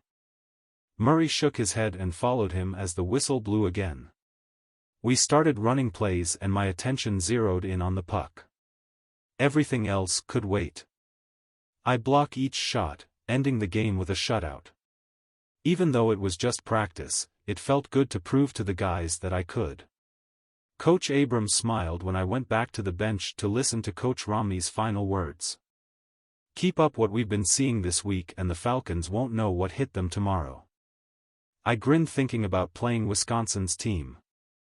They were pretty good a few years back, but hadn't made it to the playoffs since I'd been in the league. It should be an easy win, but Coach didn't let us say that. We had to earn every single point, and if we ever forgot about how much work went into being a championship team, he was quick to remind us. That usually meant suicides for an hour or two, and no one wanted that. It kept us humble, at least on the outside. Now go stretch and ice. Morning skate is at 9. He dismissed us, and we filed back into the locker room. I stripped off my gear and headed to the showers. By the time I got back and dressed, most of the guys were in the locker room. Last night, things took a turn after Amelia told Josh to lay off me. I actually had fun hanging out with them. In order for things to continue to get better, I had to make the effort. I looked around while trying to gather my nerves. I felt like I was back in elementary school suddenly. Hey! I cleared my throat as more of them turned toward me. If any of you guys want to come over tonight and hang out, I'll grab food. I let the offer hang in the silent room. Hartman was the first to react. Yeah, sure. Schultz hit Murray on the chest. We'll be there. One by one more guys confirmed, and I tried to play it cool, not getting overly excited. Cool. Be by around 6. That would give me an hour or so to order food, pick it up, and clean my apartment before they got there. I honestly hadn't expected anyone, let alone the majority of the team, to agree. I was listening to Coach Abrams and trying to make an effort to build bridges. It worked a little too well. See ya, Hartman called before I walked out. I hurried to the elevator and pulled my phone out of my pocket. As soon as I was in my car, I called the Pie, our favorite pizza spot, and ordered a dozen options and some salads. Then the panic started to creep in and I thought of the one person I knew could talk me down. Someone that would know what to do without teasing me for being nervous about having the guys over. I called Amelia. She answered on the third ring. Hey, how was practice? Her voice soothed my racing heart. Good. A little too good. She giggled, and I relaxed into my seat. What does that mean? Well, things were going really well today, so I asked the guys if they wanted to come over tonight for food and to hang out. Okay. They all agreed. I rushed out. That's a good thing, isn't it? I huffed out a breath. I wasn't expecting it. Oh, Derrek. She laughed. What do you need me to do? I was so grateful she knew me so well. I ordered pizzas from the pie, but they won't be ready for 45 minutes. I've got to get home and clean a bit. There was a moment of silence before she spoke. That's perfect. You go home and get started. I'm off in about 20 minutes. I can go pick up the food and bring it over. I'll help you set up when I get there. My shoulders sagged in relief. Thank you. No problem. I'll see you soon. I ended the call feeling like I hadn't made a complete mistake and headed to my apartment. It was a 2-bedroom with a decent-sized living area, but it was smaller than most of the guys' homes. I never needed much space, until now. I parked and cursed at the elevator for being so slow. As soon as I stepped through my door, I started picking up jackets I had hanging over the backs of chairs. I made sure all the trash in the living room and kitchen was collected before throwing out the bag. I had a decent-sized sectional aimed at a large flat screen. I made sure my Xbox and PS4 were plugged into the TV so we could play games. I just pulled out the broom when my phone rang. Hey Amelia. Hi, I have the food, but I need your address. I forgot she'd never been over. I gave her directions before hanging up and doing a quick sweep in the kitchen. The doorbell rang as I was finishing, and I opened it to see a high stack of boxes. I took them from her hands with a laugh. I didn't see you behind these. She laughed and held up a large bag with a few salads stacked on top of each other. She helped me spread things out on the counters and looked around. Quite the bachelor pad you have. I took in the blank light gray walls and minimal furniture. I had done zero decorating since I moved in. I had a couch, coffee table, and matching entertainment center, and that was it. I didn't even have a dining room table. I decided on a larger couch rather than wasting space on a table I thought I'd never use. I'm going for the minimalist look. Her lips twisted in a teasing smile. I got that. I laughed and walked into the living room. Do you think it will be okay? You have pizza and a TV. I think you'll be fine. I looked around, still feeling unsure. I've never had the guys over before. I picked up on that. Don't worry. It will be fun. Is there anything else I should do? She glanced at the bar stools up against the counter.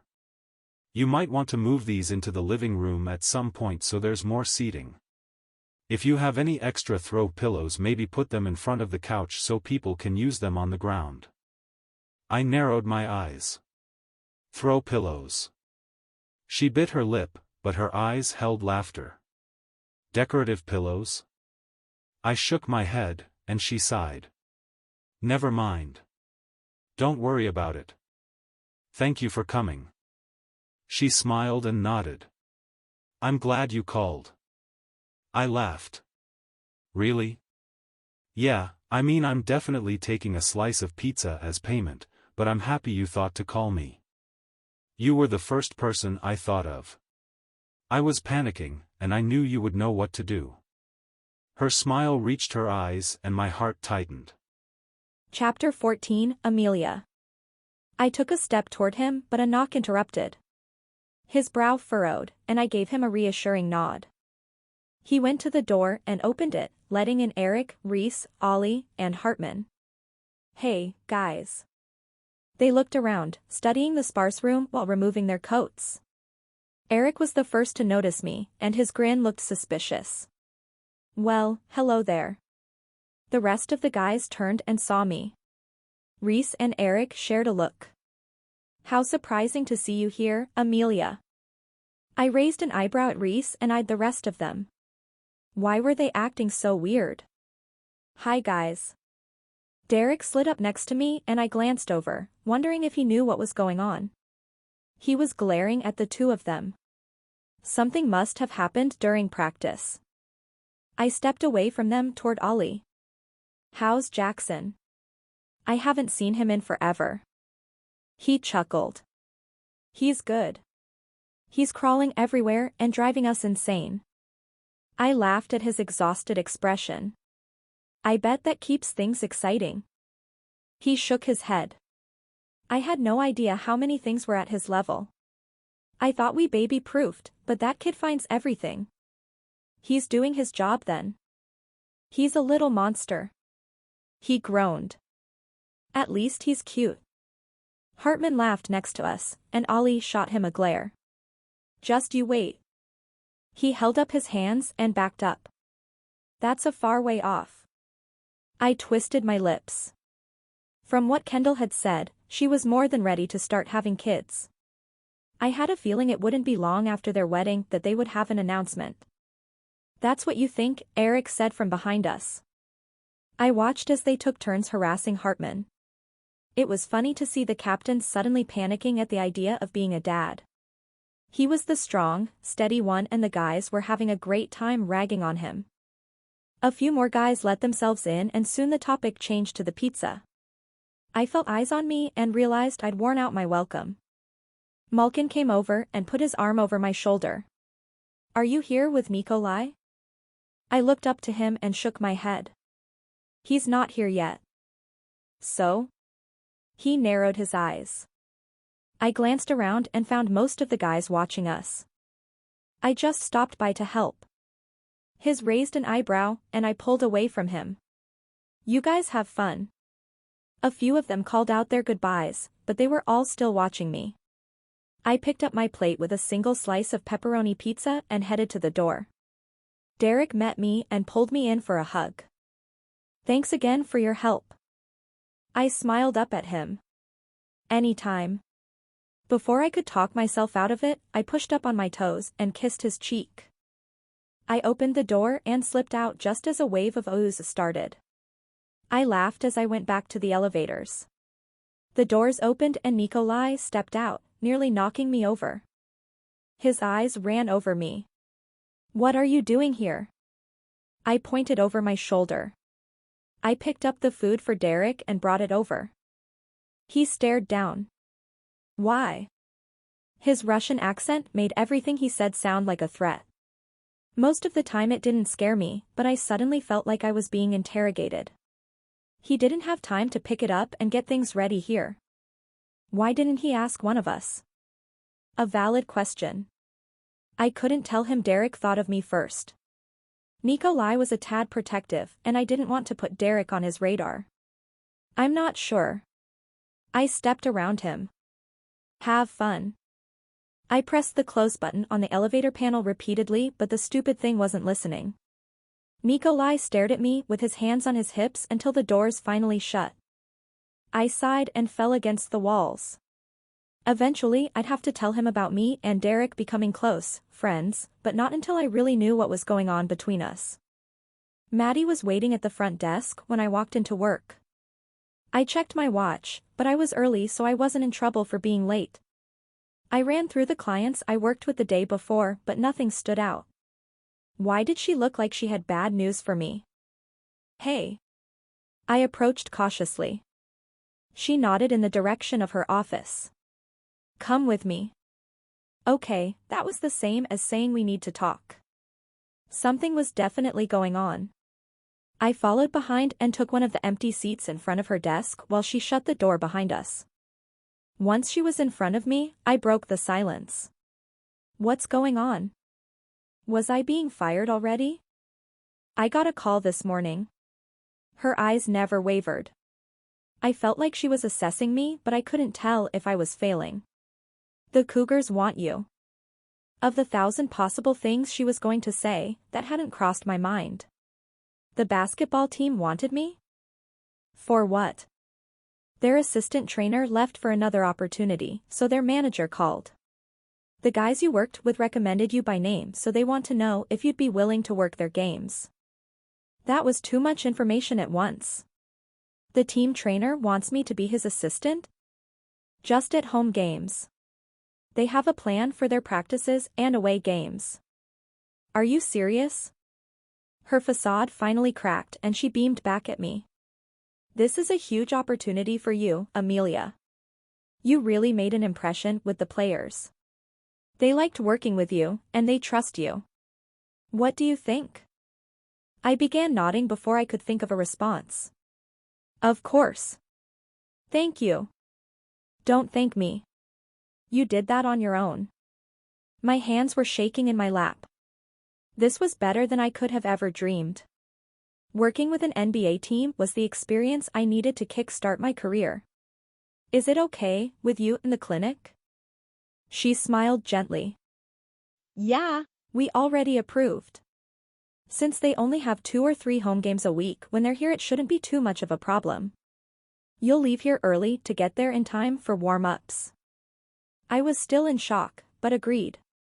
Thank you, Maddie. Your first game is tonight, so get to work. She winked and stood up. We walked out of her office together and headed back to the front desk where we each picked up our first clipboards of the day. The next several hours passed in a blur. I managed to get through my clients without messing up treatments. Maddie found me as I was putting my last file away. Are you ready? Honestly? I'm not sure. She laughed and walked with me to the front doors. You'll be great. You learned everything you need to know. Just stay focused on each task and don't let those flirts get in your head. I raised an eyebrow in question. I worked with a few of them when I first got here. One of them, Chris, was determined to set me up with someone from the team. He didn't want me to date a hockey player. I laughed and shook my head. No way. She smirked. He's still on the team. Tell him I said hi, but don't let him talk you into a date with anyone. Yeah. Right. I almost feel bad sending you to the Wolves. They're going to love having you on their turf. Maybe don't mention you're dating a player though. Maddie. I'm not dating anyone. She gave me a disbelieving look. Oh. Yeah. Does Derrek know that? I groaned and looked around. At least the lobby was empty, so no one could overhear this. We're friends. That's not what Eric told me. I narrowed my eyes. What did he tell you? That you kissed Derrek last night in front of the guys. It was on the cheek. She grinned with an evil glint in her eyes. You can live in the land of denial all you want, but everyone can see there's something between you two. Yes, friendship. You know I'm not ready yet. That's the story you're sticking to? I rolled my eyes. It's not a story. Then go out with one of the basketball guys. No. Why not? She teased. Because that's unprofessional. I can't date a client. She paused, holding back a smile. You do know how Eric and I met, right? That's different. Why? You're a partner here. I'm just a trainer. And you said you dated after he was done with treatment. I don't think the team would appreciate me dating a player either. Oh honey. She sighed condescendingly. They don't care about much as long as they're winning games. That might be true, but it didn't mean I should cross any professional boundaries. Just admit it, she pressed. No. There's nothing to admit. You're lying to yourself. She threw a knowing look my way before pivoting and leaving me alone to stew. I pushed the doors open and hurried to my car. As much as I wanted there to be something between me and Derrek, we were only friends, and that's what I needed right now. I really liked that we could talk to each other and hang out without pressure. It was easy with him. Maybe there could be something more there eventually, but it wasn't just up to me. At least not entirely. Even when he asked me to be his date to the team fundraiser, it seemed like a friend invitation. He never made a move or pushed for more. I was clearly in the friend zone with him. The guys on the team and the Pride could think whatever they wanted, but they didn't know how we felt. He was easily the most attractive friend I'd ever had, and I never had the same desire to kiss any of my other friends, but that didn't mean much if he didn't feel the same. I parked in the underground garage below the basketball arena and took a cleansing breath before grabbing my purse and heading for the marked door Maddie told me to use. I walked through the straight hall with pictures of various players throughout the years until I reached an open door. I knocked on the frame and peeked in. A middle-aged man with an athletic build and thinning chestnut hair glanced up. "Hi, you must be Amelia." His open smile instantly put me at ease. "Yes, are you Darren?" He moved away from the table he was arranging things on and offered his hand. "I am. Thanks so much for coming on short notice. I thought I was going to be on my own, but the guys all raved about how great you are and asked me to get you here." I was flattered by his words, and that the players thought to recommend me. I really appreciate the opportunity. The guys that need to be taped up should start trickling in soon. We'll tag team that, and once the game starts, I'll be on the floor. You'll stay back here for anyone that comes in injured. I nodded and surveyed the room, getting familiar with where supplies were located. Between quarters and at halftime, be ready to ice and red tape. Got it. I'd done this for teams back in college, but something about working with an NBA team made everything feel 10 times more intense. These were professional athletes. An injury could cost them their career. I had to be meticulous and do my absolute best for them. He handed me a purple polo with a smile. "This is for you." I held up the shirt with the Cougar logo on the chest and shoulder. Under the logo said Team Trainer, and I may have teared up. Even though this was most likely a temporary position, I couldn't help but feel like I'd hit a milestone. All the work, stress, and drama that it took to get here was paying off. Chapter 15, Derrek. She wasn't here. I scanned the Pride section over and over, but I wasn't missing her. She wasn't here tonight. I ached for my phone. Was she okay? Had something happened? She hadn't missed a game yet, so where was she? I wanted to ask the guys if they heard anything, but I doubted Coach would appreciate me distracting them with a personal question. I'd have to wait for the period to end. Malkin's line came toward the bench, and I reached forward, opening the door for them. I got a few smiles and nodded back. Things today were night and day from the past year. The guys joked with me, rather than making me the butt of it all. No one took a cheap shot at me or threw insults as they passed. It was what being on a team was supposed to feel like. I never would have dreamed this was what would happen when I extended the olive branch. It was a risk inviting them over last night, but after pizza and some video games, things got easy. It was like all the guys had been waiting for me to make a move. Once they saw that I wasn't trying to be an arrogant jerk, everyone relaxed. By the end of the night we were laughing and roasting each other while racing cartoon go-karts. It wasn't just me inviting them over. I changed recently. Between talking to Coach Abrams and Amelia, I realized I had to stop playing the victim and prove to the guys I wanted to be there. I had growing up I needed to do, and even though it was humbling, the results were worth it. I couldn't wait to tell Amelia about it. Another reason why I was itching to figure out where she was. The Tigers took possession of the puck and changed direction, breaking away and charging toward Ollie. I groaned as our guys took way too long to catch up. The Tigers center got the puck, but his attention was focused on his teammate in the corner.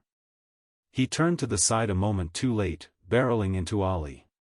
They both went down in a heap as the goal post shot backward into the glass. They were a tangled mess and Eric was there in a second, trying to pull Ollie up. Time froze as I watched him struggle. Ollie was shaking his head. Hartman appeared next to them, and it took both guys to get Ollie back to his feet. I could tell they were carrying his weight over to us. This wasn't good. I opened the door and hurried out of the way so the three of them could pass and move down the tunnel. Coach Abrams followed and Romney met my gaze.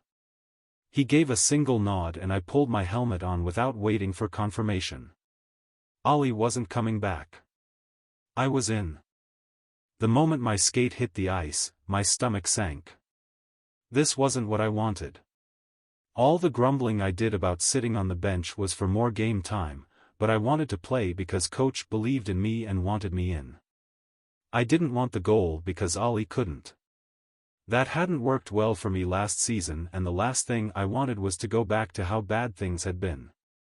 There wasn't time to worry about that.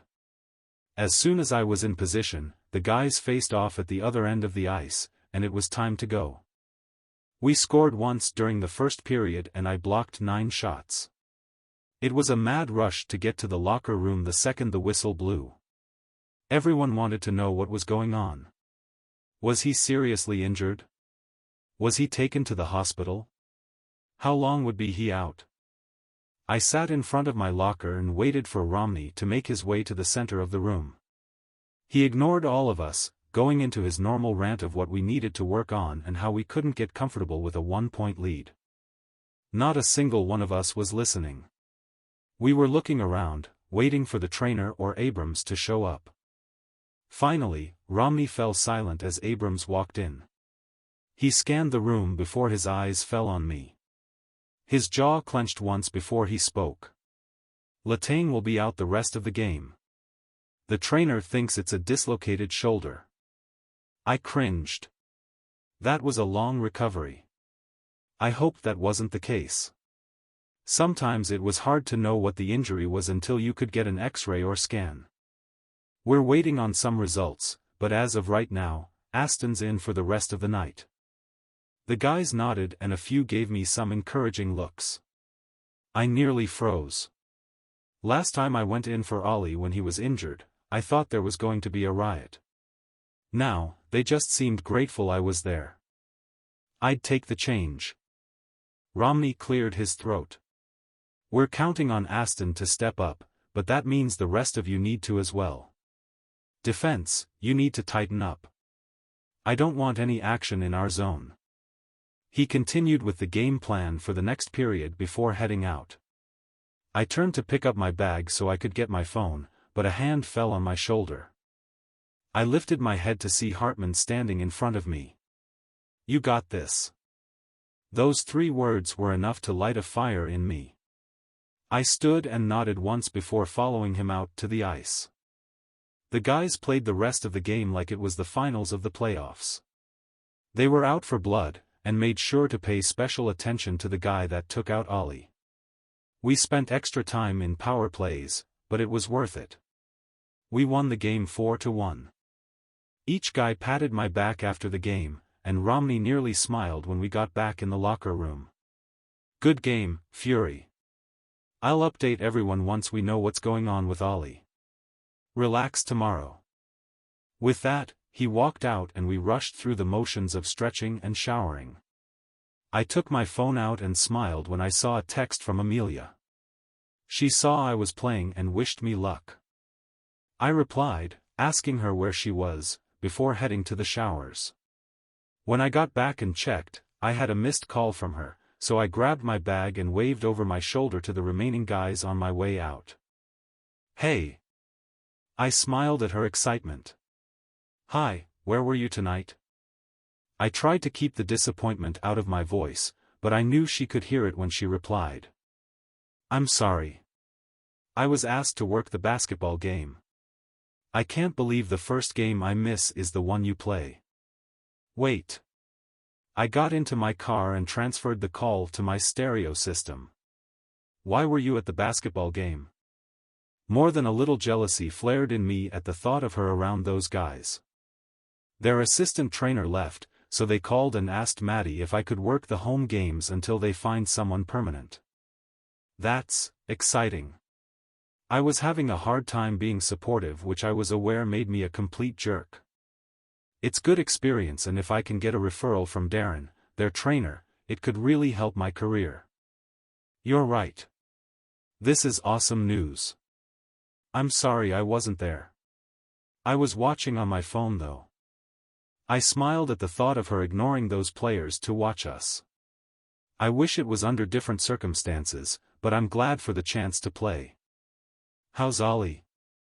She sounded worried. We're not sure yet. They think it's a dislocated shoulder, but we'll have to wait to hear. She groaned. That's a long recovery. 3 to 4 weeks at the bare minimum. Yeah, we're hoping it's not that serious. How were the guys? I should have been surprised by her question, but it reminded me of how well she knew me. They were really supportive. I was shocked. She laughed. I'm glad. They know they can trust you to do your job. It was more than that now. They respected me for the first time, too.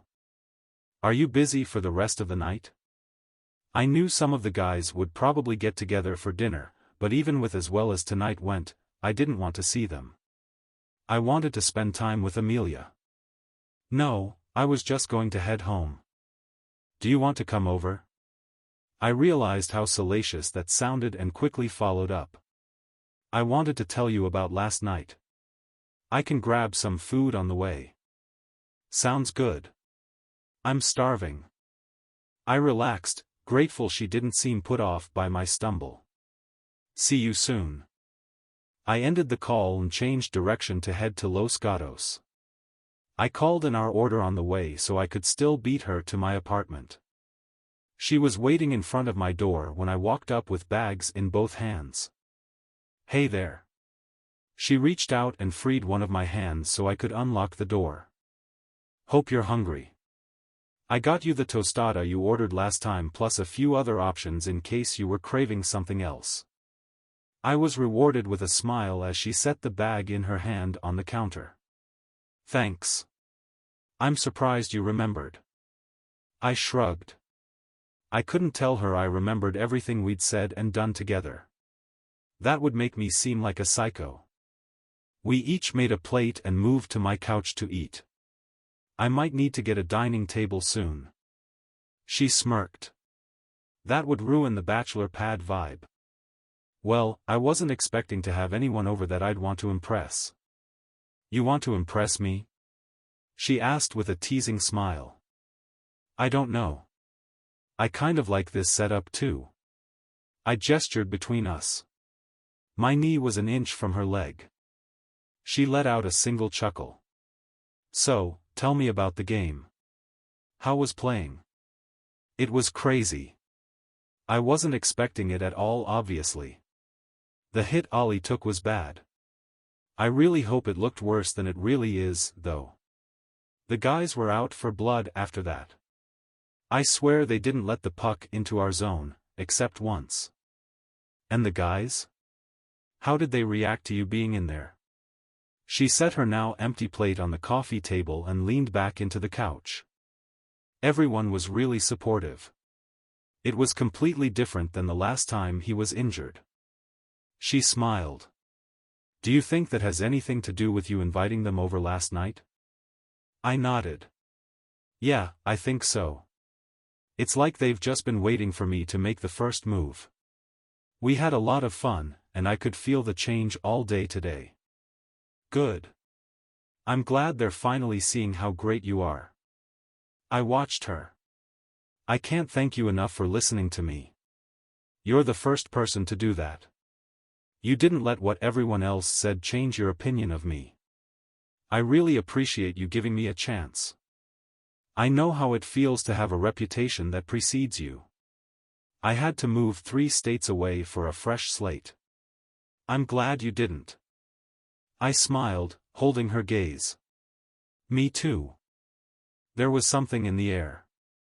I felt a sudden rush of anticipation. I wanted to lean forward and capture her lips with mine. I wanted her to know what she meant to me. That she was the first person I thought of telling when I got called in. She sighed, a happy sound, and stood to collect our plates, taking the moment with her. Chapter 16, Amelia. So, nothing happened? Maddie asked for the third time. I knew it wasn't the most professional conversation, but she was first and foremost my friend, and since we weren't at the clinic, I felt like I could tell her. No. I swear there was a moment when I thought he was going to kiss me, but he just sat there. If he even leaned forward an inch, I would have jumped across the couch to close the distance, but nothing. I huffed and leaned against the car door. We were heading to the Fury Arena to work with Ollie, so I had a few minutes to vent to her before we had to get back to work. You guys have spent a lot of time together alone. You've stood up for him in front of the team. You've made it pretty clear that you have his back.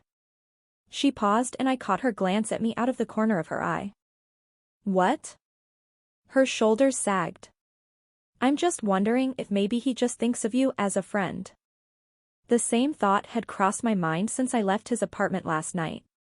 I'd been waiting and waiting for him to give me a sign he was interested in me. He called me when he needed help.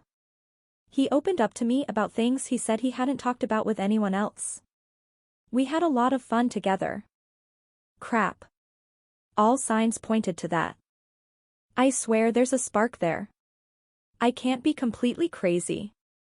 My heart dropped. Maybe it was one-sided. He'd be crazy not to be interested in you, but it seems like he's had every chance to take the next step, but he hasn't. I groaned. I'm such an idiot. I developed a crush on the first guy I met here. I should know better. She pulled into the parking garage for the arena and parked before turning to me. Maybe he just moves really slow. He's never dated anyone that I know of, so I don't know what's normal for him. I can tell he likes you, but maybe what both of you need right now is a friend. I nodded and pushed the door open. Who knows what will happen in the future? Some of the best couples started out as friends. I cringed at the stupid F word and followed her into the elevator. Okay, topic closed. I had all weekend to think about it, and as much as I wanted to talk to someone else about it, I regretted it now. Maddie just confirmed my worst fear. It was time to get back to work, and I had to prepare myself in case we ran into Derrek while we were here. She led me to the team training room, and I smiled when I saw Ollie waiting for us. Good morning, she greeted while Ollie stared glumly at the mirror in front of him. Is it? He grimaced as he twisted on the bench to face us. His left arm was in a sling, and I tried to keep my face expressionless. I hated seeing one of my friends like this, especially when I knew the cost. She narrowed her eyes. Yes, Ollie. It is. You're alive and the damage wasn't nearly as bad as it could have been. I bit my lip to keep from smiling. Maddie was great at dealing with grumpy men. The clients that came in weren't always in the best mood. I couldn't blame them. We worked mostly with professional athletes, and if they were in the clinic it meant they were injured and not playing. Maddie had a way of breaking through the tension and putting them in a better mood. You're right, he grumbled. They said it would be 3 weeks. She nodded and took a binder out of her bag, flipping it open before sitting on the bench next to him. If you do as we say and rest when you're supposed to, we should get you back out there in 3 weeks. Ollie glanced up at me. You're here to make sure she doesn't kill me, right? I laughed and shook my head. Nope. I'm here to make sure you listen to her. Maddie offered to let me come to these sessions for more practice. She thought the Cougars might ask for more hours from me if I had experience working through a recovery plan with an athlete. It was a chance I jumped on. Plus, more time spent at the arena meant more chances for me to be seen by the team trainer, and maybe Derrek, too. So, what's the plan, Doc? He asked Maddie while nodding toward his left shoulder. We'll be doing a lot of icing, so get the complaining out of your system now. He narrowed his eyes but didn't say anything.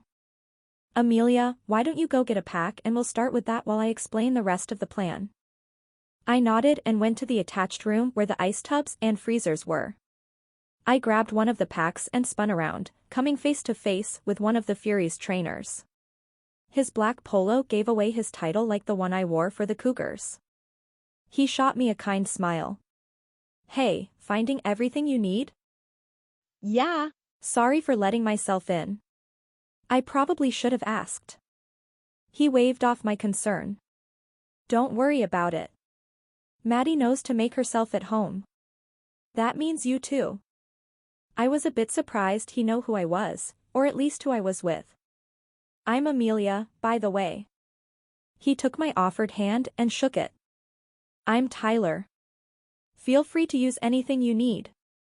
I'll make sure to check in with you guys before you leave so I know Ollie's plan. Sounds good. I awkwardly tossed the ice pack between my hands before stepping around him and back to the training room. I mentally shook myself. I should have been trying to make a good impression with the Furies training team. It was my dream job, working with the guys I knew and loved already, but here I was letting my awkwardness ruin it. Here you go, I offered Maddie. She stood and pressed the pack to the top of Ollie's shoulder. She continued discussing the exercise plan we spent the morning creating before we came over. It was simple and I had a feeling Ollie would be bored out of his mind after one day, but it was necessary. We had to get him moving and restoring his range of motion as soon as possible so there was no lasting harm. Once she was done, and he agreed to play nice, we moved to the mats in the center of the room. Go ahead and lay on your back, knees bent. Ollie followed Maddie's instructions. I handed him a 4-foot-long pole. Start with this, resting on your back, arms extended. We walked him through raising the pole over his head, keeping his arms locked and back to the starting position. I watched while making notes about the number of reps he completed while Maddie explained that we would work up to him lying on the bench so he could extend his reach backward in a few days. What's next? He asked as he used his right arm to get himself off the floor. I fought the urge to reach out and help him. I knew that wouldn't be appreciated by the massive man. Pride was the most common injury with athletes.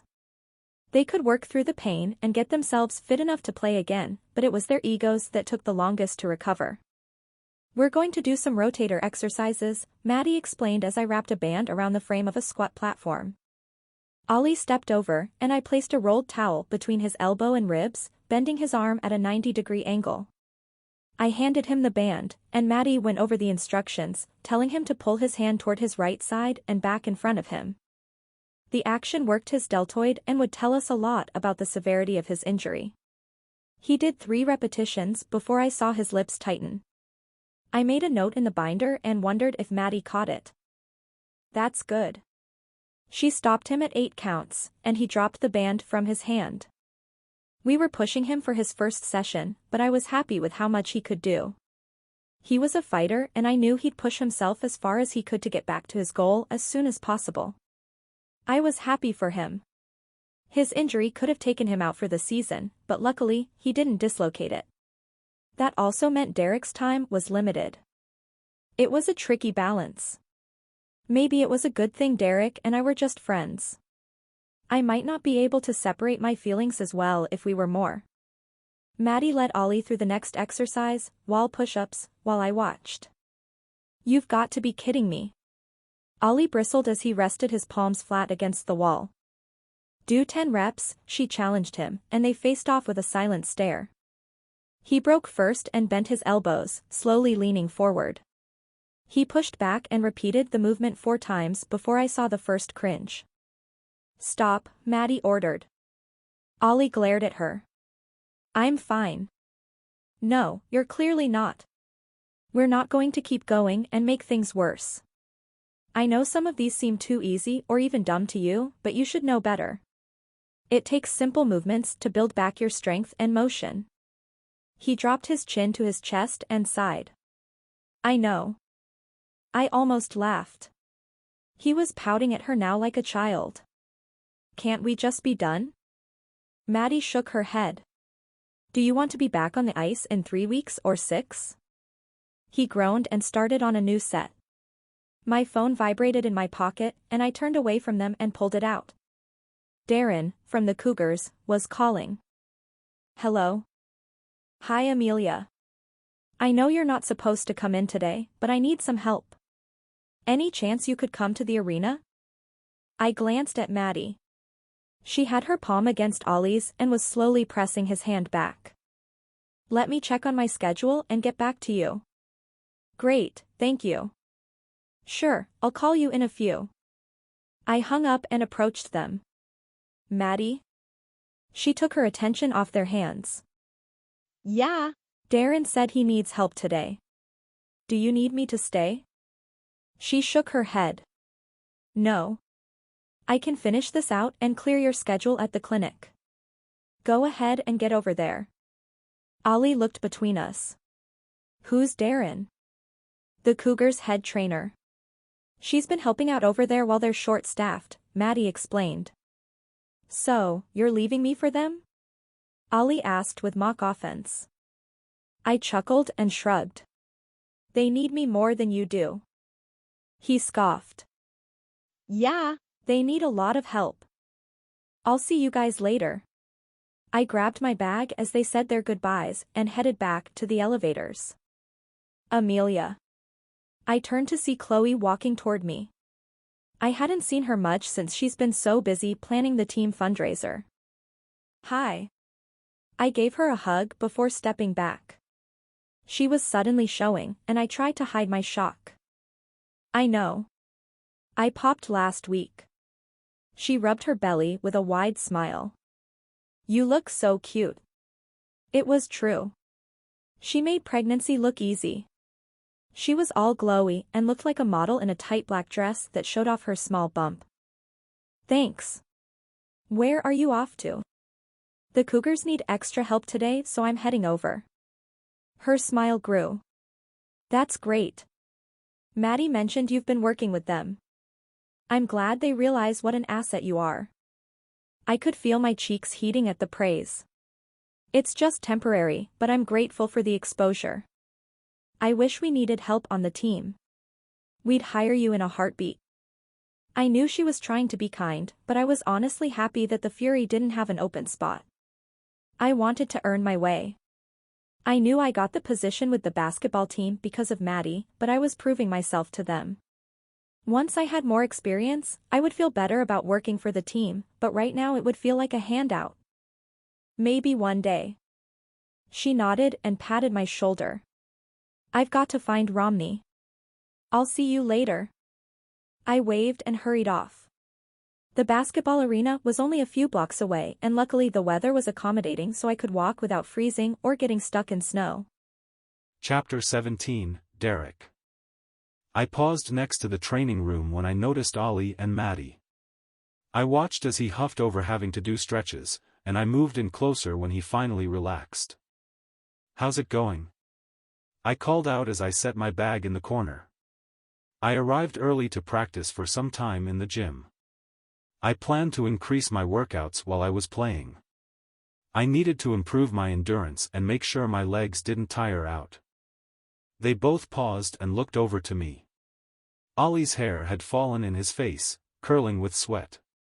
She's driving me insane. Maddie rolled her eyes.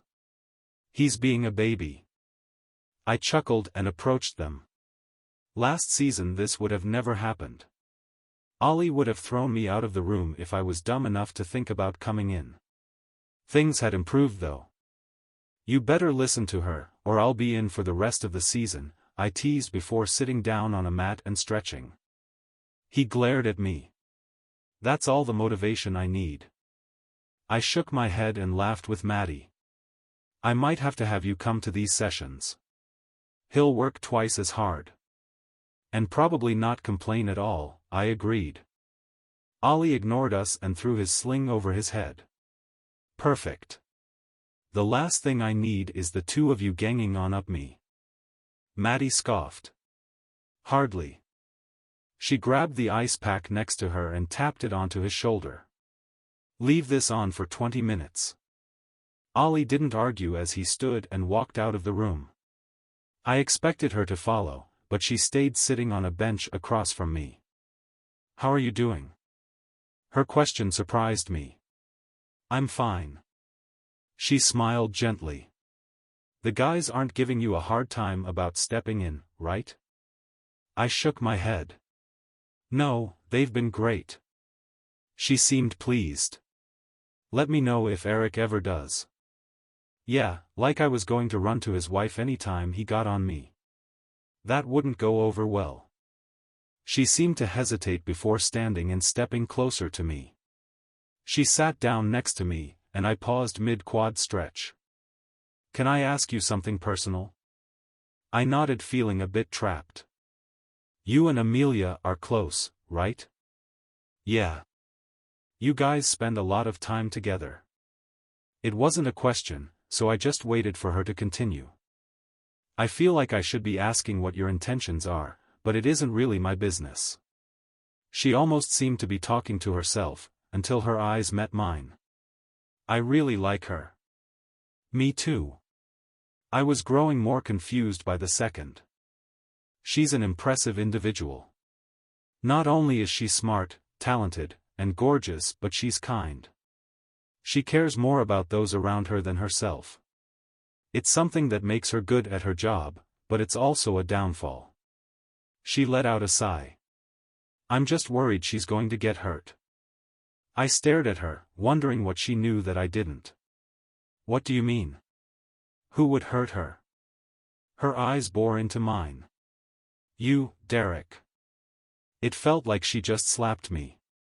"What?" I practically yelled. She didn't flinch. "Why do you think I'm going to hurt her?" "I care about her." She nodded. "That's what worries me." I shook my head. She wasn't making sense. "How do you feel about her?" She searched my face like she was expecting something. "I just told you. I care about her." "As a friend?" She pushed. I shrugged. "Yeah. Anything more?" Why was she asking? Of all people, I didn't think Amelia's boss would be the person to bring this up.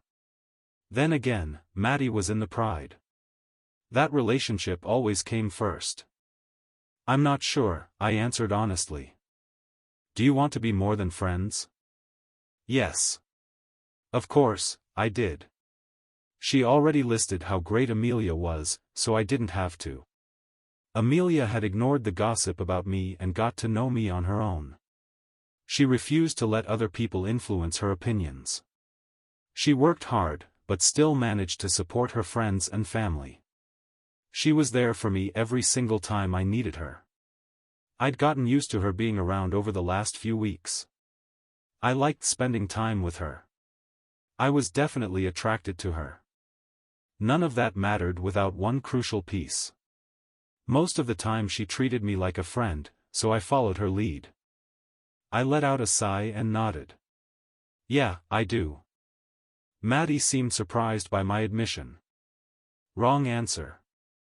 I jumped at the sound of Nikolai's deep, Russian accent. I closed my eyes and wished for the ground to open and swallow me whole. This was the absolute last thing I needed. I turned to see him stomping across the room toward us. He towered over me with his hands on his hips. "Stay away from her." I shot a look at Maddie, but she just scooted away and stood. "I'll see you later." I glared at her, retreating back. That traitor. Did she set me up? "Nikolai, I respect that you're protective of Amelia. You're her almost brother-in-law, but that doesn't change how I feel." His eyes narrowed to slits. "She's too good for you." I laughed. "I'm well aware." He shook his head and his shoulder relaxed. "As long as you remember that. Don't even think of hurting her." That was fair. "I won't. If I ever do, you have permission to hurt me accordingly." He was silent for a moment before cracking a smile. "I will, but last time I talked to her she said you two were friends." I nodded. "I haven't told her how I feel." His eyes ran over me. "Chicken." A bark of laughter escaped my mouth. "Yeah. I am. Don't be stupid. If you don't tell her, she'll never know. She could find someone else. Someone who doesn't make your mistake and miss his chance." That thought felt like a punch to the gut. He was right. I knew I wasn't the only one to see how amazing she was, and now she worked with the basketball team. I bet they were all eager to get a chance with her. I dropped my head and stared at the mat. I couldn't let that happen. I needed to show her how I felt before it was too late. I know. He nodded once and walked out of the room. I slid on the double-breasted suit coat over my high-waisted, wide slacks. The gray fabric had thin navy blue pinstripes, and my look was completed with navy suspenders and a gray fedora.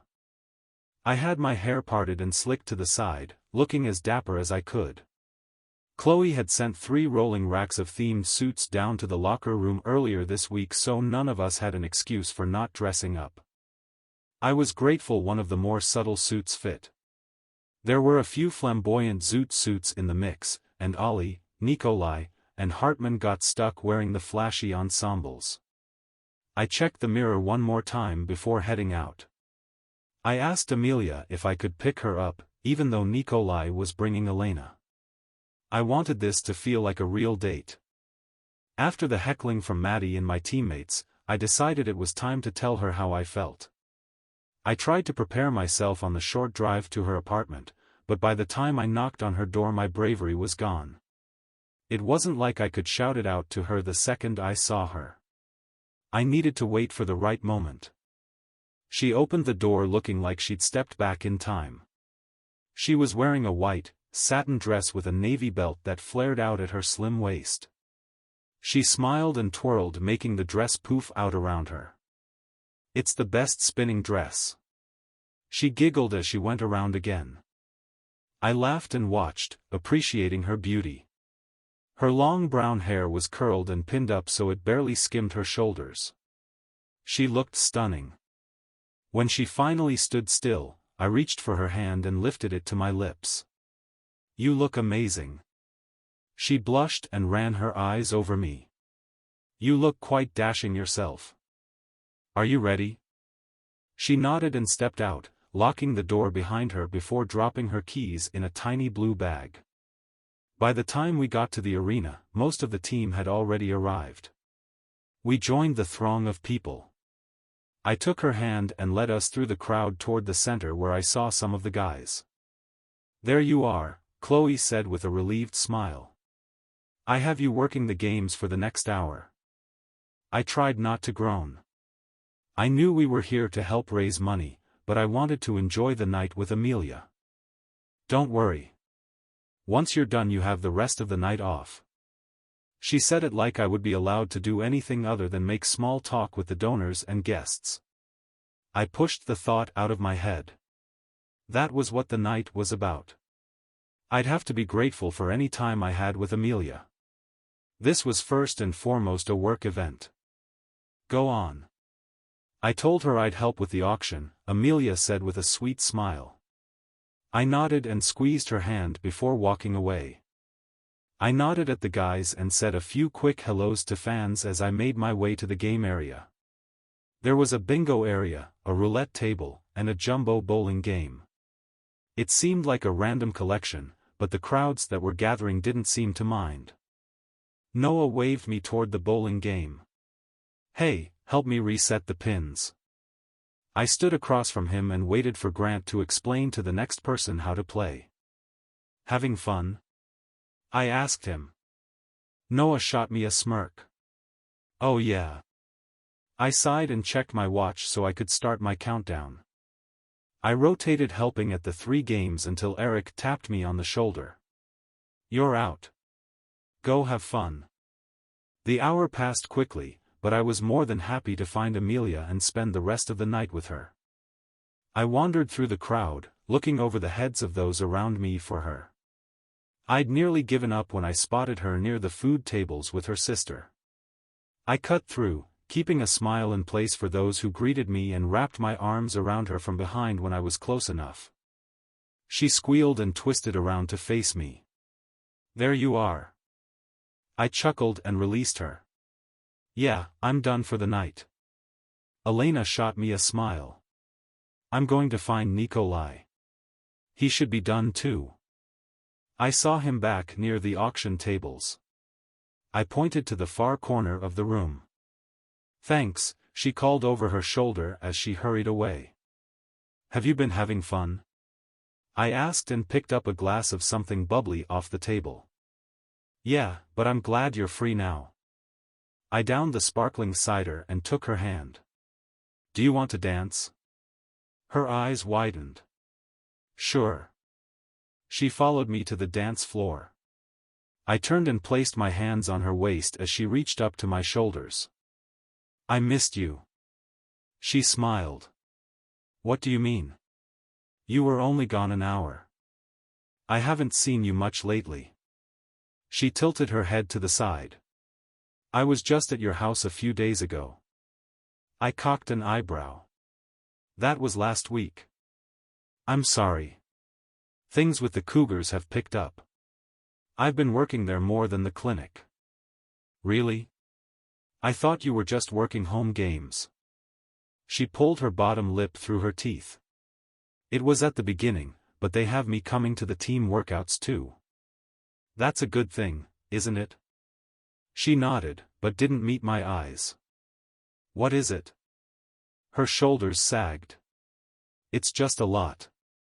I know Maddie and everyone at the clinic support me working with the team, but it feels like I'm betraying them. This is what you want to do. They knew this was your end goal. You shouldn't feel bad about working toward that. She finally peered up and smiled. Thanks. I guess I just needed to hear someone else tell me that.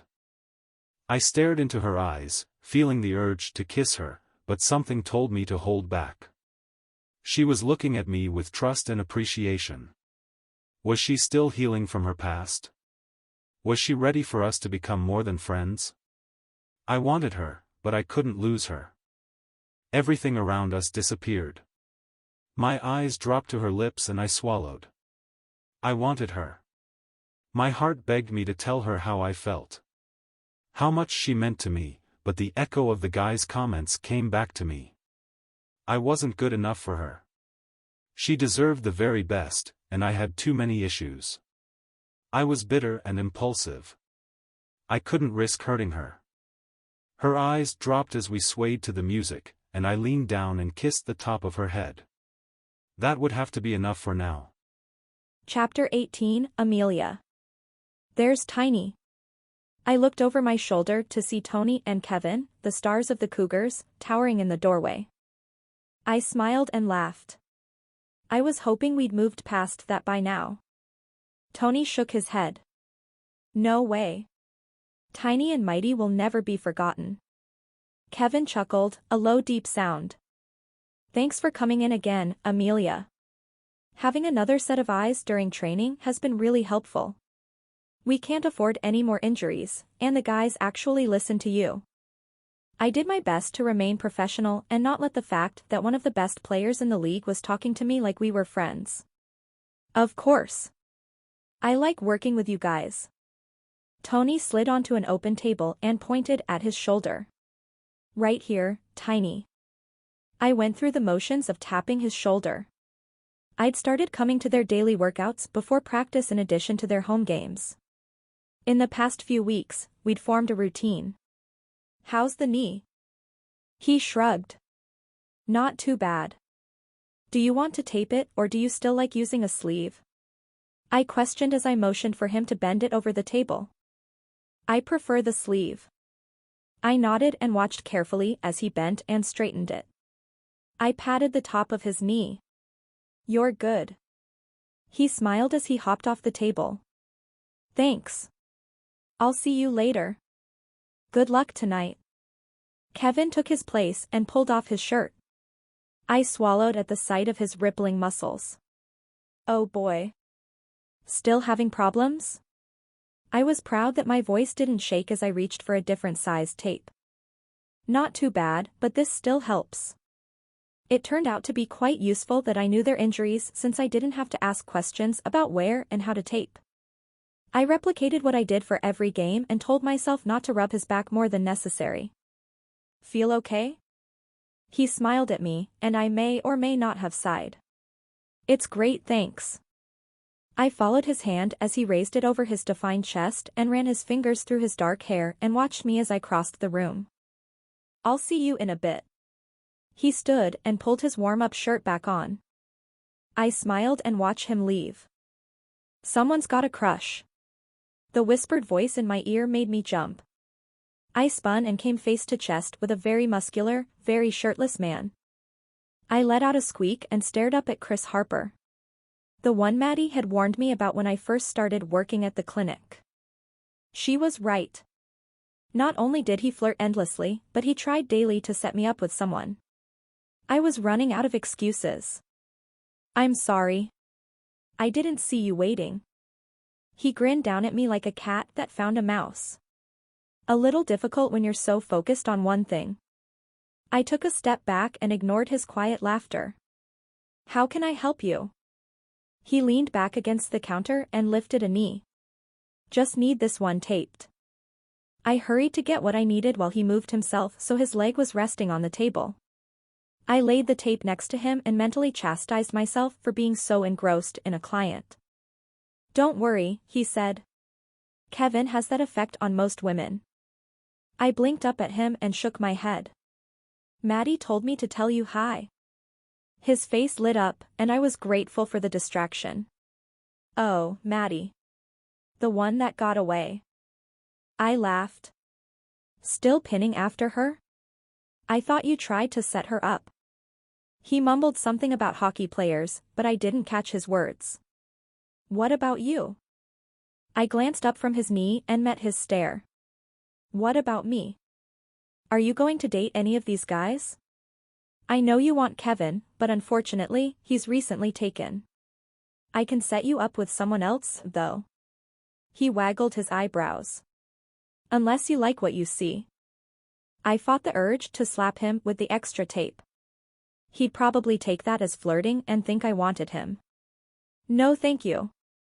He raised an eyebrow. Why not? You don't have a ring. My gaze darted to my empty ring finger. I don't think it's appropriate. Nah. That's a terrible excuse. You're just scared, but don't worry, I got you, girl. How about Tony or James? I shook my head. You're done. Go win a game. If I win, will you go on a date with someone I set you up with? I put my hands on my hips. No. He walked backward out of the room with a sly smile. That's 'cause you know we're going to win. He was right. I knew the odds of them winning against the team from Central Florida were high. I just shrugged and waved him out of the room. I'll wear you down, Tiny. I groaned, not loving that the nickname had spread. He turned down the hall, and I could hear him laughing at me. I blew out a breath before moving around the room to clean up. No matter how many times Maddie warned me about his teasing, I wasn't prepared for the back-to-back onslaught of these guys. The TV in the corner was showing the pre-game activity, and I realized I was missing the Fury game. I pulled out my phone and set it on the counter so I could keep track of both. During the second period, Tony went for a layup and landed wrong. He wobbled into the training room a few minutes later and threw himself onto a padded table. The pain had been evident on his face, so I was ready. That didn't look fun. I placed 2 ice packs on either side of his knee and wrapped them to stay in place. Not really. He groaned and dropped his head back. Do you feel like you tore anything? It was too soon to know how bad the injury was. The area was already swelling, so I couldn't tell by looking. He shook his head with a grimace. I just tweaked it real good. Hopefully that was all, but his pain made me think it was something worse. Darren walked in at halftime with a tight expression. How you doin', Tony? He asked as he pulled the ice packs away a bit. I'm okay, Tony said with a huff. Darren met my eyes and shook his head. We're taking you to the hospital to get imaging done. Tony didn't reply, just gave a tiny nod. He wasn't arguing or teasing, and it made my stomach sink. Over the past few weeks he'd worn me down until I considered him a friend. I hated seeing him in pain. Let me go check where the wheelchair is. Darren walked out, and Tony reached out a hand. I stepped forward and took it. You okay? He squeezed it and whispered something I couldn't hear. I leaned down. What? A kiss would make me feel better. I choked back a laugh. You're crazy. He opened his eyes and pouted. Please. I shook my head, not hiding my smile. You must be in more pain than I thought if you're this delusional. Come on, Amelia. It's a dying man's wish. You're not dying, Tony. You don't know, Tiny. This could be the end for me. Do you really want to live the rest of your life knowing you turned me down? You'd let me die without the one thing in the world I want? His voice and strength made a miraculous return. No way. He smirked. Fine. How about a date first? Then we can work up to a kiss. You know I can't date players. His eyes narrowed. Says who? Me, I challenged. You got a boyfriend? Nope. I thought there was a chance of something between me and Derrek, but after the 40s party I lost hope. He had every opportunity to tell me or show me how he felt and had said nothing. I needed to let go of my crush. Maybe a date with a basketball pro wouldn't be the worst thing. I gave Tony's hand one final squeeze before pulling away. No, I don't. I could feel his eyes on me as I moved around the room, pretending to be putting things away. Then why turn me down? I pushed my hair out of my face and sighed. When I faced him, he was propped up on his elbows. There's someone, isn't there? There was no point in lying. Who was he going to tell? Maybe the rest of the team, but it didn't matter. They might even stop asking me out if they knew I was interested in someone else. I finally broke down and met his pensive gaze. Yes. His eyebrows shot up. But he doesn't want to commit? No, I don't think he's interested in me, period. I dropped my eyes to the floor and waited. When he didn't say anything, I peeked up. He was staring at me like I'd grown an extra head. What idiot wouldn't be interested in you? Tell me who it is. I'll take care of him. I laughed him off. It's okay. I guess we're just destined to be friends. No man wants to be just friends with you, Tiny. The pain is really messing with your head. He glared at me. Don't do that. Don't discount what I'm saying. If this guy is too dumb to see how lucky he is, then you walk away. I smiled and nodded. You're right. His eyes narrowed. That was too easy. No, you're making perfect sense. I shouldn't wait around hoping he'll notice me. I can still be friends with him, but I should move on. For my own sanity. Darren walked in with 2 paramedics pushing a stretcher. Time to go, Tony.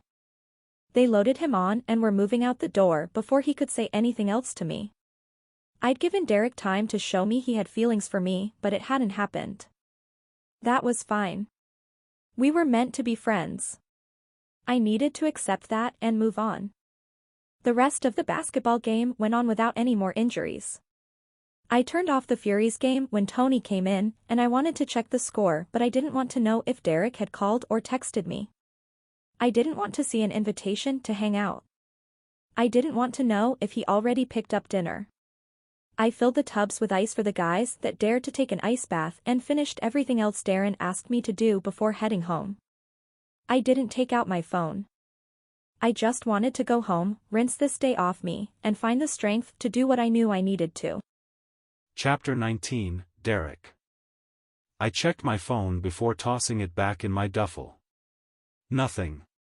Again. It had been over 2 weeks since I'd seen Amelia, and besides a few vague texts, we hadn't even spoken. My best option would be asking Nikolai about her, but I wasn't sure if I wanted to deal with the brute. The night of the gala, I felt something. I knew she did too. But since then it's like she's avoiding me.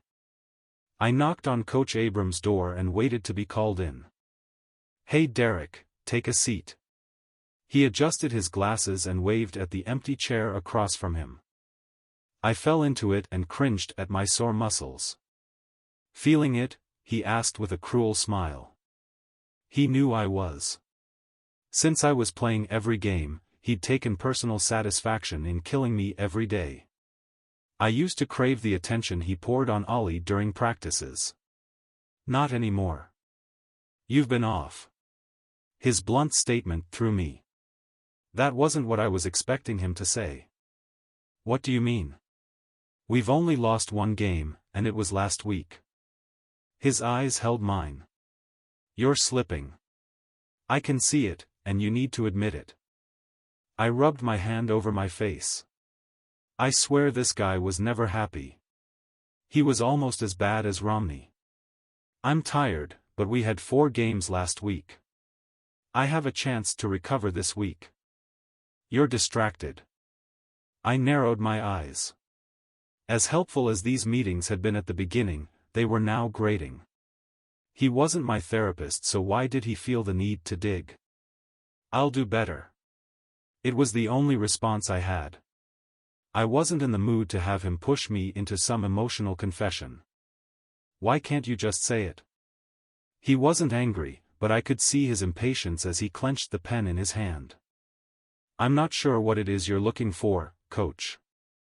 He shook his head. If you think I'm going to give up and let you leave, you're mistaken. You should know better than that by now. What do you want me to say? I grumble. Tell me why I'm only getting 80% from you. I sighed and threw my head back. That's not true, and you know it. He didn't blink as he watched me, waiting. I'm working as hard as I can. My stats are better than ever. I was ranked the NHL's top goalie last month. What more can I give? You tell me. I twisted my neck, cracking it in several places. I'm allowed a personal life. His eyebrow twitched like he was holding back a reaction. I know. Then let me have one. Not if it's affecting your performance. It's none of your business. His lip quirked up. It's my job, actually.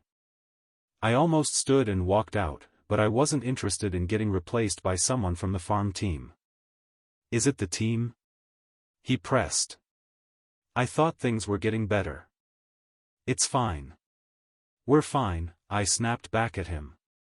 Then, he pushed. I wasn't going to be allowed to leave until I answered. He wouldn't even bat an eye at keeping me here for hours. There's a girl. He sat back with a satisfied smile. There always is. We got really close when she first moved here, at least I thought so. We hung out a lot. We could talk to each other about anything. We went out a few times, but a couple of weeks ago she just fell off the face of the earth.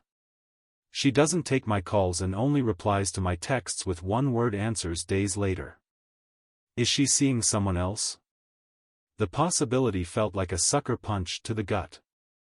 I hadn't even considered that. What if she was? I felt sick. I don't know. Have you asked? No, I can barely get her to answer me as it is.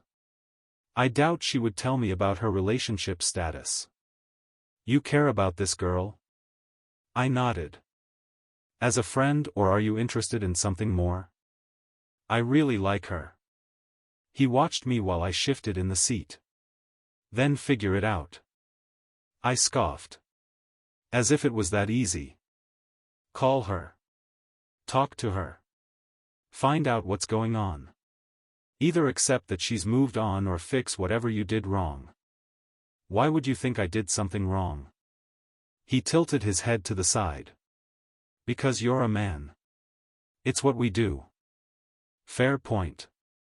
I didn't think there was anything I needed to worry about though. I didn't remember doing anything wrong. Just one day she pulled away. Fine. I'll work on it. He waved me off and I took the opportunity to get out of his office before he changed his mind. I walked back through the halls and debated talking to Nikolai again. He might know what was going on with her, but I didn't want to drag him into this unless absolutely necessary. I knew Maddie or Elena would have information, but once I crossed that line the whole pride would be alerted. No thanks. By the time I got in my car, my mind was made up. I called her and waited as it rang. I was preparing to leave another message when her voice surprised me.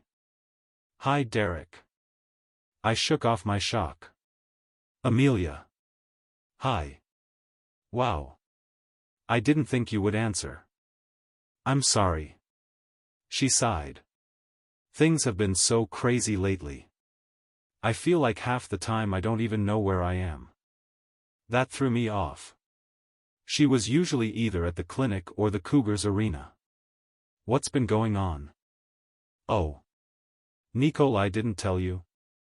My stomach was knotted with uncertainty. No, he hasn't mentioned anything. Why? There was a long pause, and I could hear people talking in the background. All men. I figured if she was busy, she wouldn't have answered, but now I felt like I needed to apologize for bugging her. Sorry about that. The Cougars offered me a position. I shook my head, not understanding. You mean, for the home games? No, well yes, but more. I felt like there was suddenly a million miles between us. Why did it feel so strained to talk to her? What do you mean? They offered me a full-time position with the team. I'm leading all recoveries and monitoring workouts on top of being there for the games. So, she was a full trainer now. That's great. I'm happy for you. Thanks. She sounded tired. The traveling is rough, but I'm getting used to it. Wait, you're traveling with the team? Yeah. It's crazy, right? Crazy was one word for it. Why didn't she tell me any of this? How long has this been going on? She blew out a breath. 2 weeks now. Wow, it feels like so much longer. So at least I knew why she had disappeared on me. I ran my hand through my hair. This was so much to take in. Are you still working at the clinic? No. I wanted to, but Maddie said I would be too busy, and she was right. Everything in her life had changed, and she hadn't told me. A dozen emotions washed over me. Doubt, confusion, frustration, even pain. Wow. I can't believe it. Congratulations, Amelia. Thanks. I could hear the smile in her voice, and it was the only thing that made this conversation worth it. At least I could tell she was happy. I miss you. The words fell out before I could stop them. I miss you too, Derrek. I feel like all I've done is eat, sleep, and work non-stop. I don't even know what day it is most of the time. But you're happy? Yes. I love it. That was all that mattered to me. I could be supportive of the changes. I had to be, as long as she was happy.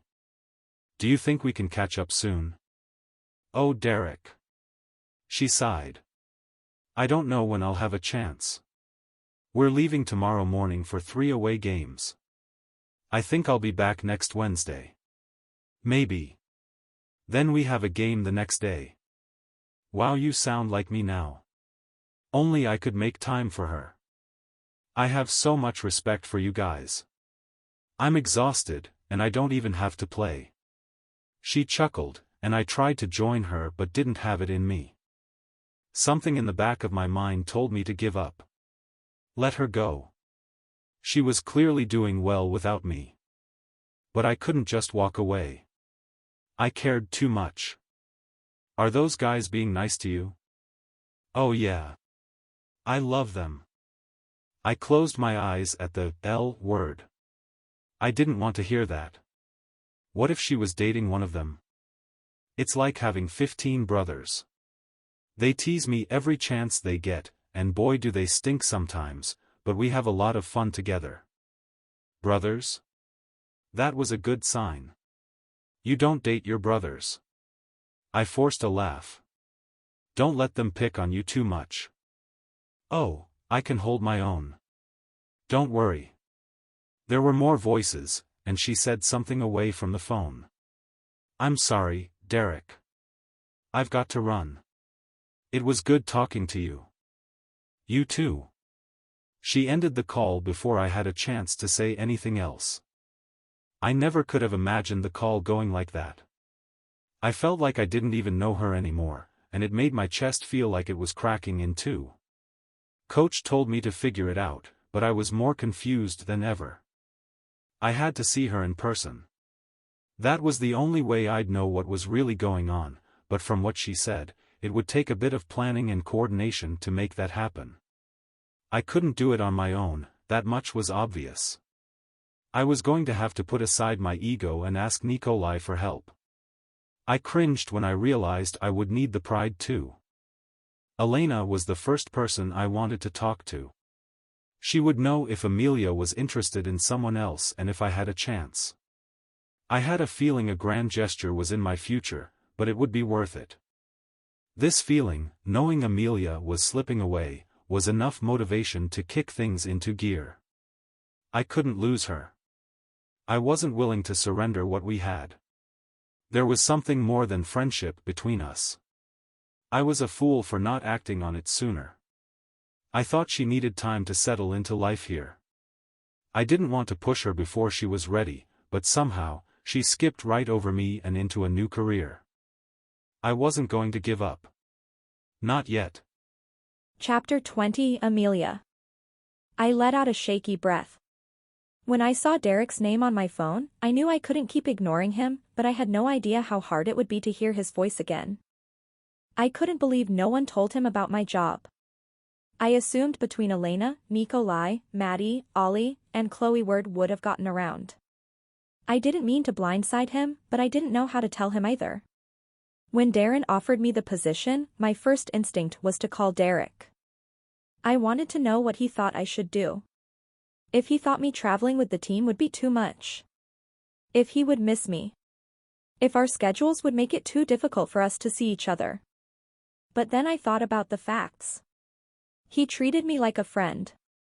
He and I spent time together, but nothing romantic had happened between us. No matter how much I wished things were different, I couldn't sit by and wait for him to feel the same. The chance to be the Cougars' assistant trainer was too good to pass up. It was something I thought I'd be waiting years for, and it just fell into my lap. I would be an idiot not to see that it was fate pushing me in a clear direction. Waiting one day to tell him turned into a week, then two. The longer we went without talking, the easier it was to breathe again. My heart was still hurting, but I had enough on my plate to keep my mind off it. Tony, Kevin, and Chris wormed their way into my world and kept me entertained and distracted. I really liked them, and they made sure the rest of the guys made me feel welcome. It was almost as easy as being around the Fury. Almost. There wasn't a group like the Pride. Most of the guys were single, and the few that were married had multiple homes. The wives seemed to prefer the LA weather or the shopping in New York. I wasn't around for many of the practices since that's when I worked one-on-one with the injured players, but I never saw a group watching like the Pride did. The Cougars were very different. Not bad or good, just different. Talking to Derrek reminded me of that. His voice put me at ease. He felt like home. I shook my head and pulled out my recovery plan for Tony. He hadn't re-injured his knee, but I put together a few exercises to do with him to make sure he was moving along at a good pace. Hey, Tiny. Why the long face? I forced a smile before turning around. Just thinking. Liar. It was almost annoying how well he knew me in such a short period of time. How's the knee? I rested my hand on it while lifting his calf with my other hand. It's fine. Don't try to change the subject. What's wrong? His heavy gaze seemed to force the words out of me. I just got off the phone with someone, and it just kind of threw me off. His eyes followed me while I approached him. He knew the routine now and scooted back onto the table so I could check his range of motion. Who was it? A friend. I lifted his leg by his heel, straightening his knee. A friend wouldn't make you look so lost. I lowered his foot and repeated the move, not replying. It was a guy, wasn't it? I didn't lift my eyes. He would know the answer right away. Was it an ex? I shook my head. No, we never dated. But you wanted to. I dropped his leg and stepped back. Yeah, I did. He seemed stunned by the admission. There was no point in lying. He'd figure it out. This is the idiot. He never made a move? I shook my head and leaned on the counter across from him. But you still have feelings for him? I dropped my shoulders. Yeah. I thought I was moving on, but hearing his voice brought it all back. I just don't get it. We're so good together, and I swear there's something between us, but he never seemed to feel the same. He kicked his legs back and forth as they hung over the edge of the table, making him look like a little kid. And did you ever tell him how you felt? I opened my mouth, then closed it and shook my head. Why not? I dropped my gaze to the floor. I was scared. No. Duh. Being vulnerable is scary, but isn't being sad worse? I looked up and he leveled me with a serious expression. It's not fun. He smirked. Then put on your big girl pants and tell him he's being stupid. What if he doesn't feel the same? My voice came out with a tremble. Then you know and you can move on. But what if he feels the same and is just as scared as you? He had a point. But it wasn't as easy as he made it sound. It's the era of empowered women. Don't sit around waiting for him to wise up. You take control. I couldn't fight the smile on my lips. You're right. If I wanted answers, I needed to ask, but that didn't mean I wasn't still terrified. His cocky grin appeared. I know I am. I wanted to shove him out of the room, but I was cautious of hurting him. Get out. Don't you have a game to play? He jumped off the table with a laugh. Don't get mad at me for saying what you didn't want to hear. Before I could respond, he hurried out of the room, and I spun around to turn on the TV so I could watch the game. My phone rang, and I checked the screen. No one would be coming in to see me until the game started, at the very soonest, so I answered and held the phone out so I could see myself in the small tile in the corner. Hi Amelia. Eula's smile greeted me, and I match it. Hi Eula.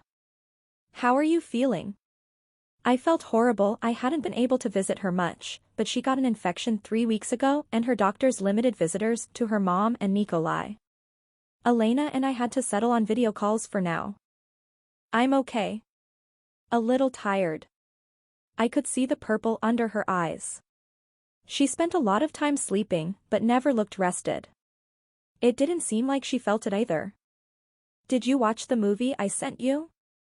I had to contain my laugh as her eyes lit up. Yes. I made Nikolai watch it with me like you said. He hated it. Her quiet laughter sparked joy in my heart. She'd asked me for romance movies in English so she could keep practicing, and I told her to ask her brother to watch them with her. There was no way he could turn her down, and we both knew how much he hated the cheesy movies. So far, he hadn't caught on to our evil plan, but it was a matter of time. He said he had too many sisters, but I doubt he thought we'd ever combine our efforts to drive him crazy. Oh good. I'm sending a musical with him this weekend. Make sure to watch it a few times. Her eyes gleamed and not an ounce of me felt guilty for torturing Nikolai. Not when it made Eula so happy. Not only did it give her an excuse to spend time with him, but it was a great distraction.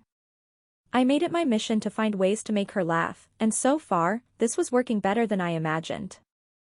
Oh, I love musicals. We watched The Sound of Music growing up on repeat. Even Nikolai had every word memorized, and me and Mama make him play all of the boy parts. Please tell me you have photos or videos of that? She giggled and shook her head. He would never let us. Smart man. I giggled with her, wishing there was more I could do. Traveling with the team meant I had even less opportunity to visit her once she was cleared by her doctors. I had to find a way to make it up to her. Elena said you're gone a lot with the basketball team. I nodded. Yeah. I'm traveling with them now. Do you like them? I do. I really like working with professional athletes. They take their bodies and their health seriously. Her eyes lit up. Oh. One of the doctors told me a good joke. All right, let me have it. Where does the boat go when it's sick? I pretended to think about it before giving up. To the dock. I let out a giggle and nodded. That's a pretty good one. Some of the pun jokes were lost on her because of the language barrier, but she said they helped her with her English. Do you have one for me? Yeah. I saw a good one yesterday. Where do cows go on Friday nights? She started laughing and shrugged. The movies. She burst out laughing, then held her side with a small cringe. Oh, too hard. I shook my head as she yawned. I checked the TV and frowned. The game is about to start, so I've got to let you go. Go rest. She started to argue, but ended up yawning again. Okay, talk to you soon. Bye. I ended the call and dropped my phone in my pocket. She was good at cheering me up. It was hard to feel down or sorry for myself when she was positive despite her circumstances. If she could be strong, then I could too. Chapter 21, Derrek. I should be nervous. Except the fact that I felt calm was psyching me out and making me nervous. I shook my head and focused on the door. From the moment we hung up I knew what I had to do tonight, before she left with the Cougars. The distance I felt tore me apart. It would be easy to let us continue to slip apart. It was probably the smart thing to do, too. We were both facing critical times in our careers, and being pulled in 100 different directions. Fate could be giving us a sign. Maybe now wasn't our time. If my heart wasn't absolutely convinced this was the right thing to do, I'd be willing to fade out of her life. I couldn't though. 2 weeks without being around her, missing her while eating dinner, not seeing her cheer us on during games, and having no one to confide in had been a nightmare. I was ready to end our separation. At least, I was going to try. Players and staff continued to trickle out from the arena exit, but Amelia wasn't with them. Her car was still in the parking garage, so I wasn't worried I'd missed her. Unless she went out with someone after the game. She might not have even come through here. Yup, there was the panic I was missing. I gripped the steering wheel and forced myself to take a calming breath. The arena door swung open and I froze when I caught a glimpse of her long chestnut hair. She was talking to one of the players, smiling and laughing as she waved to him. He turned and went to one of the first Range Rovers, leaving her alone. I rolled my shoulders, trying to relax, before opening my door and getting out. I shut it a bit louder than necessary, hoping she'd notice so I didn't scare her. Her eyes darted to me at the sound. There was a flash of confusion before she grinned. Derrek? I closed the distance between us, ignoring the fact we were in the middle of a parking garage and anyone from the team could come out at any moment. Hey, Amelia. What are you doing here? I wanted to talk. Her eyes darkened. I heard chatter behind us and turned to see 2 players coming toward us. One of them eyed me.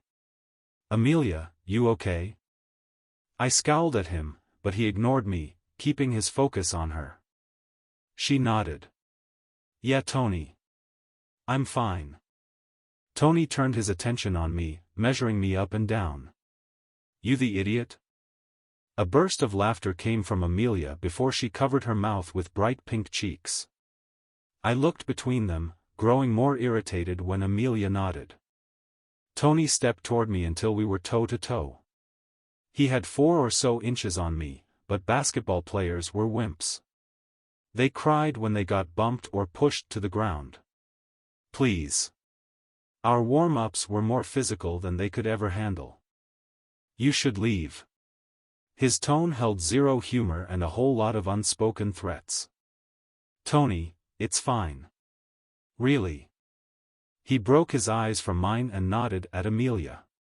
Fine. Let me know if you need me. He and his friend walked away, but he shot me a menacing look over his shoulder. Getting in a fight wasn't high on my priority list, but he was tempting me. Sorry.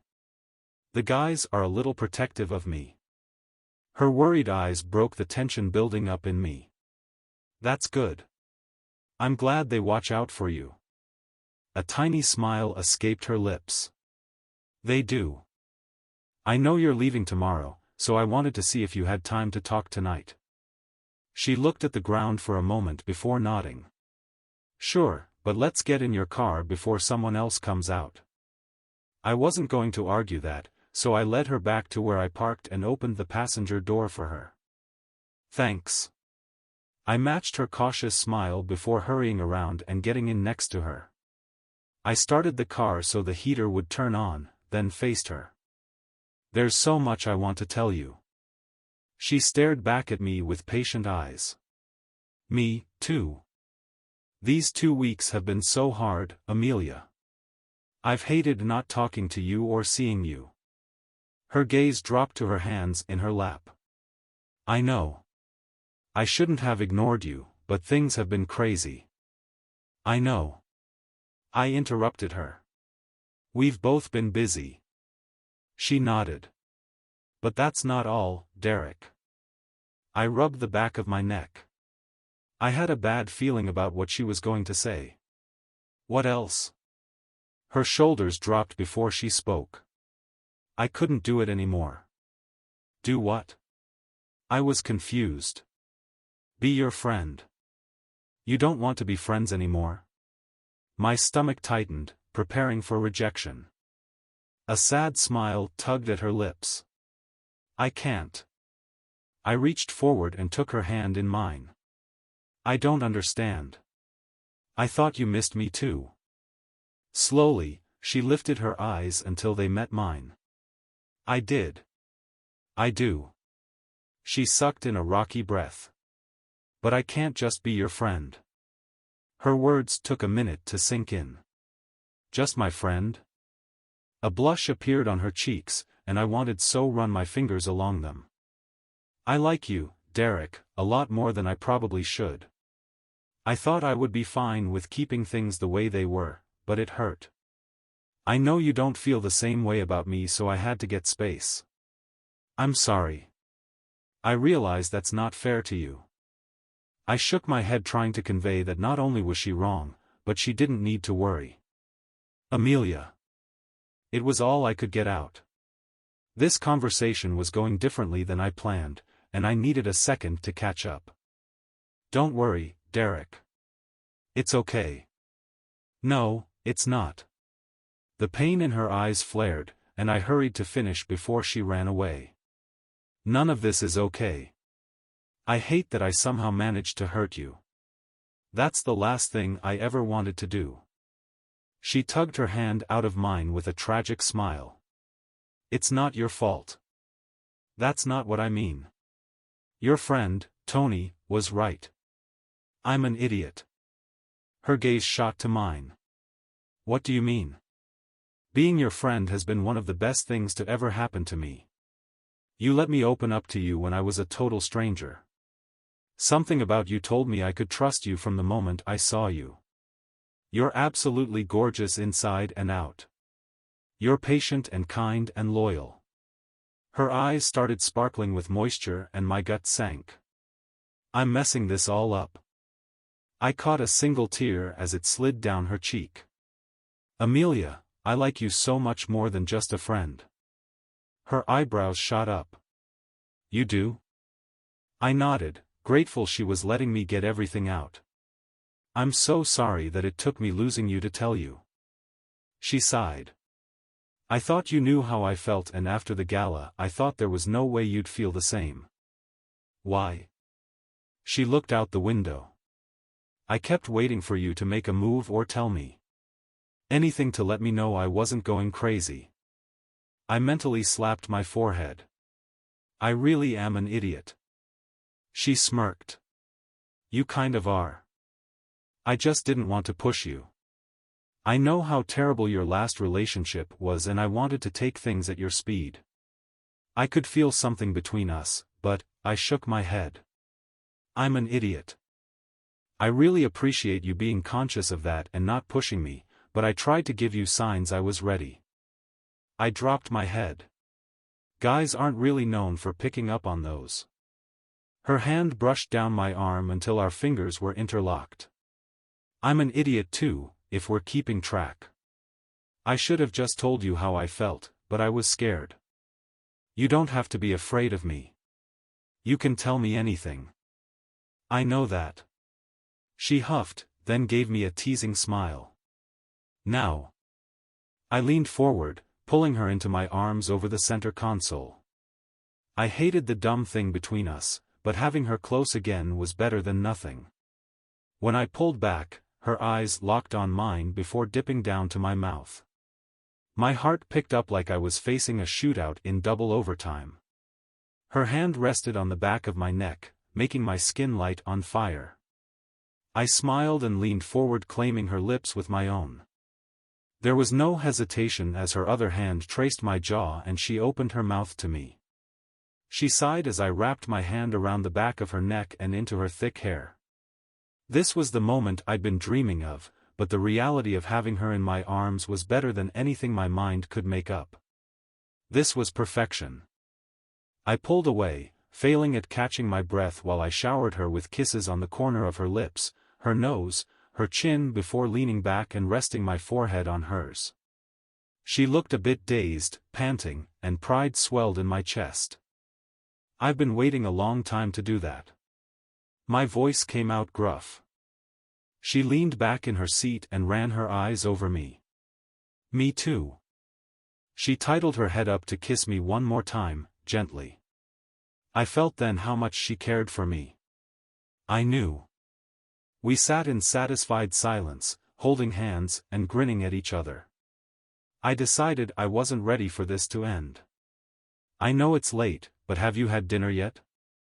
She shook her head. No, I was planning on grabbing something at home. Can I take you out? A wide grin broke out on her face. Los Gatos? Her voice was so hopeful there was no way I could tell her no, not that I wanted to. Of course. I drove us the short distance to our favorite restaurant, never letting go of her hand, even as we walked in. It was our first appearance as a couple and I wanted everyone to know she was mine. There are my favorites. Tina held her arms out for us when we walked in. I haven't seen you in quite a while. Why have you not come back? She made a tisk sound at us before taking us to a booth. I slid in across from Amelia and smiled up at the woman. I'm sorry, Tina. We've been busy. She pursed her lips but didn't comment. I'll go get your waters. Amelia giggled once we alone. I have a feeling we'll be asking for forgiveness for a while. I nodded over the menu.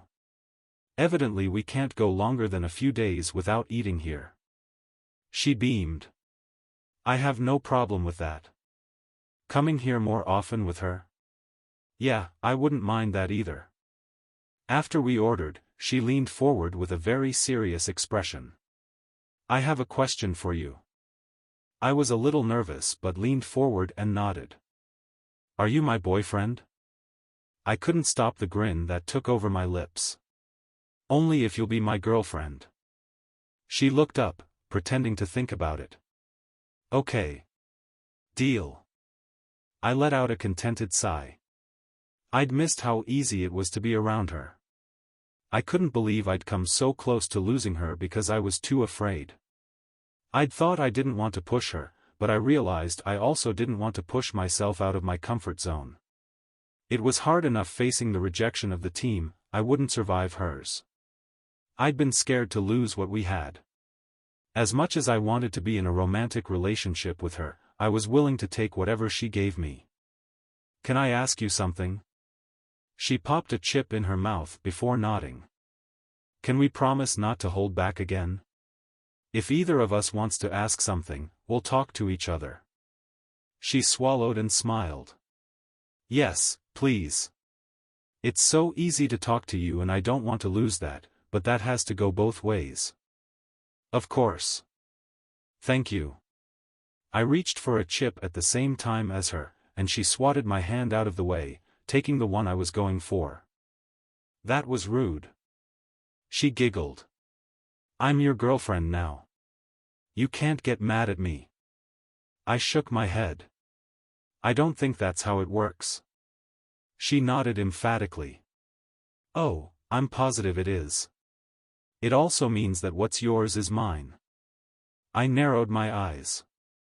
I think that comes with marriage and it works both ways. She shrugged. Fine, you can borrow my sweats and hoodies too. I groaned and let my head fall back. Or you can just keep some clothes at my place. Honestly, the thought of her in my clothes made my heart race almost as much as it had when we kissed. She could have anything she wanted if it meant she was with me. She pursed her lips and picked up a chip, waving it as she spoke. Nope. Not going to work. I pulled the salsa toward me, keeping it out of her reach. Are you sure about that? She eyed the bowl, then me. Give it back. Agree to not steal my clothes. She narrowed her eyes and leaned forward. I mirrored her until we were hovered over the middle of the table. Never. Her distraction worked and she had the bowl back to her side of the table with a cocky smirk. I laughed and watched her. She was going to keep me on my toes, but I would take her crazy antics over not having her in my life any day. Chapter 22, Amelia. The 4-day road trip was the longest I'd been gone with the team. The first 2 days were fun. Tony, Chris, and a few other players invited me to explore Miami with them for a few hours on Saturday. Watching those guys spend money was an out-of-body experience. It started out entertaining. They would point to things and the sales members would run around adding it to their piles. Champagne was always offered, too, since they didn't waste their time in mere mortal stores. Oh no. They only went into the best designers' stores. By the end of the mini-spree they had each spent several $1,000s without blinking. I couldn't help but compare them to the hockey team. The Fury players trained harder than any group I'd ever been around. Their sport was more physically demanding and the risk of injury was much greater than basketball. They also played through the pain. I wasn't about to call anyone a baby, but Tony came to the training room if he stubbed his finger. I had more respect for the hockey guys and their humility the longer I was around the Cougars. These guys made on average more than 3 times what the Fury players made, and they were eager to flaunt it. Tony attempted to buy me gifts in several stores, but I threatened him until he backed off. He asked what happened between me and the idiot. I decided not to tell him we got together quite yet. It wasn't any of their business, and I didn't want to open myself up to their teasing. Chris was still bitter about losing Maddie to a hockey player. I didn't need to reopen that wound. See you guys tomorrow. I waved to the players closest to me on my way out to the passenger arrival area of the airport. Maddie offered to pick me up so I didn't have to keep my car at the long-term parking lot. I hurried out to meet her and spotted her car easily waiting at the curb, and I waved before opening the door. Hey. She smiled and helped me push my bag to the back seat. Hey, how was your flight? It was fine. I'm just glad to be home. I sighed and fell back against the seat. I bet. 4 days with a bunch of guys. She cringed. That doesn't sound all that fun. I shook my head. It got old really fast. I know at least one person was missing you. She winked before starting the car and leaving the airport behind. Aww. I put my hands over my heart. I didn't know Eric had such a soft spot for me. She giggled with me. You know he likes you, but I meant your boyfriend. I scrunched my nose. That sounds so weird. Don't worry. The shock has worn off and everyone is totally supportive of you guys. I eyed her and frowned. You're teasing. She nodded. Yeah. Well, not completely. I think some people are still absorbing it, but no one has said anything negative to Derrek. Just a lot of threats to treat you right. I rolled my eyes. I have enough bodyguards. Between Nikolai and the Cougars, I'll be surprised if Derek's still breathing at the end of the month. Did you tell those guys? No, I kind of want to enjoy it first. I know I'm in for endless teasing once I do. She laughed. Yeah. They'll be ruthless, but you can take it. We were almost to downtown when her phone dinged. Can you check that? I picked her phone up from the cup holder and read the text. It's from Tyler. He said he needs help tonight at the game. Are you available? Her lips twisted into a grin. You are. What do you mean? Tyler's the Fury's trainer. I think you met him at the arena before. You can work with him tonight. Isn't that a conflict of interest or something? She shrugged. Text your boss and ask. Why don't you just help? He asked you. Because I'm not the one that wants to be a team trainer. Wouldn't you rather work for the Fury? I nodded slowly. As much as I liked the Cougars, I'd really rather be with my family. Yeah. Then text him back and tell him you'll be there. Before I did, I made sure it was okay with Darren. He said it wasn't a problem, so I told Tyler I would be there tonight. Just when I thought I was going to be able to watch a game. She smirked. You'll have a million chances to watch with us. This might be the opportunity you've been waiting for. I gave in, and she dropped me off at the arena with the promise she'd drop my bags off with Elena. I went down to the training room, feeling out of place for the first time. I was usually here with one of the girls. I stepped into the room, surprised that the lights were off. I turned them on and went to the attached office.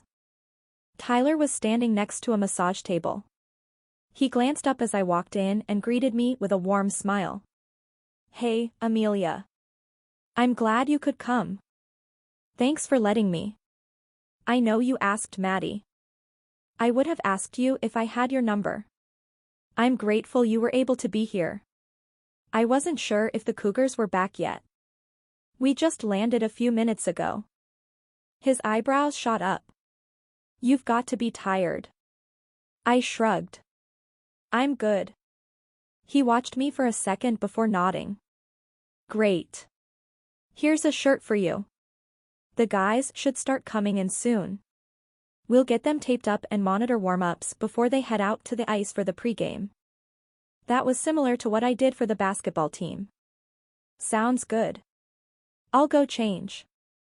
I hurried to the attached bathroom the guys used and changed out my shirt in one of the stalls, grateful no one was there yet to catch me. Once I was back with Tyler, we began setting out supplies. Would you mind going into the gym and getting out the foam rollers and massage guns? Of course. Luckily, I'd been paying close attention when I came with Maddie to work with Ollie, so I had a pretty good idea of where the equipment was stored. I checked 2 cabinets before finding what I was looking for. I set things out and made sure the mats were cleared so the guys had room to stretch as Hartman walked in. Hey, Amelia. I smiled. Hi, Hartman. How are you? He stopped a few feet from me and started doing small jumps on the balls of his feet. Good. I heard he wasn't much of a talker before games, so I just smiled and left him to his routine. I peeked my head into the office. Tyler, the guys are starting to arrive. Where would you like me?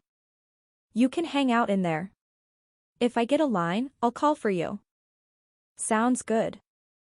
I went back to the mats as Hartman began to march in place. Eric and Reese walked through the open door and wore matching smiles when they saw me. Hey, there. Eric's teasing smile made me narrow my eyes. Hi, Eric. How's the boy toy? Reese said with a smirk, and I shook my head. Those two were trouble when they were together. Start stretching. I tried to sound authoritative, but judging by their smiles, I knew they weren't intimidated. Although, they did listen to me. At least, I thought they had, but when I turned and saw the glare on Hartman's face, my shoulders sagged. It was him they were scared of.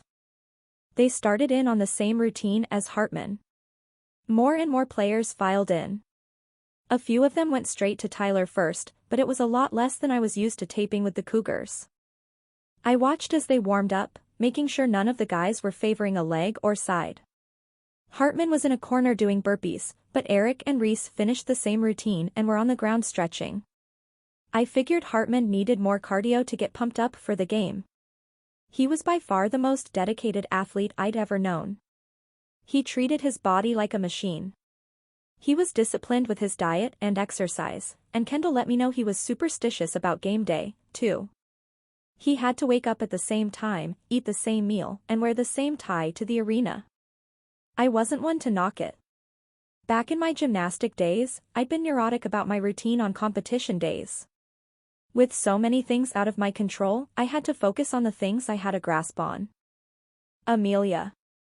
What are you doing here? I turned and smiled at Derrek. He was one of the last to arrive. I'm helping Tyler tonight. Where have you been?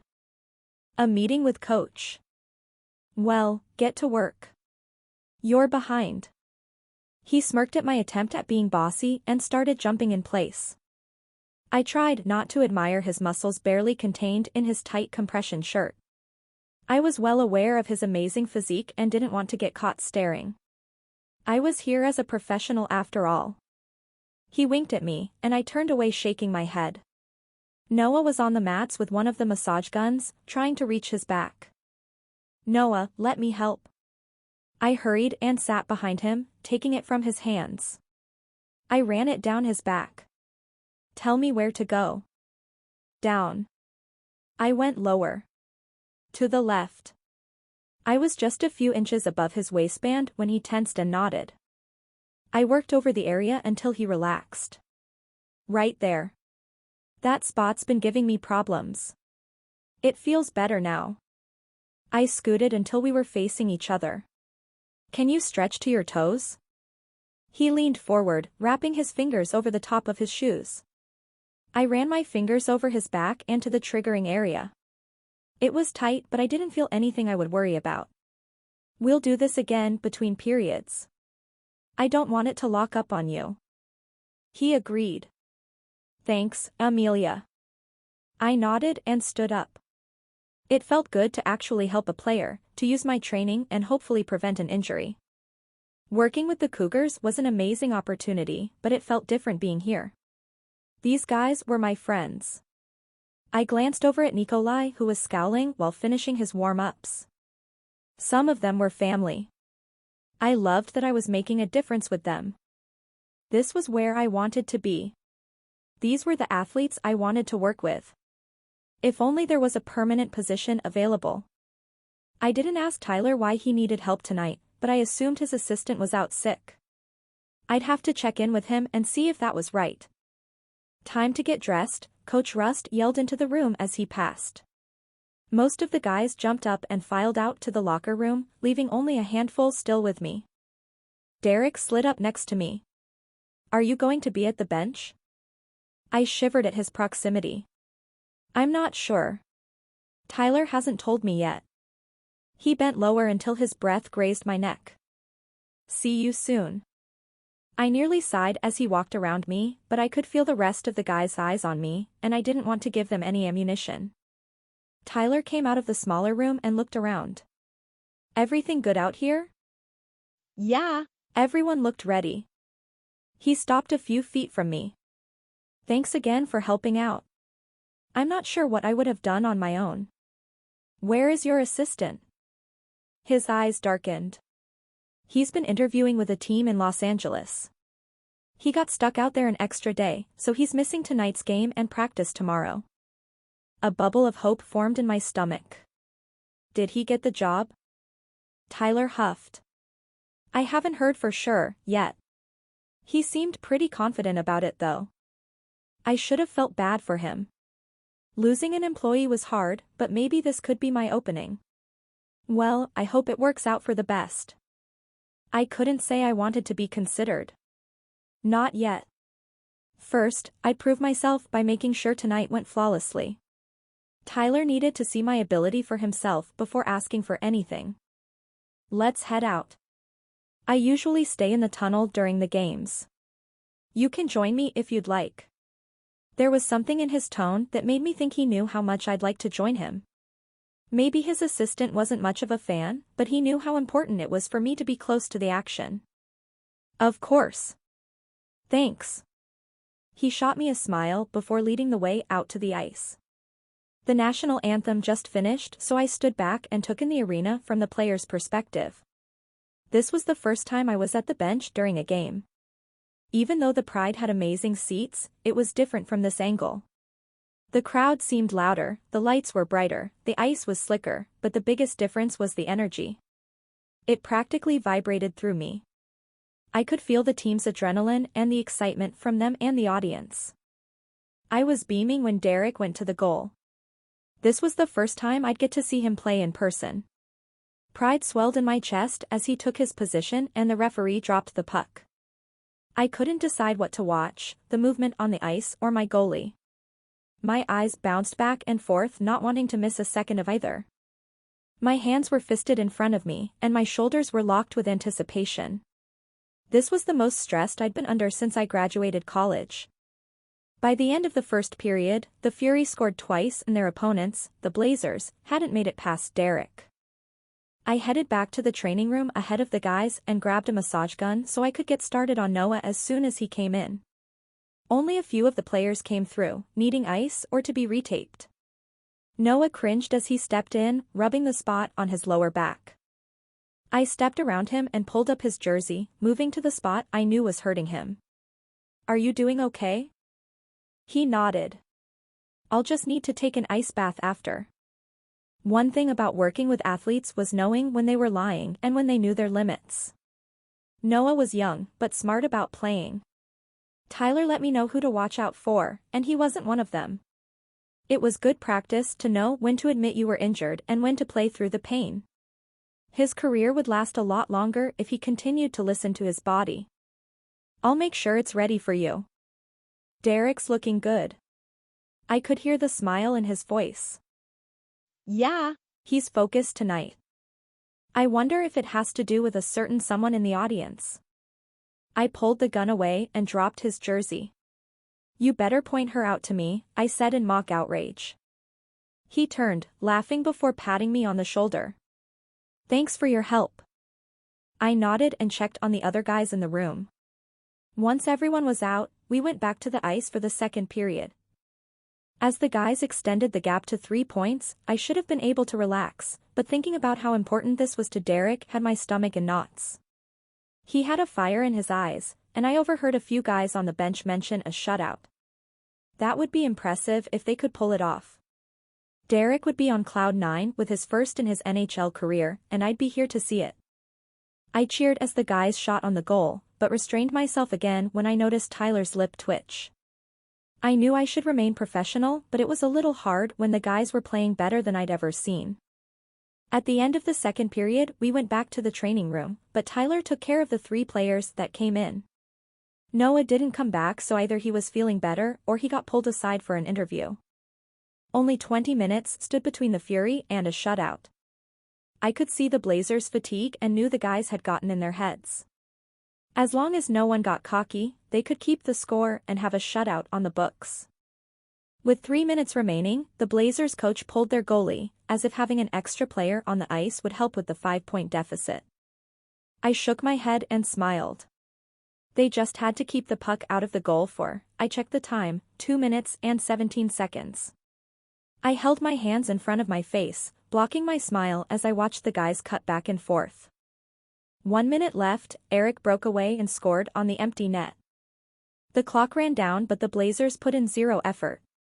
The game was over and they accepted it. Finally, the buzzer sounded and the guys flooded the ice. Tyler and I high-fived, and he was finally smiling like a fan. "That was amazing." He nodded. "Let's get the baths filled before they get grumpy." I doubted we'd be dealing with any unhappy guys tonight. That was an amazing game and they would be flying high for the rest of the night. I had a feeling celebratory pizza was in our future. Chapter 23, Derrek. That was the greatest game of my life. Not only were the guys in sync and executing plays with precision that was sure to make the coaches cry with pride, but I felt completely confident. I could see the shots coming before they had a chance of passing me. The defensemen were always in position and ready for the rebounds I sent their way. It was the kind of game that relit the flame and passion in a player. It was reassurance I was doing what I was meant to be doing with my life. Knowing Amelia was watching from behind the bench may have had a tiny influence on my attitude. I wasn't trying to show off, but in the back of my mind I reminded myself she was there and cheering for me. What man wouldn't perform better under those circumstances? I showered and changed back into my suit as the guys were discussing dinner plans. "Aston? You up for pizza?" Reese shouted from across the room. I smirked. "Am I ever not?" He laughed and the rest of the guys agreed to meet at our favorite spot. I walked into the training room, watching Amelia as she spoke with Tyler. I wasn't sure why she was here and where Silas, the normal assistant, was, but I was glad she was in our arena where she belonged. After a moment, she shook Tyler's hand and headed toward me. Once her eyes met mine, she beamed and ran over. I caught her in my arms and squeezed her to me. "You were so great tonight, Derrek. I can't believe how well you played." My pride grew a bit more with her praise. "Thanks. I'm glad you were here for it." She stepped back and noticed my bag. "Are you already done?" "Yeah, we're heading over to the pie. Does that sound okay?" She nodded with a wide smile. "I've been thinking about it since the first period." I put my arm over her shoulder and led us to the elevator and out to my car. "So, how did you end up assisting tonight?" She got into the passenger seat and waited for me to get in on the other side before starting her story. "Maddie picked me up from the airport and on the way back, Tyler texted her asking if she could come in. She had me reply saying that I would be there." I glanced at her as we pulled out of the garage. "Why?" She knew it was something I would want to do. She sighed. "I really like working with the Cougars, but if I had the option, I'd much rather be with the Fury." I reached over, pulled in her hand in mine. "Me, too." Her smile turned shy as her cheeks reddened. "Well, it turns out that Tyler's assistant is interviewing in LA." My eyebrows shot up. "No way. I didn't hear anything about that." She pumped her shoulders up. "I guess he hasn't told many people. Anyway, after the game Tyler told me he was really impressed with me and how well I worked with you guys. He asked if I would be interested in the position if Silas ends up quitting." I squeezed her hand and grinned. "No way. Did you tell him yes?" She bobbed her head eagerly. "Yes. It's not a done deal, so I'm trying not to get my hopes up, but wouldn't that be amazing?" "It really would be." Her excitement seemed to burn out for a second. "Are you sure?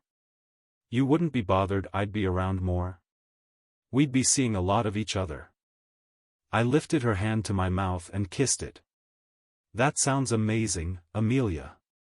She relaxed and when we stopped at a red light, she leaned across the console toward me. I turned my head just in time to capture her lips. She sighed and leaned back with a smile. "I've been waiting 4 days to do that." I knew I was smiling like a hopeless fool, but I didn't care.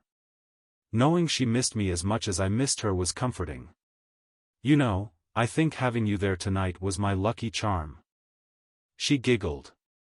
"That was all you?" I shook my head. "No, Amelia. Knowing you were there and that you believe in me was the motivation I needed to stay focused and kill it tonight." I glanced at her and smiled. It's been so long since I've known I had someone in my corner cheering me on. She leaned over and kissed my cheek. "I'll always be cheering you on, Derrek." I parked behind the restaurant and went around to open her door. Once she was out, I pulled her in for another kiss. Her arms drifted up to my shoulders, wrapping around and lowering me to her. I smiled against her lips and ran my thumb along her jaw. She sucked on my bottom lip before deepening the kiss again. "Get a room."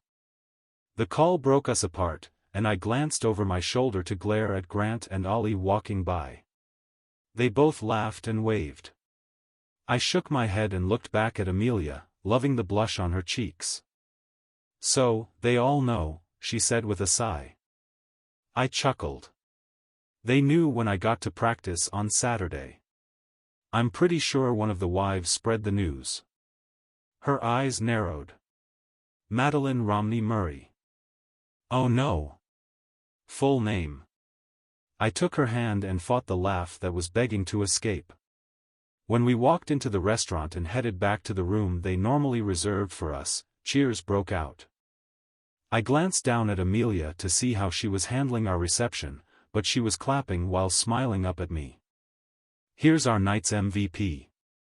Hartman stood from his seat in the middle of the table and the cheering grew louder. My cheeks ached from smiling, but I couldn't help myself. This was the first time in over a year and a half that the guys were supporting me. No one threw out backhanded compliments or jabs. There wasn't a single glare being aimed at me. I stepped forward, accepting the open seat between Amelia and Derrek. Thanks guys. If I told them how much this meant to me, I knew I'd lose control and get emotional, which was the absolute last thing I wanted to do after finally gaining their respect. Hartman waved his hands, getting everyone to quiet down. I know we've been tough on you and we haven't always been fair, but I speak for the rest of the team when I say thank you for giving us your all. Thank you for stepping up and leaving your ego at the door. It's an honor and a pleasure playing with you. I glanced around and smiled at all the guys, nodding their agreement. Thank you, guys.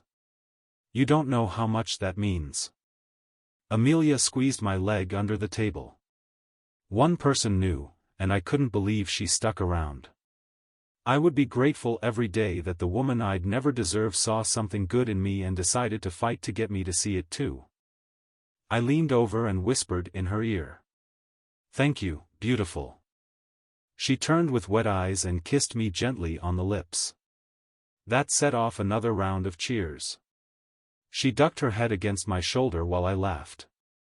I took a mental snapshot of this moment. I wanted to remember everything about what I felt, who I was with, and the amazing woman in my arms. I'd never understand how I got this lucky, but I would never take it for granted.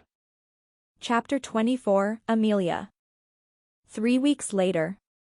Nikolai stared down at the menu like it held the answers to the universe. I watched him, waiting for him to explain why we were here, alone. When he called and asked me to meet him for lunch, I thought he meant him and Derrek or him and Elena. Never in my wildest dreams did I ever picture the two of us together without our usual buffers. I was tempted to call Eula just to have an icebreaker. I could feel the tension coming off him in waves. He was more uncomfortable with this than I was. Nikolai? He glanced up. I appreciate you inviting me to meet you. I know we don't spend much time together, and I want to get to know you better. He made a grumbling sound that I couldn't decipher. Would you maybe let me in on why we're here? I offered a smile in hopes he wouldn't take offense. He cracked his neck in a very threatening Russian way. I refused to show fear though. This was the man that loved pancakes more than any adult should. I found that out one morning when I was cooking breakfast for myself. Apparently, Elena was too healthy to indulge, and he'd only tried the traditional Russian variety, so I decided to share. Oh boy. That was a mistake. He became an addict from his first taste, and now demanded them weekly. At least. I still hadn't shown him he could add things like chocolate chips or fruit yet.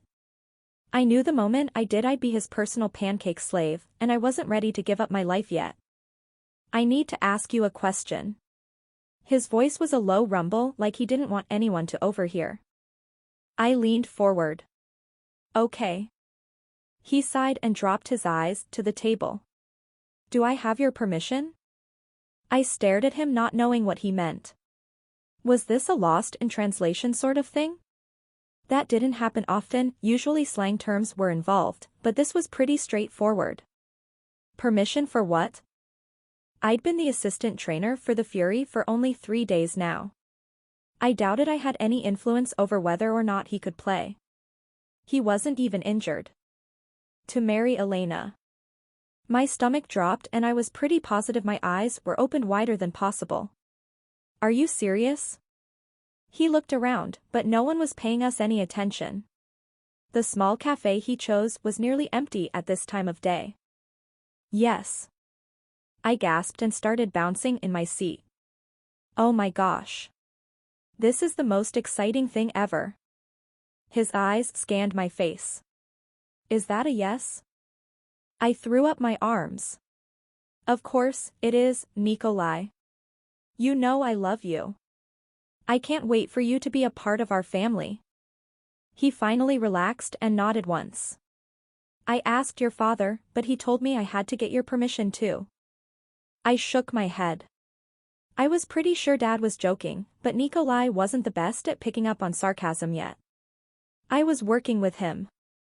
You and Elena are so great together.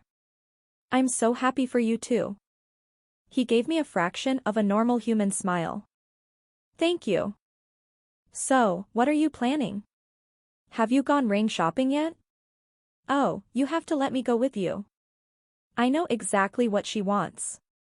When are you thinking of having the wedding? Are you going to do it while your mom and Eula are here or wait until we can get your other sisters here? Oh, maybe we can all go to Russia. That would be exciting.